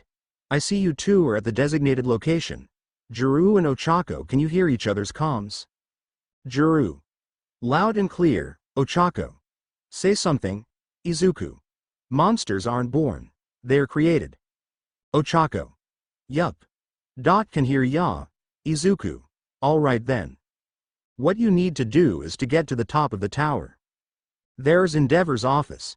You'll find a terminal to get the information. Download them and get out of there as soon as possible. There are two ways you can do this. First option is to go through the front, where I could grant you access and can be posed as interns for him. Second is to go through the ventilation shafts. There you will access the elevator shaft, crawling your way up to the top slowly. However, you must remain quiet, as the noise, even though you have the link's pause, can echo throughout the whole shaft. And for going through the front, remember your optimizer scrambles your faces so it could raise awareness. You have a choice. Discuss it. Jiro. So. What so you want to take? Ochako. If going through the front is risky. They'll likely remember what our faces look like regardless of CCTV footage. I guess we could take the vents and go for some upper body training. Jiro. Might as well. Okay, we're taking the vents. Izuku. Very well. So in order to get there you'll need to use your mono wires to crawl up to exterior vent where it pumps out the air. There you can access the vents. But be aware it is quite the narrow space, so Ochako you might have some trouble. Ochako. Got it, Izuku. I will stay off comms but I will be watching to see if everything is going well. If I find any potential trouble I will notify you. Got it. Jiro. Preem. Ochako. Preem. I like saying that. Izuku. Good luck you two, and soon he gets off comms. Soon the two start walking towards the skyscraper. Since they had to be dropped off about 2 blocks away to avoid suspicion, soon they reach the outer part of the building. Jiro scans the area and sees 2 guards in all of the entrance. Lucky for them they aren't taking those routes, they instead head into the nearest building right next to it. And they took the fire escape up to the roof. Soon Jiro sets up her rappel. And then Ochako takes out night vision binoculars and looked at the side of the building. Soon she sees it. Ochako. Right. They're marking it. And soon Jiro sees it highlighted the vent they're going to take. Soon she brought out the spear gun and aimed right above the vent. Steady. Steady. And she fires. Seeing the hook whistle in the air as it pierced the concrete wall. Hit successful. Jiro. Hell yeah. Muttering to herself. Soon she gets the hooks out and gives one to Ochako. Ochako. Don't forget the mask. Why the hell is she telling her this? She's the one who's more experienced. Oh well. Jiro. Alright. Come here. Soon she latched herself onto her. And Ochako got her quirk ready in case they fall. Jiro slowly glides across the wire with Uraraka following, making sure not to rush it. They so far got halfway in until Izuku. You two need to pick up the pace, there is a helicopter going straight over your pathway. Shit, soon they ended up rushing it a little in hopes of not falling down. Soon she reaches the end of the building, so they start their magic and Ochako drills the bolts, while Jiro attaches themselves to the walls. So she starts to retract the wire. Jiro. You almost there, Ochako. Almost. One more bolt. Soon they hear the sound of a helicopter. Jiro. Shit, you need to pick up the pace, Ochako.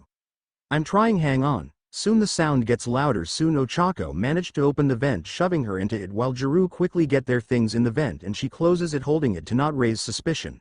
Soon they see the spotlight of the helicopter passing them, barely missing it, and it went away. Jiro. Holy shit. Whispering Izuku. Good work you two.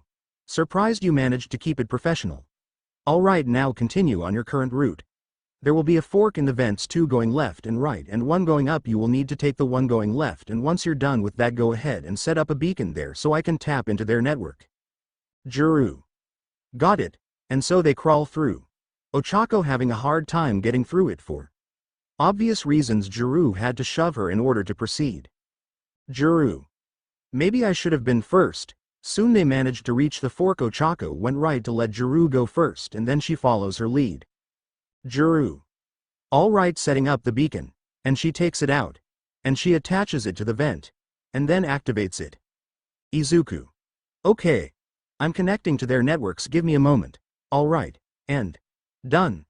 There's a minimap on your optimizer, now open it. And they did, seeing the whole layout of the ventilation shaft. Soon they see a yellow dotted line.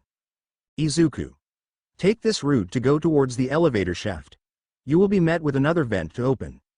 Use the screwdrivers provided as the drills will make a lot of unneeded noise. Great, so they kept crawling through the shafts. And soon they made it to the vent. Ochako. Alright. Here, handing her the screwdriver. Jiro. Fuck me. And she starts to unwind the bolts. After what seemed to be an eternity, Jiro got the last one undone and slowly takes the vent off. And puts the screws on so it stays on the wall. They see the cable to the elevators and the lights that lead all the way to the top. Jiro. Hey Izuku. Is there a way to make this quicker? Izuku. If you get on the elevators slowly, I may be able to at least take you to the 48th floor, cutting your climb about 60%. Ochako. Good enough. Soon they slowly get down the wall slowly and get on top of the elevator, and he was right the moment they got on the smallest amount of sound echoes throughout the shaft. They stayed quiet, not wanting to make a noise, and they soon head up. Izuku. Be aware that you will most likely have passengers on board, so try to keep the noise to a minimum. And they give a thumbs up. Soon the elevator starts moving. And lo and behold, it stops on the 34th floor and they see Shoka Todoroki and Izumi, Midoriya's sister. Jiro. Fuck. Thinking about it. Of all the times to be here, she looks at Ochako, who had this deathly glare on her face. She never seen such rage from her. She looks like she was going to kill Izumi herself. She was right then. That device did more than just boosted her hate. It gave her Izuku's hate for the world, meaning his sister and friends as well. Fuck, this is bad. She shakes her a little, snapping her out of it. Jiro does a gesture to keep it under control and she nods, but she still wasn't happy about it. Izumi. Sigh, another exhausting day.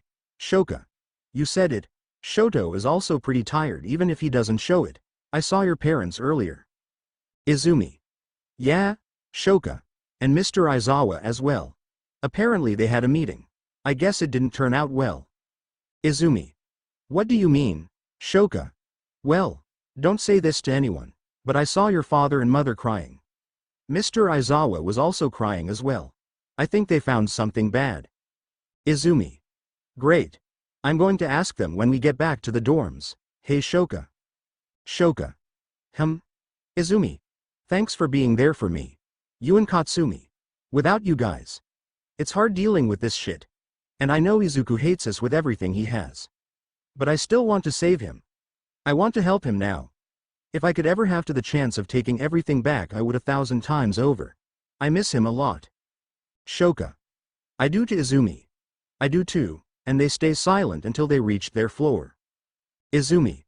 Well, come on. Let's not keep Shoto waiting. Izumi.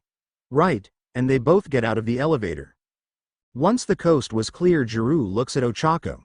She still had that angered look on her until Izuku snaps her out of it again. Izuku.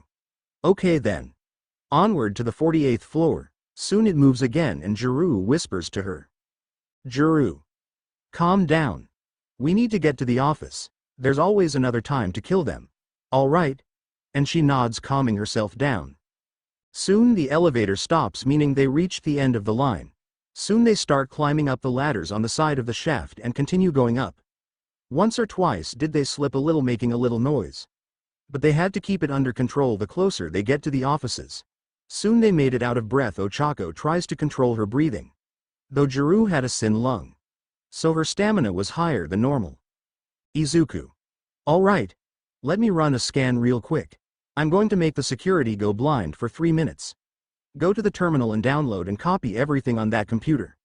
This is your only chance.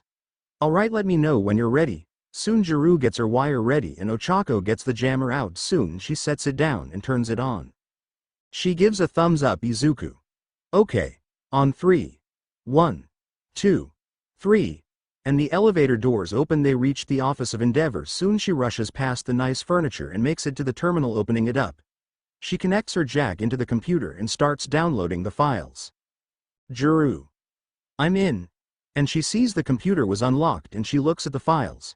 She see the file is about Rei Todoroki. And the Todorokis. There was a message on one of them saying, Tuya Todoroki. Dead or alive? She opens it and sees Tuya's picture without all of the scars, and it's with him and his siblings. Soon she looks down to see Ree's name. Quirk marriage, cost. Wait, she's heard about this before, where certain pro heroes would pay money to buy an individual to have their quirk and bear children so they could possibly have a stronger quirk to make them become heroes. At first it was only a theory that those crazy people would post online. Then came the possibility that it might be true, since Mount Lady's quirk is a combination of her parents. But her mother was suddenly registered 6 months before she was born. And she was a different nationality as well. Adding to the suspicion, soon she sees the downloading process is at 78%. Izuku. 1 minute. Damn it, they need to pick it up. Ochako searches the other rooms to find a USB. Maybe this will have something of value. Izuku. 30 seconds. Fuck. Soon the download was complete. Jiro. Got it. And they soon make it for the elevators, and then it suddenly closed. Jiro. Shit Izuku, what's happening? Izuku. Not now, head outside quick. And they rushed to it. Soon they made it out on the helicopter pad. Izuku. Hold on. Soon power to the entire building went out. Ochako. What do we do? Jiro. Just shut up, Izuku. Alright. The blackout demon worked. I'm going to plan B now. I disabled their sensors so Kurogiri will send a portal to you now. Soon they see the black portal in front of them. Izuku. Hurry.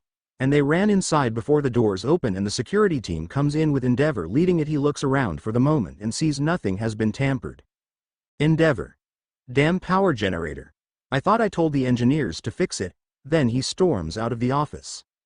Jiro and Ochako fall out of the portal, Izuku holding his hands out. And he helps them both get up. Jiro. Holy shit, we did it. Izuku. Nice one. Toga was there as well. Jiro. Hey Toga. But she was wearing a button-up shirt with a beret. Toga. Hey you too. Soon Ochako sits down. Ochako.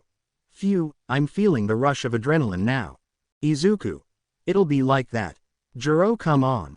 I need to extract the data. Soon he cuts off the comms to avoid exposing their privacy. Jiro. There is something I need to tell you as well. Izuku. Alright then. Come on. And Ochako sits at the table and she drinks some juice. Soon they head down to the lab. Izuku. Good work, Jiro. I knew I sent the right person for this job. Jiro. Thanks. And then they made it to the lab. Izuku. Jack in to here, pointing at the terminal. Jiro. Izuku. There's something you need to know. Izuku. Did you get caught? Jiro. No, it's about Ochako. Izuku. Ochako. What happened? Jiro. Nothing to giving away our position, but it's about her behavior. Izuku. Your device worked a little too well. Izuku sat down now. How so, Jiro? When we saw your sister, she had this look on her face. This look. Of pure rage for her. A face that you would make no offense. But I honestly thought she was going to kill her right there. Izuku takes note of it and he leans back. Izuku. What else, Jiro? Before we started out mission, she said to me, why aren't we burning the building down? And she said that she has this anger in her. That she hates every inch of that building. Does that remind you of anything? Izuku. You didn't just boosted her rage. You copied your anger onto her. So she hates the heroes as much as you do. And Izuku sighs, scratching his head. Izuku. Fuck. I must have made a mistake on the device. Shit. Not only did I boosted her anger, I accidentally gave her some aspect of my personality as well. Shaping her neurons to better suit the anger and hate. Giving her my mentality almost. Without overriding hers in the process. Jiro. What should we do? Izuku. For now, I'll keep a tab on her. See what else change. If it resorts to it, I'm gonna have to put the engram in. Jiro. What engram? Izuku. A copy of my construct, but that's for the last resort. I don't want her to be like this. Somehow the device ended up doing just that. I'll figure it out, so don't worry. Jiro. Okay. Because I don't want to end up with two of you, one is enough. Izuku chuckles. Still joking around in a time like this. Oh well, and she leaves. Izuku. Rei Todoroki. I think you deserve visit from someone you hold dear. Izumi woke up feeling tired from their provisional license exams. It was quite the event seeing all the other hero schools going against each other. Although there was this one thing that was eating her up. She asked her parents what happened to them the day before the exams. Telling them that Shoka saw them and even Mr. Isawa crying from something. But their response still didn't satisfy her, telling her that it's not of her concern, but she will know in a later time. She is also requested to come home in 2 days. Even Mr. Isawa approved it. So it has to relate to what they discussed earlier. But what she didn't expect was her father announcing his retirement as the #1 hero. But he will still be teaching at UA to help the future heroes in training. Obviously there was an uproar. Say that it was cowardly of him to leave at such a bad time. But a lot could understand seeing his condition when he fought all for one. Midnight and Ragdoll also announced their retirement as well. Midnight is also still going to teach at UA, but Ragdoll. She has nowhere to go. for she does not have her quirk anymore. Then came up the question they all expected. What happened to Johnny? He has not been seen since the Camino Ward incident and he has not made any sort of appearance. To Izumi's guess is her brother is planning something big. Something that is dangerous for both heroes and villains. The public is still not aware of his cybernetic enhancements nor do they know his real identity. The heroes think that if the media found out that Johnny is indeed the son of All Might, then it would so more harm than good. Their trust has already been tainted enough, so adding that to the mix will only make the situation worse. Izumi then walks down to the commons room where Shoka and Shoto are sitting there watching TV with some of the others. Bakugo was training and Katsumi was off somewhere with Mina and Tsuyu. She looked around and saw Kaminari looked at her before he frowns and looks away. They still don't trust her nor like her at all, so she just went to go grab drink and went back to her room. Opening her notebook trying to write down all the possible cyberware Izuku installed in his body. So far she's only seen the Mantis Blades and Gorilla Fist. She can't tell what the other modules are. And the wires and the literal rocket launcher in his arm don't make it fun for her to try and exploit their weakness. She was at a loss. When she asked Mr. Isawa what it felt like fighting him, he only told her that he was a walking tank. Or Terminator that Midnight likes to call it. Writing these things down, she managed to put together some possible theories. The first one was using an EMP grenade, when she asked Momo when she fought him. Kaminari's electric burst caused him to short-circuit, making him move in a jagged way. So one. The second was using one for all at 100% on him, but it was really risky, since the only damage it did was destroying his arm, leaving him with one. But still he was able to stab her father in his old wound, putting him out of his career. The next one was simple, using her telekinesis quirk to crush his insides. As much as she wants to save him, she would have to resort to killing if he takes it too far. Although Might Tower explains what his intentions are. And finally there is trying to hack his cyberware. She asked Momo about it and she thinks it's possible to do that. Hacking it to where he is prevented from using it would help them greatly. So that's the best one they have. So for now she waits for her mother to come pick her up in a couple of days. Izuku and Dabi are driving to the mental institution. At Tuya's request. They drive, and even though Izuku doesn't show it, he is actually happy. Izuku. So when we arrive there is most likely guards there. Dabi. You think they're going to waste guards on some mentally disturbed people? Izuku. It's possible, you never know, since you know who is there. Dabi. Right. Well, let's see what happens then. Soon they arrived at the hospital, as Dabi expected. No guards. And Izuku's identity has not been revealed at all along with Dabi's. They were just two regular civilians visiting someone. Izuku puts on his leather jacket and gloves to hide his hands. Shades and then his signature shades. Dabi also had a sweater on with a cap. They both got out and walked up to the receptionist. Hello there. How may I help you too? Smiling at them. Izuku. We're here to see a Rei Todoroki, telling her, and she types into the computer. And who is visiting? Dabi, family, and a friend. May we have your name? Izuku. Ukuzi Yami, Dabi. Natsuo Todoroki. Using his little brother's name, and she types it in. Alert then. Here you are, give this to the person at the doors and she'll guide you to her. Izuku. Thank you, and they both walk away. Dabi. Really?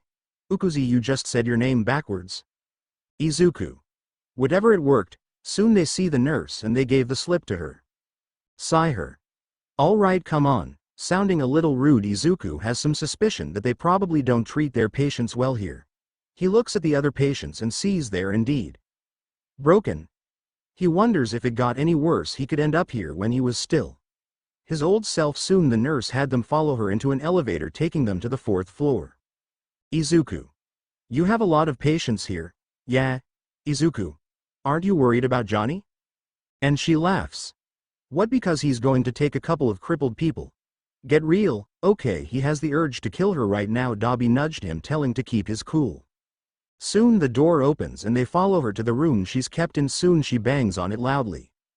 Rei, you have visitors. He could hear her jump from the sound. Dabi was about to make a move. But he didn't, so Izuku went in. And they see her. Rei Todoroki. Dabi's mother. And Izuku's non-related aunt. He had vivid memories of her. She used to take care of him when he was little. Hell, her and the Bakugo's mother took care of him like he was their son. Really sad, isn't it? Rei sees Izuku and Dabi. Rei. Hi. I'm sorry, who are you? Asking them soon, Dabi takes the cap off and hood, she gasped. Rei. Tuya. And Dabi went up to her. Dabi. Hi. Mom. He said, smiling. She got up and hugged him tightly, but then she looks at his hair. Rei giggles a little.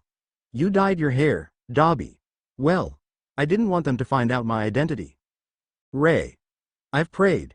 And prayed to whatever hears my pleas to make sure you are safe. Ever since that man. The scars. I couldn't live with myself. Then what I did to Shoto. And she started crying. Dabi. It's all right. I'm safe and sound. She then broke the hug and she looks at Izuku. Rei. And you are? And he took his shades off, revealing his green eyes. Izuku. Hey, auntie. Smiling, she recognized him. Rei. Izuku, my baby. And she hugged him as well, but she shivered a little. It's like she's hugging an iron pipe. Rei. You're so cold. Why? Then she felt his hand. It was like metal. And it didn't sit well with her. She realized what was happening. Rei. Izuku. You're Johnny, aren't you? She said. Izuku looked down. He felt ashamed about it with her. She was the closest thing to a mother to him. Izuku. Yes, I am, he said to her. And he waited for her to yell. To scream out to the nurses, even to slap him or freeze him in some way. But she didn't. She instead puts a hand to his cheek. Rei. Might Tower. That place. That camp. So she was talking about those camps. Izuku. I destroyed them. I killed them all. I will show the world what frauds the heroes are. Rei. Then. I hope you will succeed. Then it was Dabi's turn to be surprised. Dabi. Mom. How are they treating you here? He asked her, seeing how the nurse treated them and the way she talked to her. She was silent. Rei. They did things, you too. Things I don't want to talk about. It's horrible. I can't stand it. I can't handle it any longer. Then this only fueled their rage. Izuku. Scans the cameras. And connects to the networks. There he can see the whole CCTV footage that is being recorded. He then goes to the archives where Rei is in. And he looks. He now made his decision. Seeing what these people did to her. He marked those who were guilty. And those who actually tried to take care of them. He has a plan now. Izuku. Auntie. How you would like to get out of this place? She was a little concerned with what he's suggesting. Dabi. Izuku, what are you? Izuku. Do you want to leave this place? Asking her again. Dabi. Mom. Do you want to? Rei. I don't know. I don't want to get you two into any more trouble. Izuku. Is there a place that we can send her? Somewhere where she's safe? Dabi. I hate to say this, but maybe we can take her to Fuyumas. Izuku. He won't see her. Dabi. Likely. Then Izuku sighs. Izuku.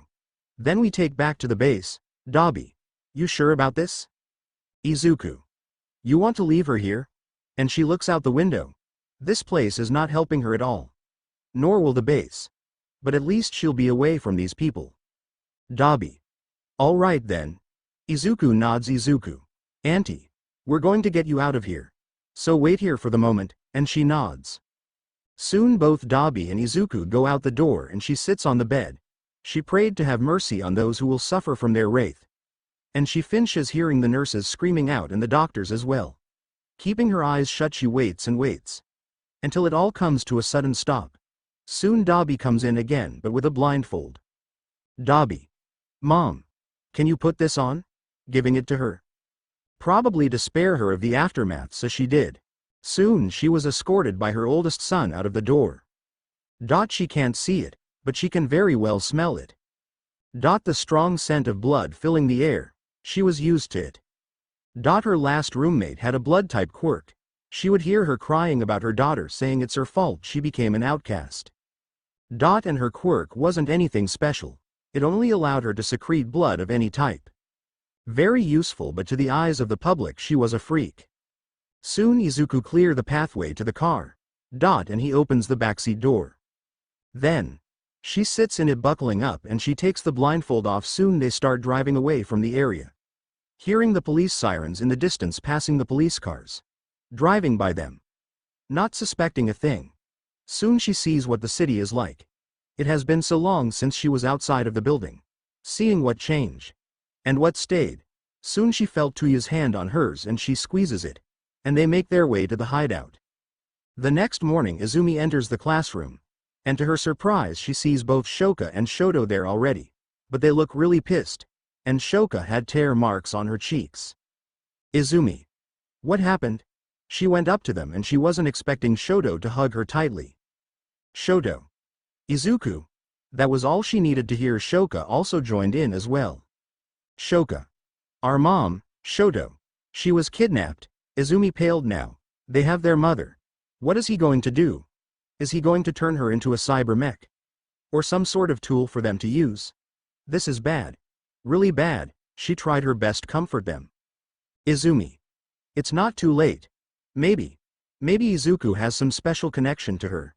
Remember Aunt Mitsuki? And they nodded. Izumi. Don't tell the Bakugos. But she actually treated him like her own son. He would never do anything to harm her. And if your mom was like that to him, then maybe he won't harm her as well. Shoka.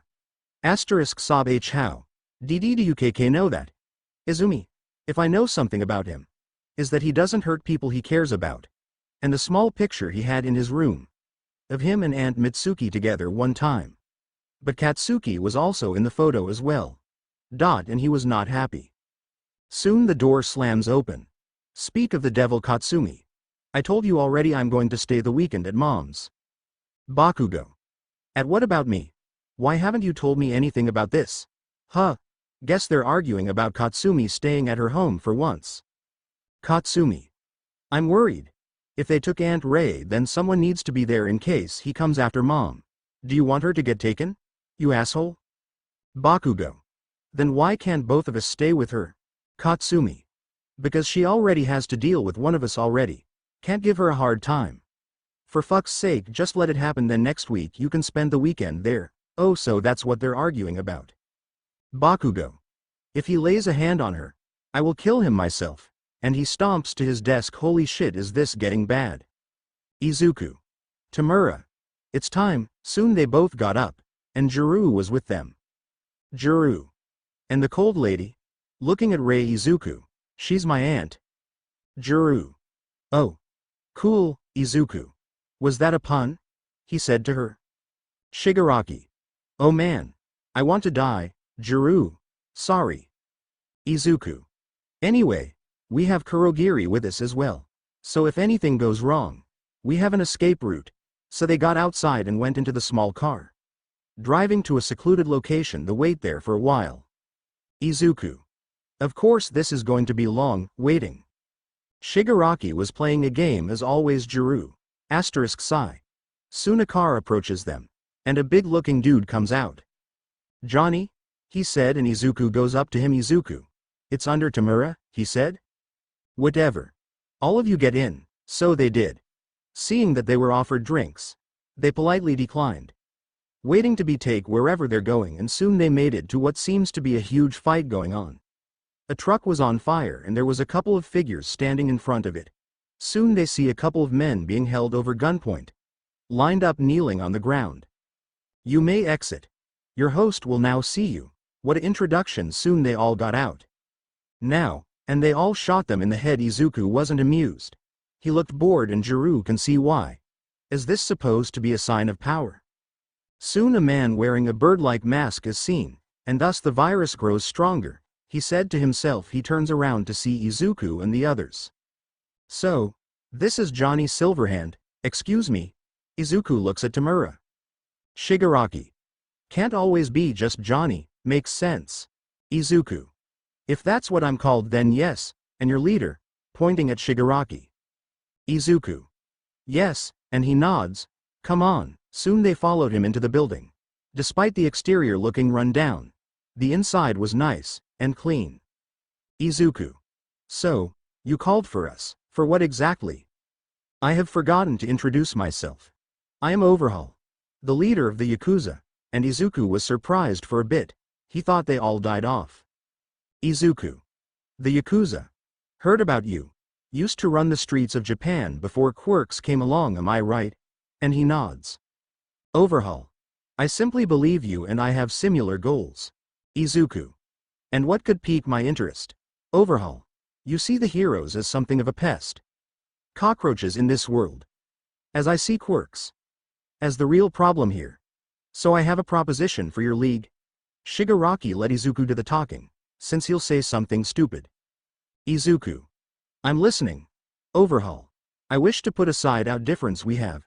The league and mine have been in conflict for a while. And knowing you were with them could help us get along. Izuku. And what do we get out of this? Overhaul makes a gesture and a huge box was placed in front of them. Izuku waits for the minion to open it, to see a large pile of money. Overhaul. Consider this. As a gift of gratitude.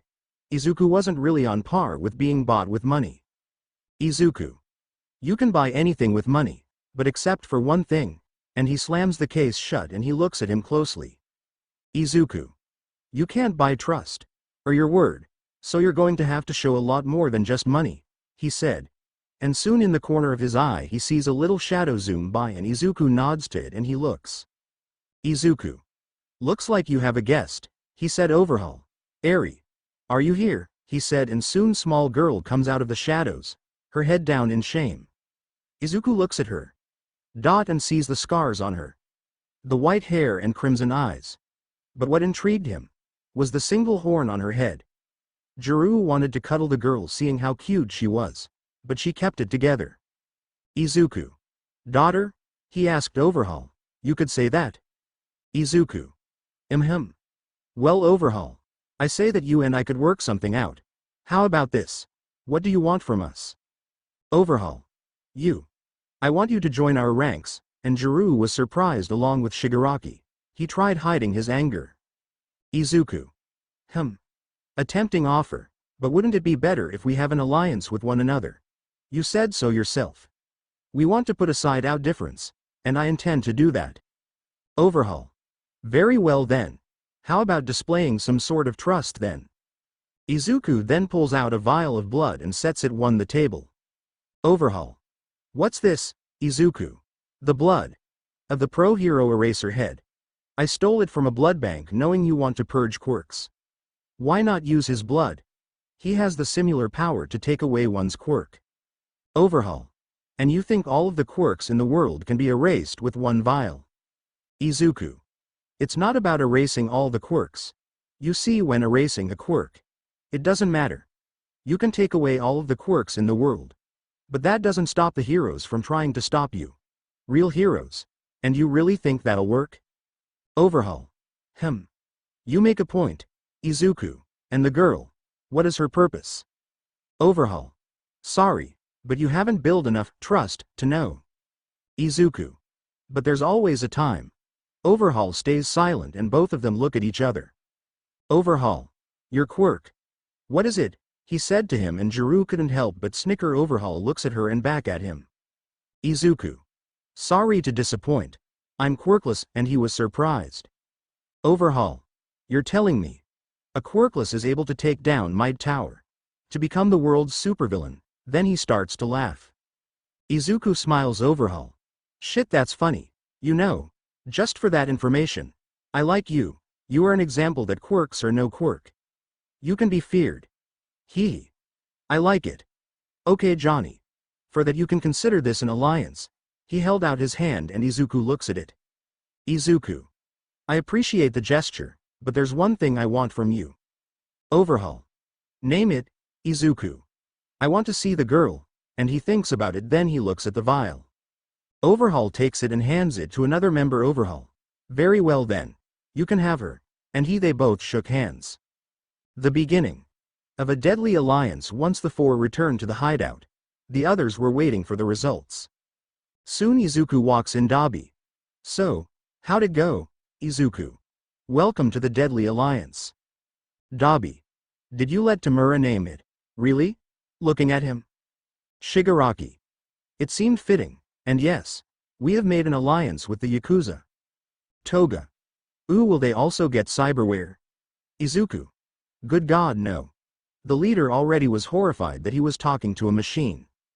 Dabi. Figures. Soon he notices a little shadow and sees a kid. Toga squealed along with Ochako. Oh my God, she's so cute. Toga. I just want to pinch those little cheeks. Izuku. This is Eri. The gift we received from the Yakuza. Dabi. They gave you a kid? Shigaraki. It was that or money that could be traced. Dabi. Fair enough. Izuku. Where's Auntie? Dabi. She's upstairs sleeping. Of course it's the first time in years that she's felt safe. And now for the tot here, to which Eri hides behind Jiro. Flashback 40 minutes earlier, little Eri was happy that she is able to get out of this horrible place. The needles. The devices he used on her, but when she saw Izuku for the first time, she was scared. Fearful looking at him. He looked like one of those monsters in her nightmares. But she sees the lady right next to him. The one with the mask. Through her visor she could see her eyes. She was kind and gentle. She knew she could trust her. Soon she heard Overhaul bringing her close to Johnny Silverhand, he calls him. Izuku. So, Eri. Welcome to the league. Jiro kneeled down to her level. Hey. It's alright, we're here to take you back to our home. Alright? And she nods. The car ride was odd. Johnny sat by her and Jiro was holding his hand. Did they like each other? Are they really close? Like a mom and dad? Jiro soon takes off her mask and she smiled softly at her, reassuring her that everything will be okay. She looks at Izuku next. Instead of the steel-cold glare that would even put her former father in his place. Instead she sees the warmth look on him. Even though the rest of him was cold. He felt like a metal bench. Cold the moment you sit or lean on him, maybe things won't turn out the worst. Flashback ends. Eri is still nervous with the rest of the league, but the brown-haired lady seems to be good friends with Jiro. She looks around to see Tamura, or the pale man she calls him, playing a game. There was this big man wearing a red cap and overalls, his big mustache, and shouting gleefully, jumping around these platforms. She walks to the TV and watches him play. Jiro approves of it and she watches her in case it gets a little tense. Izuku meanwhile went to his lab. Probably to install more cyberware in himself. Dabi was drinking as usual and Kurogiri was preparing a wrist room for her to stay the night in. Izuku. The plan was simple. Take the bait or possibly install a demon into his hardware. But instead we got the better option. Becoming allies with each other, showing one another that they can work together. Peacefully. Of course I am still wary of Overhaul. I scanned Eri in case she had any type of tracker on her. But there was none. And I double-checked the moment we arrived at the base. Her quirk is an odd one. The ability to reverse time. By that I mean when she touches someone she could reverse their age. Or in fact kill them by turning them back before they even became a thought. It's dangerous and she is quite timid about it. Don't blame her. She seems to warm up to Jiro well. Me. Not so much. Well, I don't blame any child that meets Johnny Silverhand in the flesh or machine. Tomorrow we have something in store for the heroes. And I will be with Overhaul the majority of it. The plan is simple really. The heroes are going on their internships with their heroes and is gonna go into their second semester. We gave them a hell of a first semester, they stand no chance. Soon they will have no choice but to bring children into their little war with us. Shows how pathetic and desperate they really are. And the golden opportunity to recruit more members possibly. Another horrific mistake they made, is the idea that there's a traitor in their ranks. Thinking we planted a spy, in their defense it seemed reasonable. But as you see, I don't need a spy, I get everything from their networks. They never thought to ever improve their security. It's quite sad honestly. So now the real fun will begin. Overhaul and Tamura will make a grand appearance soon.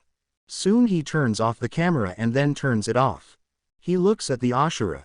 He made more bullets. Of course it was still on priority setting number 2. And number 3 will aim for the foot or hands, and number 4. The head, it will pull off a headshot, and he likes it. He should have used it on Izumi and her friends. Killing one of those pests would be beneficial. Oh well, next thing he does is he starts doing some adjustments to his legs.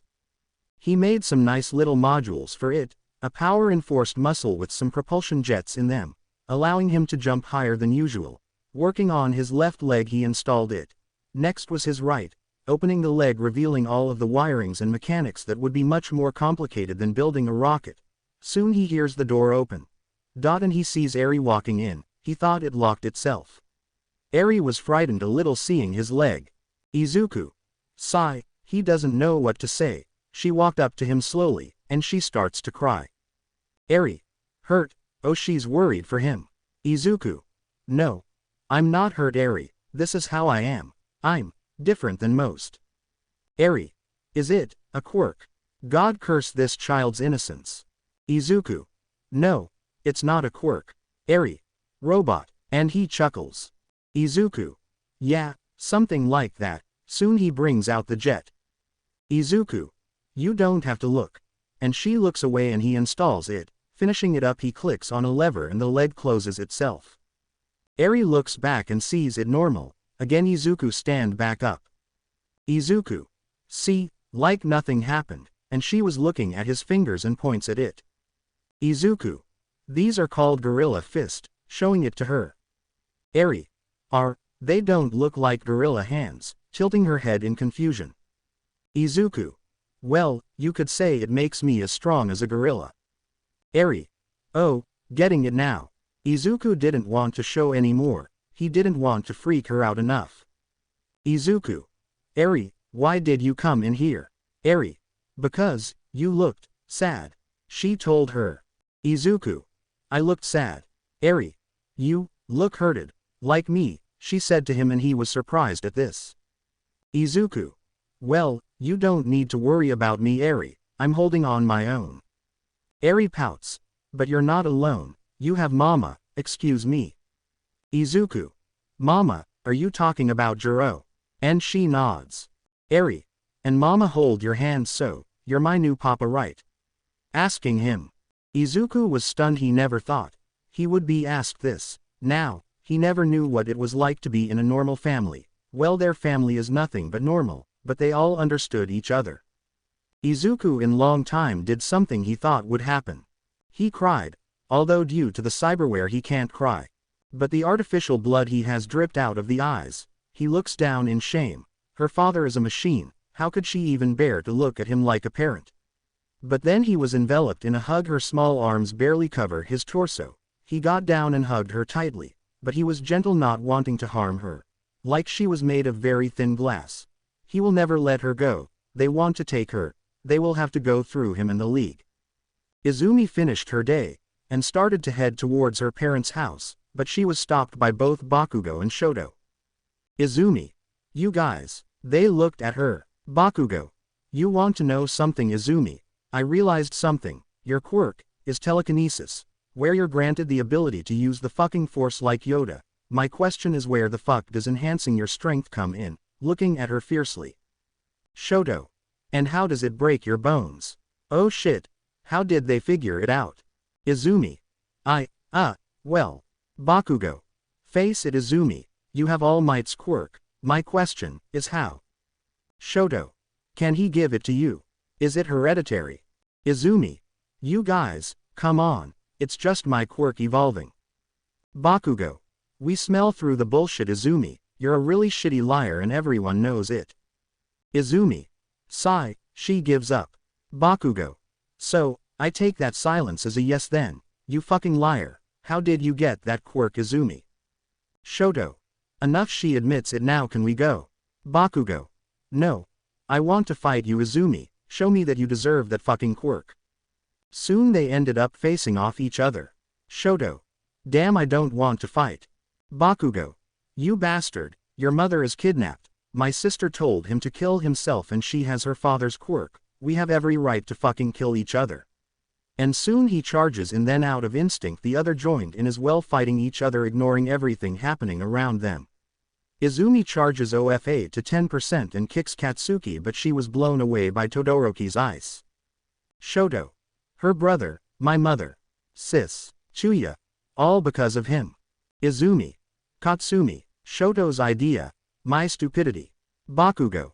That fucking Deku. My fucking sister. My mother loves him more than the two of us combined. Fuck. And they continued to fight, both bleeding and suffered bruises and cuts. Breathing heavily they went on and on and on, letting everything out. All their rage, all their anger and hate for each other. Soon it all ends at one final attack, throwing everything they have. It ended up in a huge explosion, resulting all three of them laying in a triangle formation. Izumi. You fuckers. Shoto. Same to you, too. Bakugo. Why, how the fuck did it come to this? Soon they see a figure standing above them. Shoto. God. Isawa. If God is as tired as me, then I would have thrown all of you into hell. Get up. Furious, but he didn't need to show it. Soon all three of them got up. Isawa. Start talking. Now, they all were scared of him, showing pure rage. Izumi. Well, it's complicated. Isawa. If it's about your father, then come on. Shoto. Not worried we broke something. Isawa. Don't care. You brought on yourselves, not hurry up. Turning back at them, they limped their way through the school until they reached the offices. They sat down next to each other while Isawa leans on the desk. Isawa. Give me one reason why I shouldn't expel you three right now. Bakugo. Fucking ask her. Izumi. Me, you're the one who started it. Shoto. Mr. Isawa. I tried to tell them not to fight. But when he started to attack, something in all of us just let it all out, I guess. Isawa.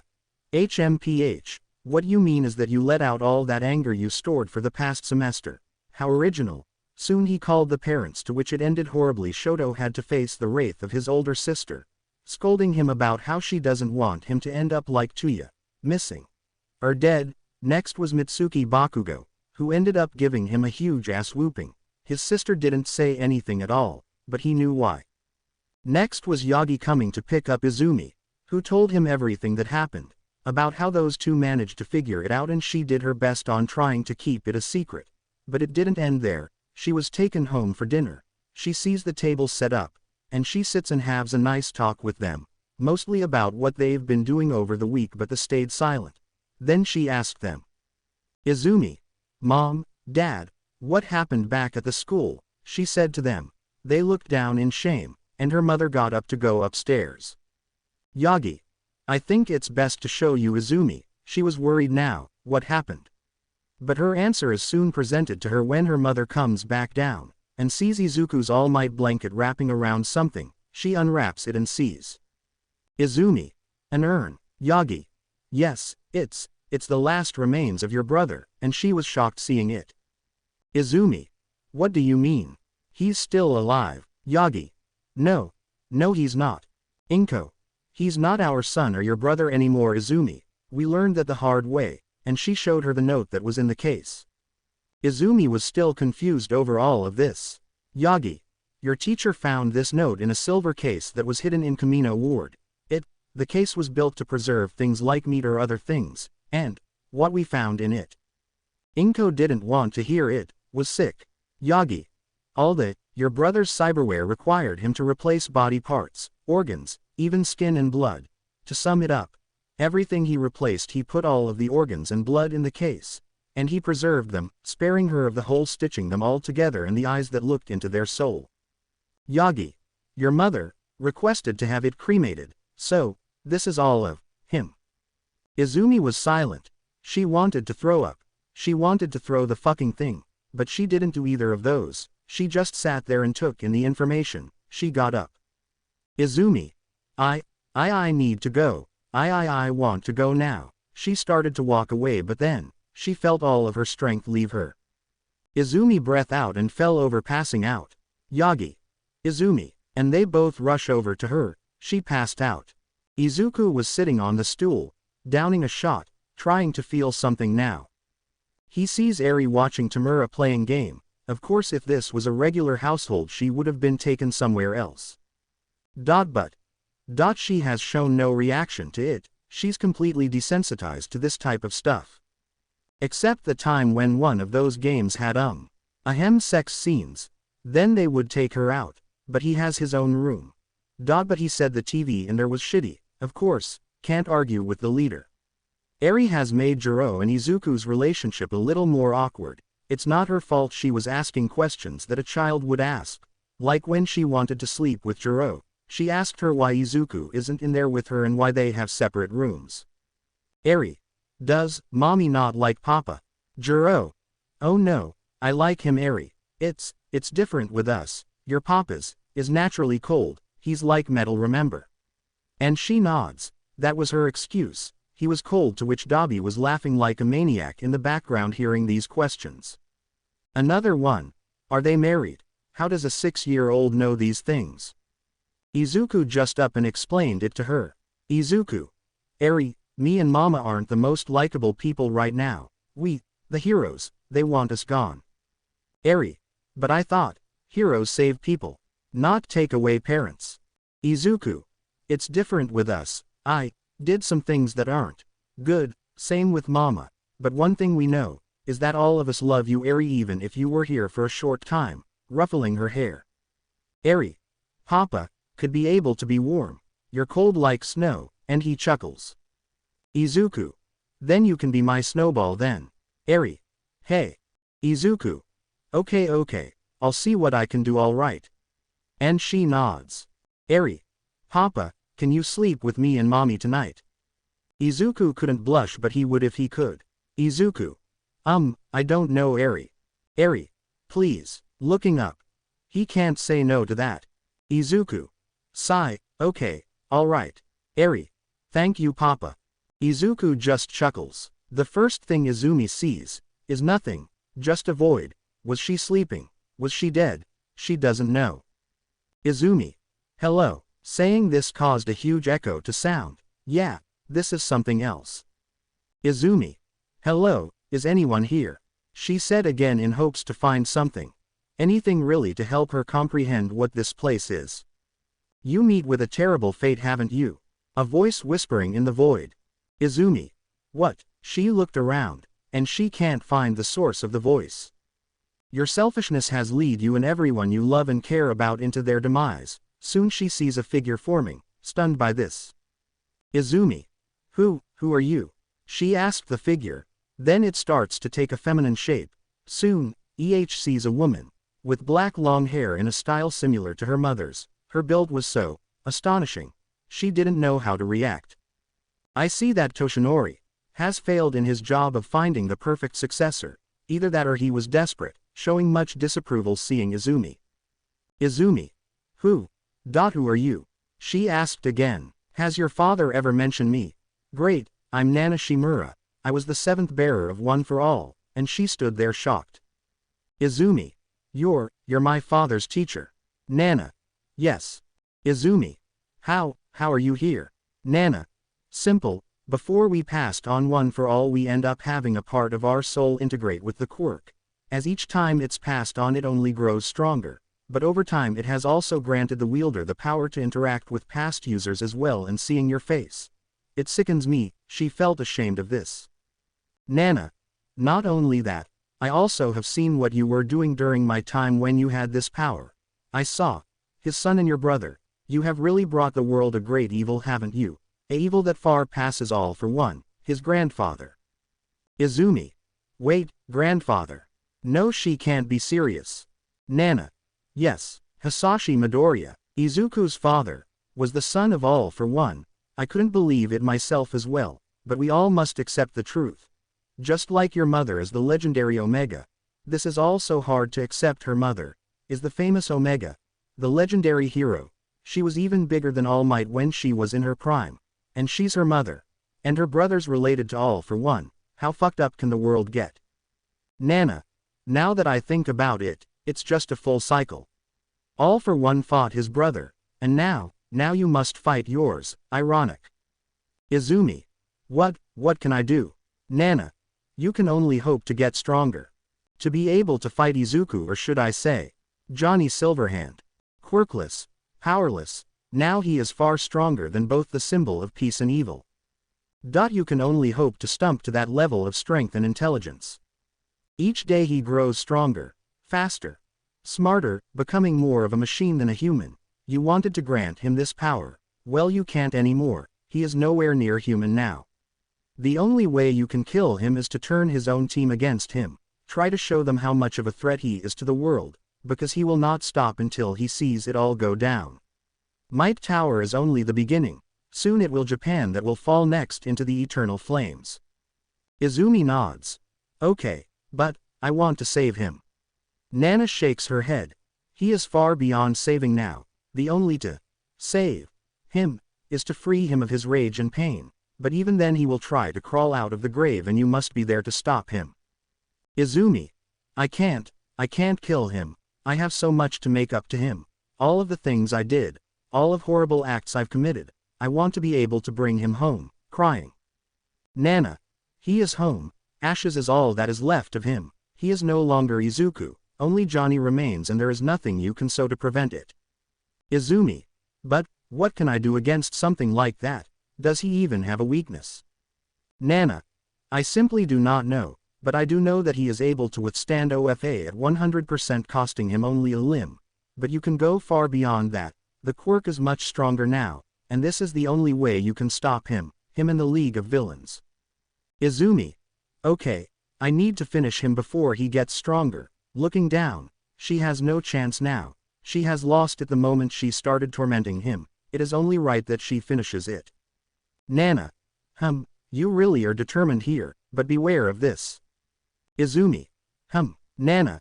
Izuku treats the League as if it was his own family. If you take that away from him, know that a man with nothing left to lose is the most dangerous one, before she starts to fade away.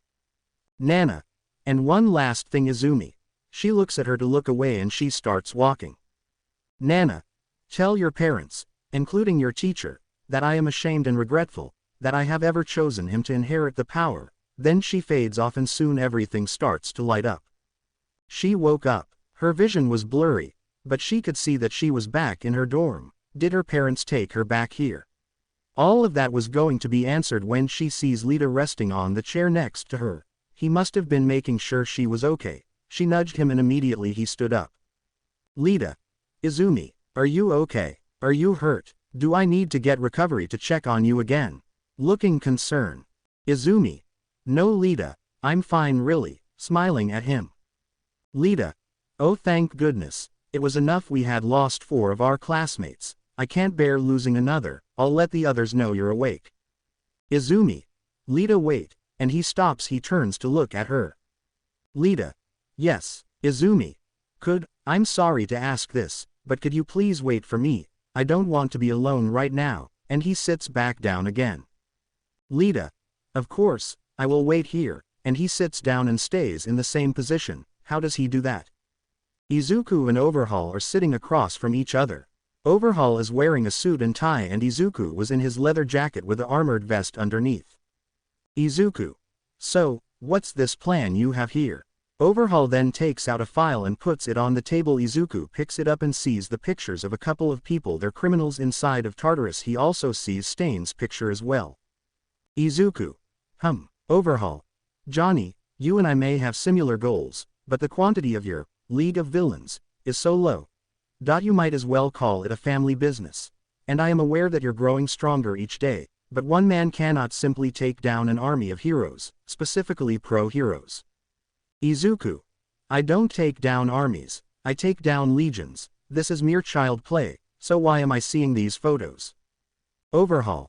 Think of it as a resume, to recruit more useful members, and he nods. Izuku then puts a hand in his pocket and pulls out a small bottle, opening it and he drinks it. Izuku. Wonderful, now then, I believe I can now provide my services to you. Overhaul. Your leader and I have been discussing some quite unique ideas. One is that we show a display of our alliance by attacking a public area. Izuku. And how is that supposed to be a simple display of strength instead of being a generic shootout that you can sew in a video game? Overhaul. It'll draw the attention of the pro-heroes, and Shigaraki has mentioned you have a great aim with a gun. Izuku. You could say that. Overhaul. I want you to not just kill them, but their careers, by firing my quirk erasing bullets at them from another location, while me and my group will keep them at bay. Only then will you get a clear shot. Izuku. Why not let me go up to them? I can do it personally. Overhaul. Shigaraki has demanded that you lay low, for now, the world hasn't seen you in a long time, and when you do make your grand debut, you will make sure it will be something to remember, making another mark in history. Izuku. Okay, I'm sold on it. Can't refuse the chance of shooting heroes and killing their careers, even without them I took out Midnight. Overhaul laughs. Yes, you shot her leg off. Nothing could have been any more embarrassing for her. Izuku. When's the plan? Overhaul. In 3 days. Izuku. Enough time for me to prepare. He gets up.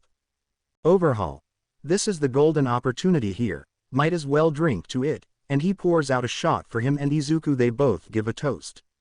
Izuku.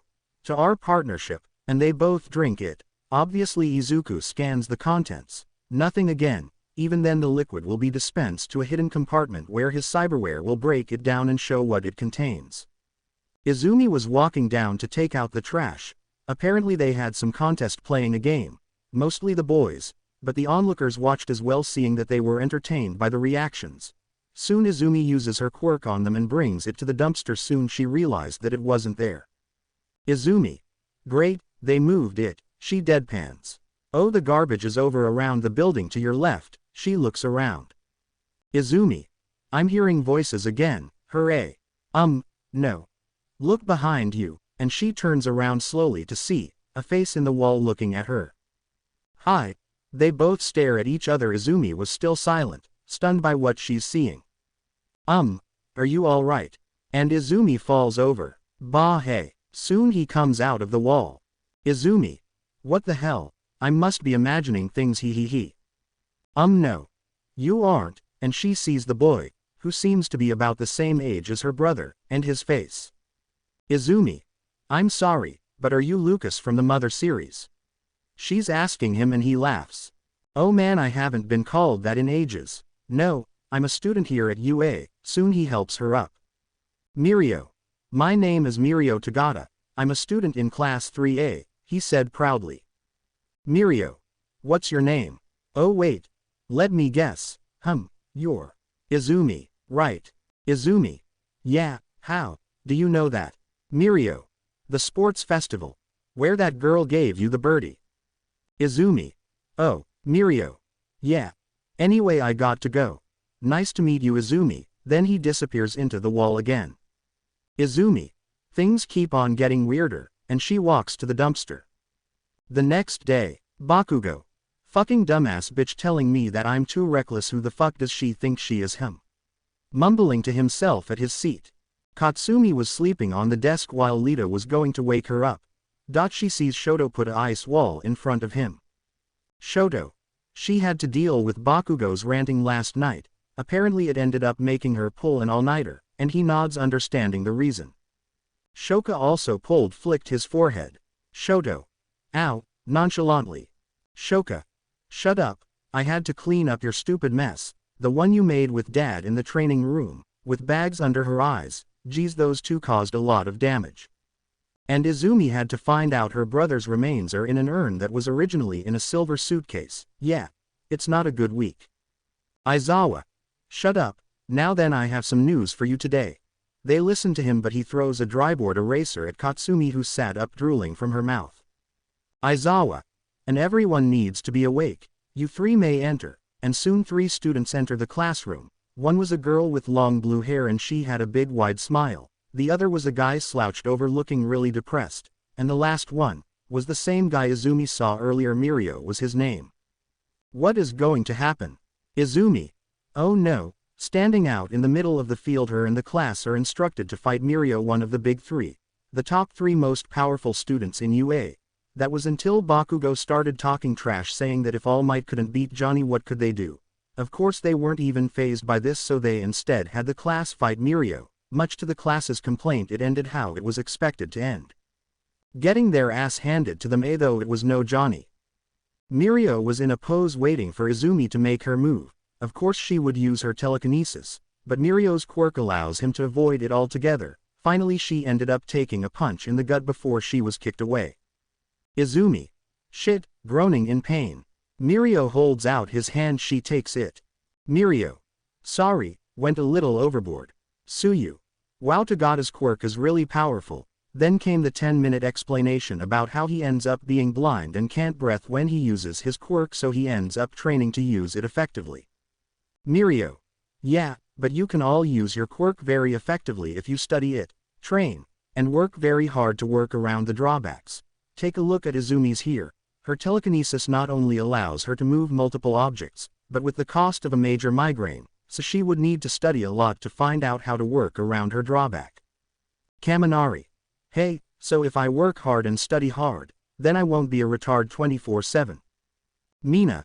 Oh Kaminari, we're idiots no matter what. Smiling. Bakugo. Whatever. Katsumi. The hell are you bitching about now? Bakugo. None of your fucking business. Katsumi. Say it again, bitch. I dare you. Now trying to put him in a chokehold. Isawa. Enough. Sternly looking at the two, soon the girl named Najire comes up to Izumi. Najire. Wow, you handled him pretty well. What's your name? Are you nice? What do you like to do for fun? Why is your hair like that? Are you a Jedi? Question after question after question, she managed to answer most of it. Najire. Ooh, Tamaki. Najire. Please stop it, solemn about it. Izumi. Oh, it's fine really. It's nice to talk to her actually. Although replace them with quirk questions and you have his old self. Isawa. Alright, now I see what your skill level is. We can get to work. Obviously Tagada failed to mention why he wanted to fight you. For your hero agency internships. So you could better improve both your skill and experience out in the field. Of course you're wondering who your intern is going to be. Whatever you had back at the sports festival if you choose to do it.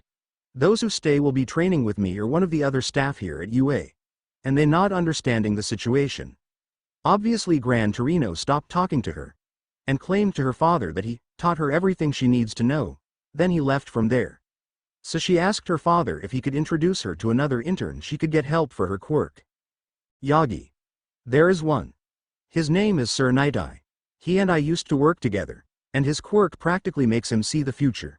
But I want to know why you want to see him, asking curiously.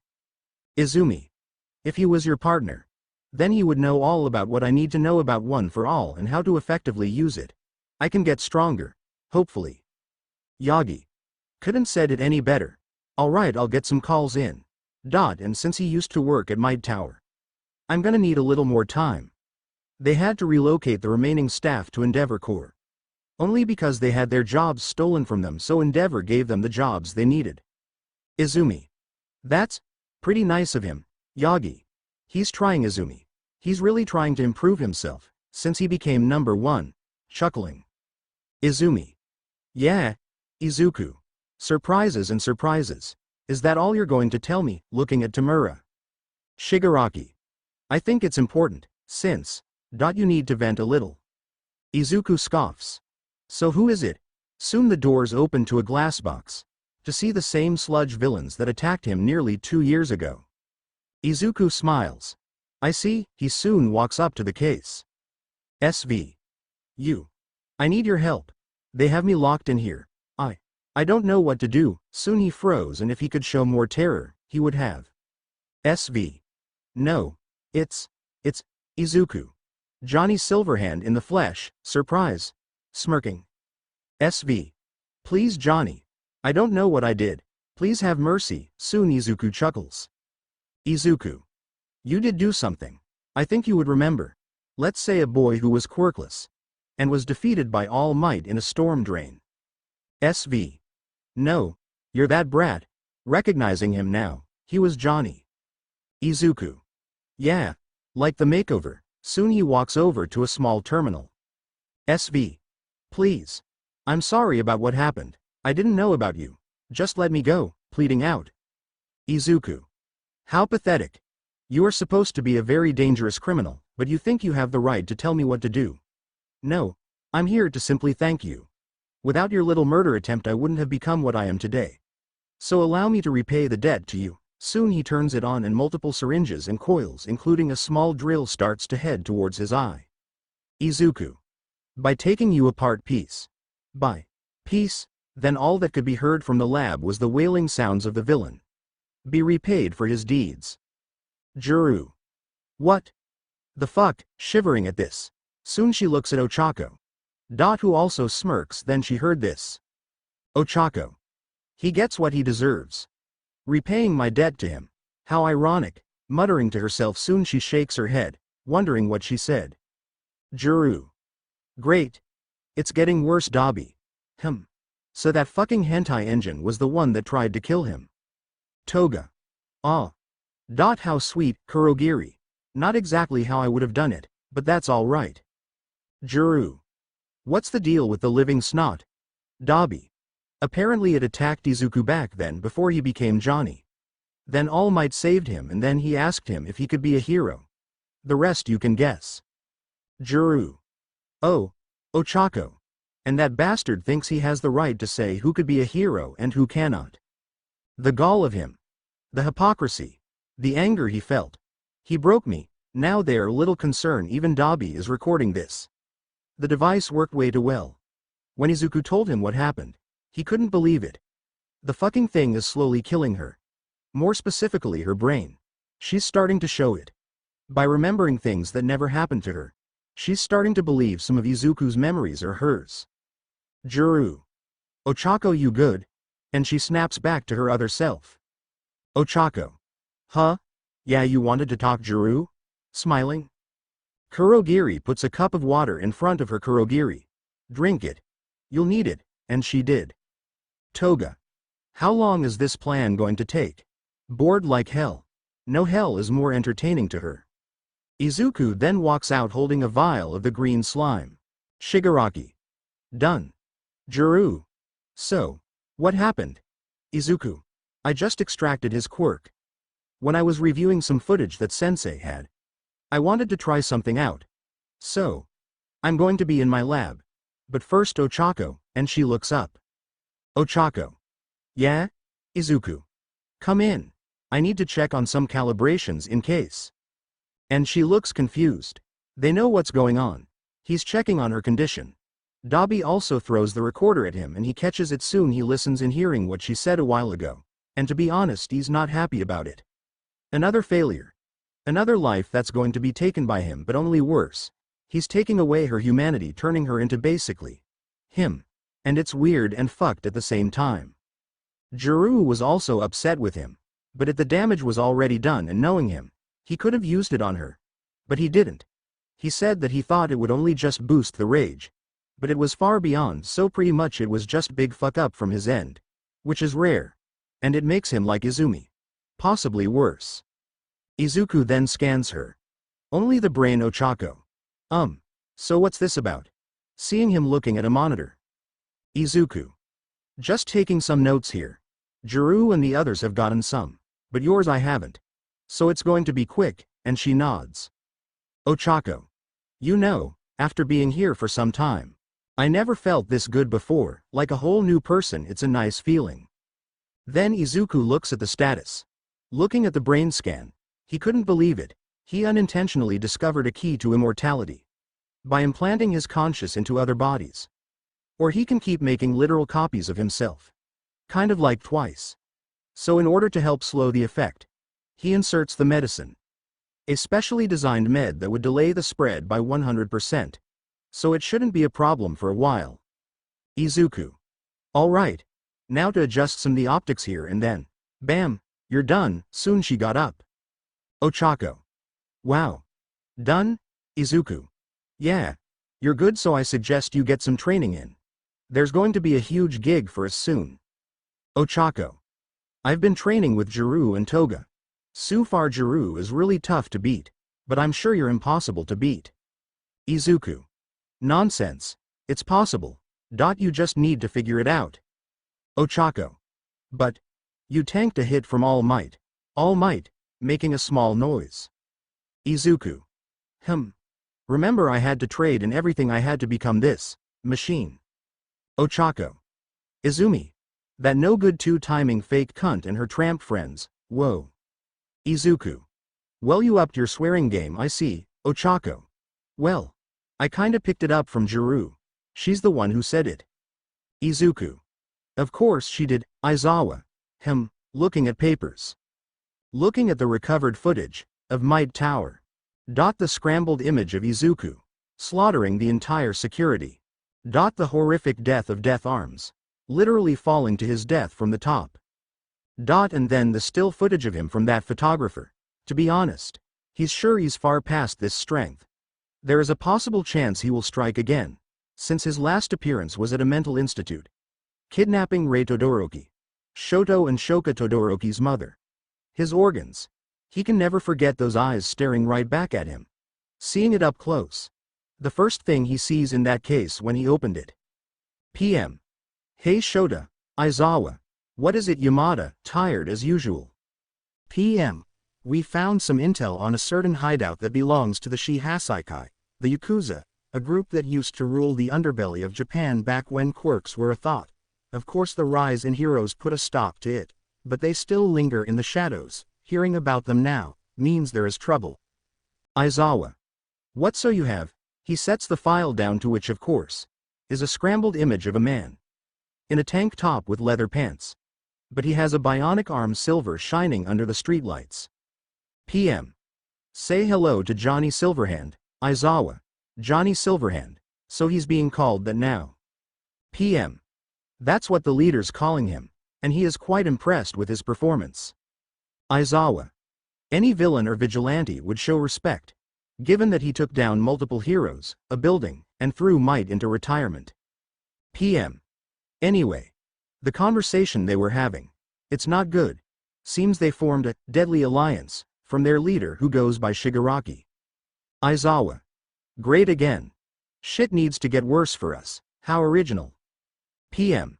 That's not all, showing him another photo. A picture of a little girl. She looked scared and frightened by Johnny. PM. This girl.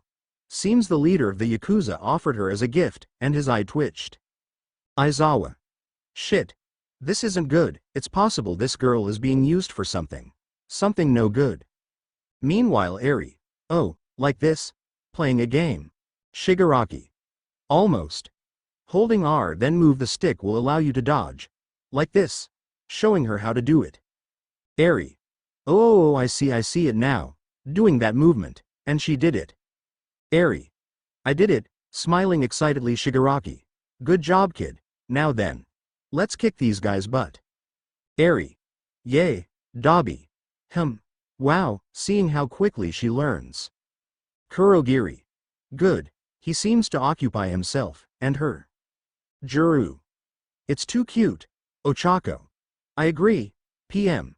So here's the recording of that conversation.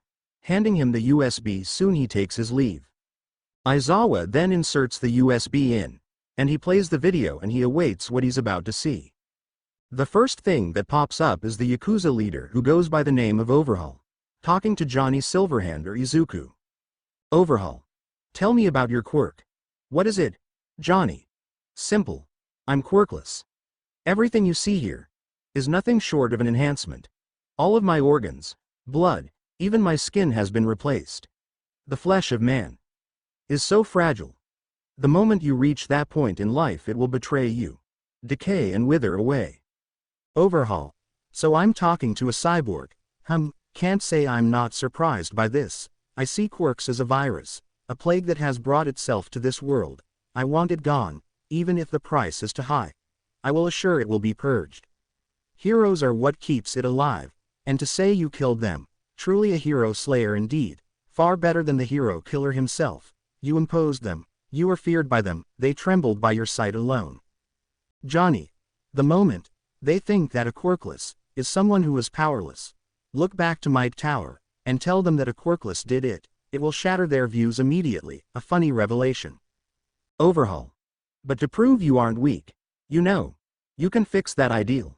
The people look up to you now. And by that I mean the people who are quirkless. Or have very weak quirks, they say.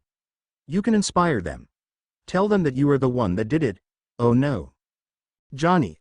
Funny you're the one to say it. How hilarious is it that villains and even the leader of the Yakuza can see the value of one based off not from a quirk, but how strong, smart, or reliant they can be, and heroes just cast them away and continue to be arrogant to the whole thing. Overhaul. Only time will tell. You already left a mark in history. Why don't you just burn it instead? Johnny. That's my intention. and I don't plan on changing it. Then the recording stops. Isawa. Just another rant. But the possibility that Quirkless are now looking up to Johnny Silverhand. Soon Nezu walks in. Nezu.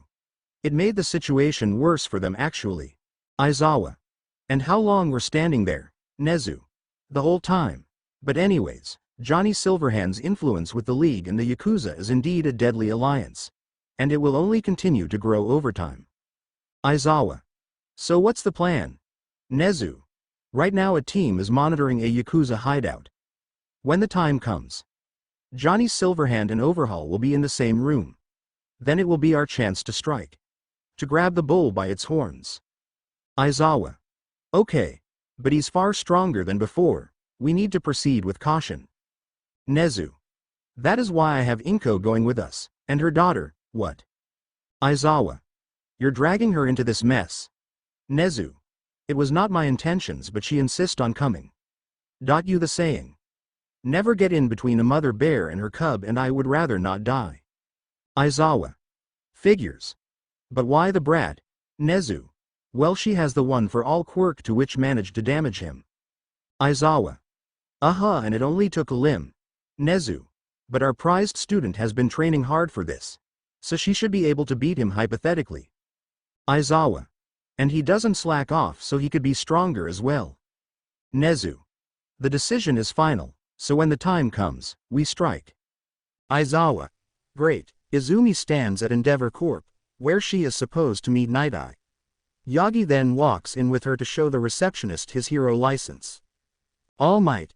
It is an honor. Bowing soon she told them where to go and what floor they'll be in. Soon they stand in the elevator. Izumi.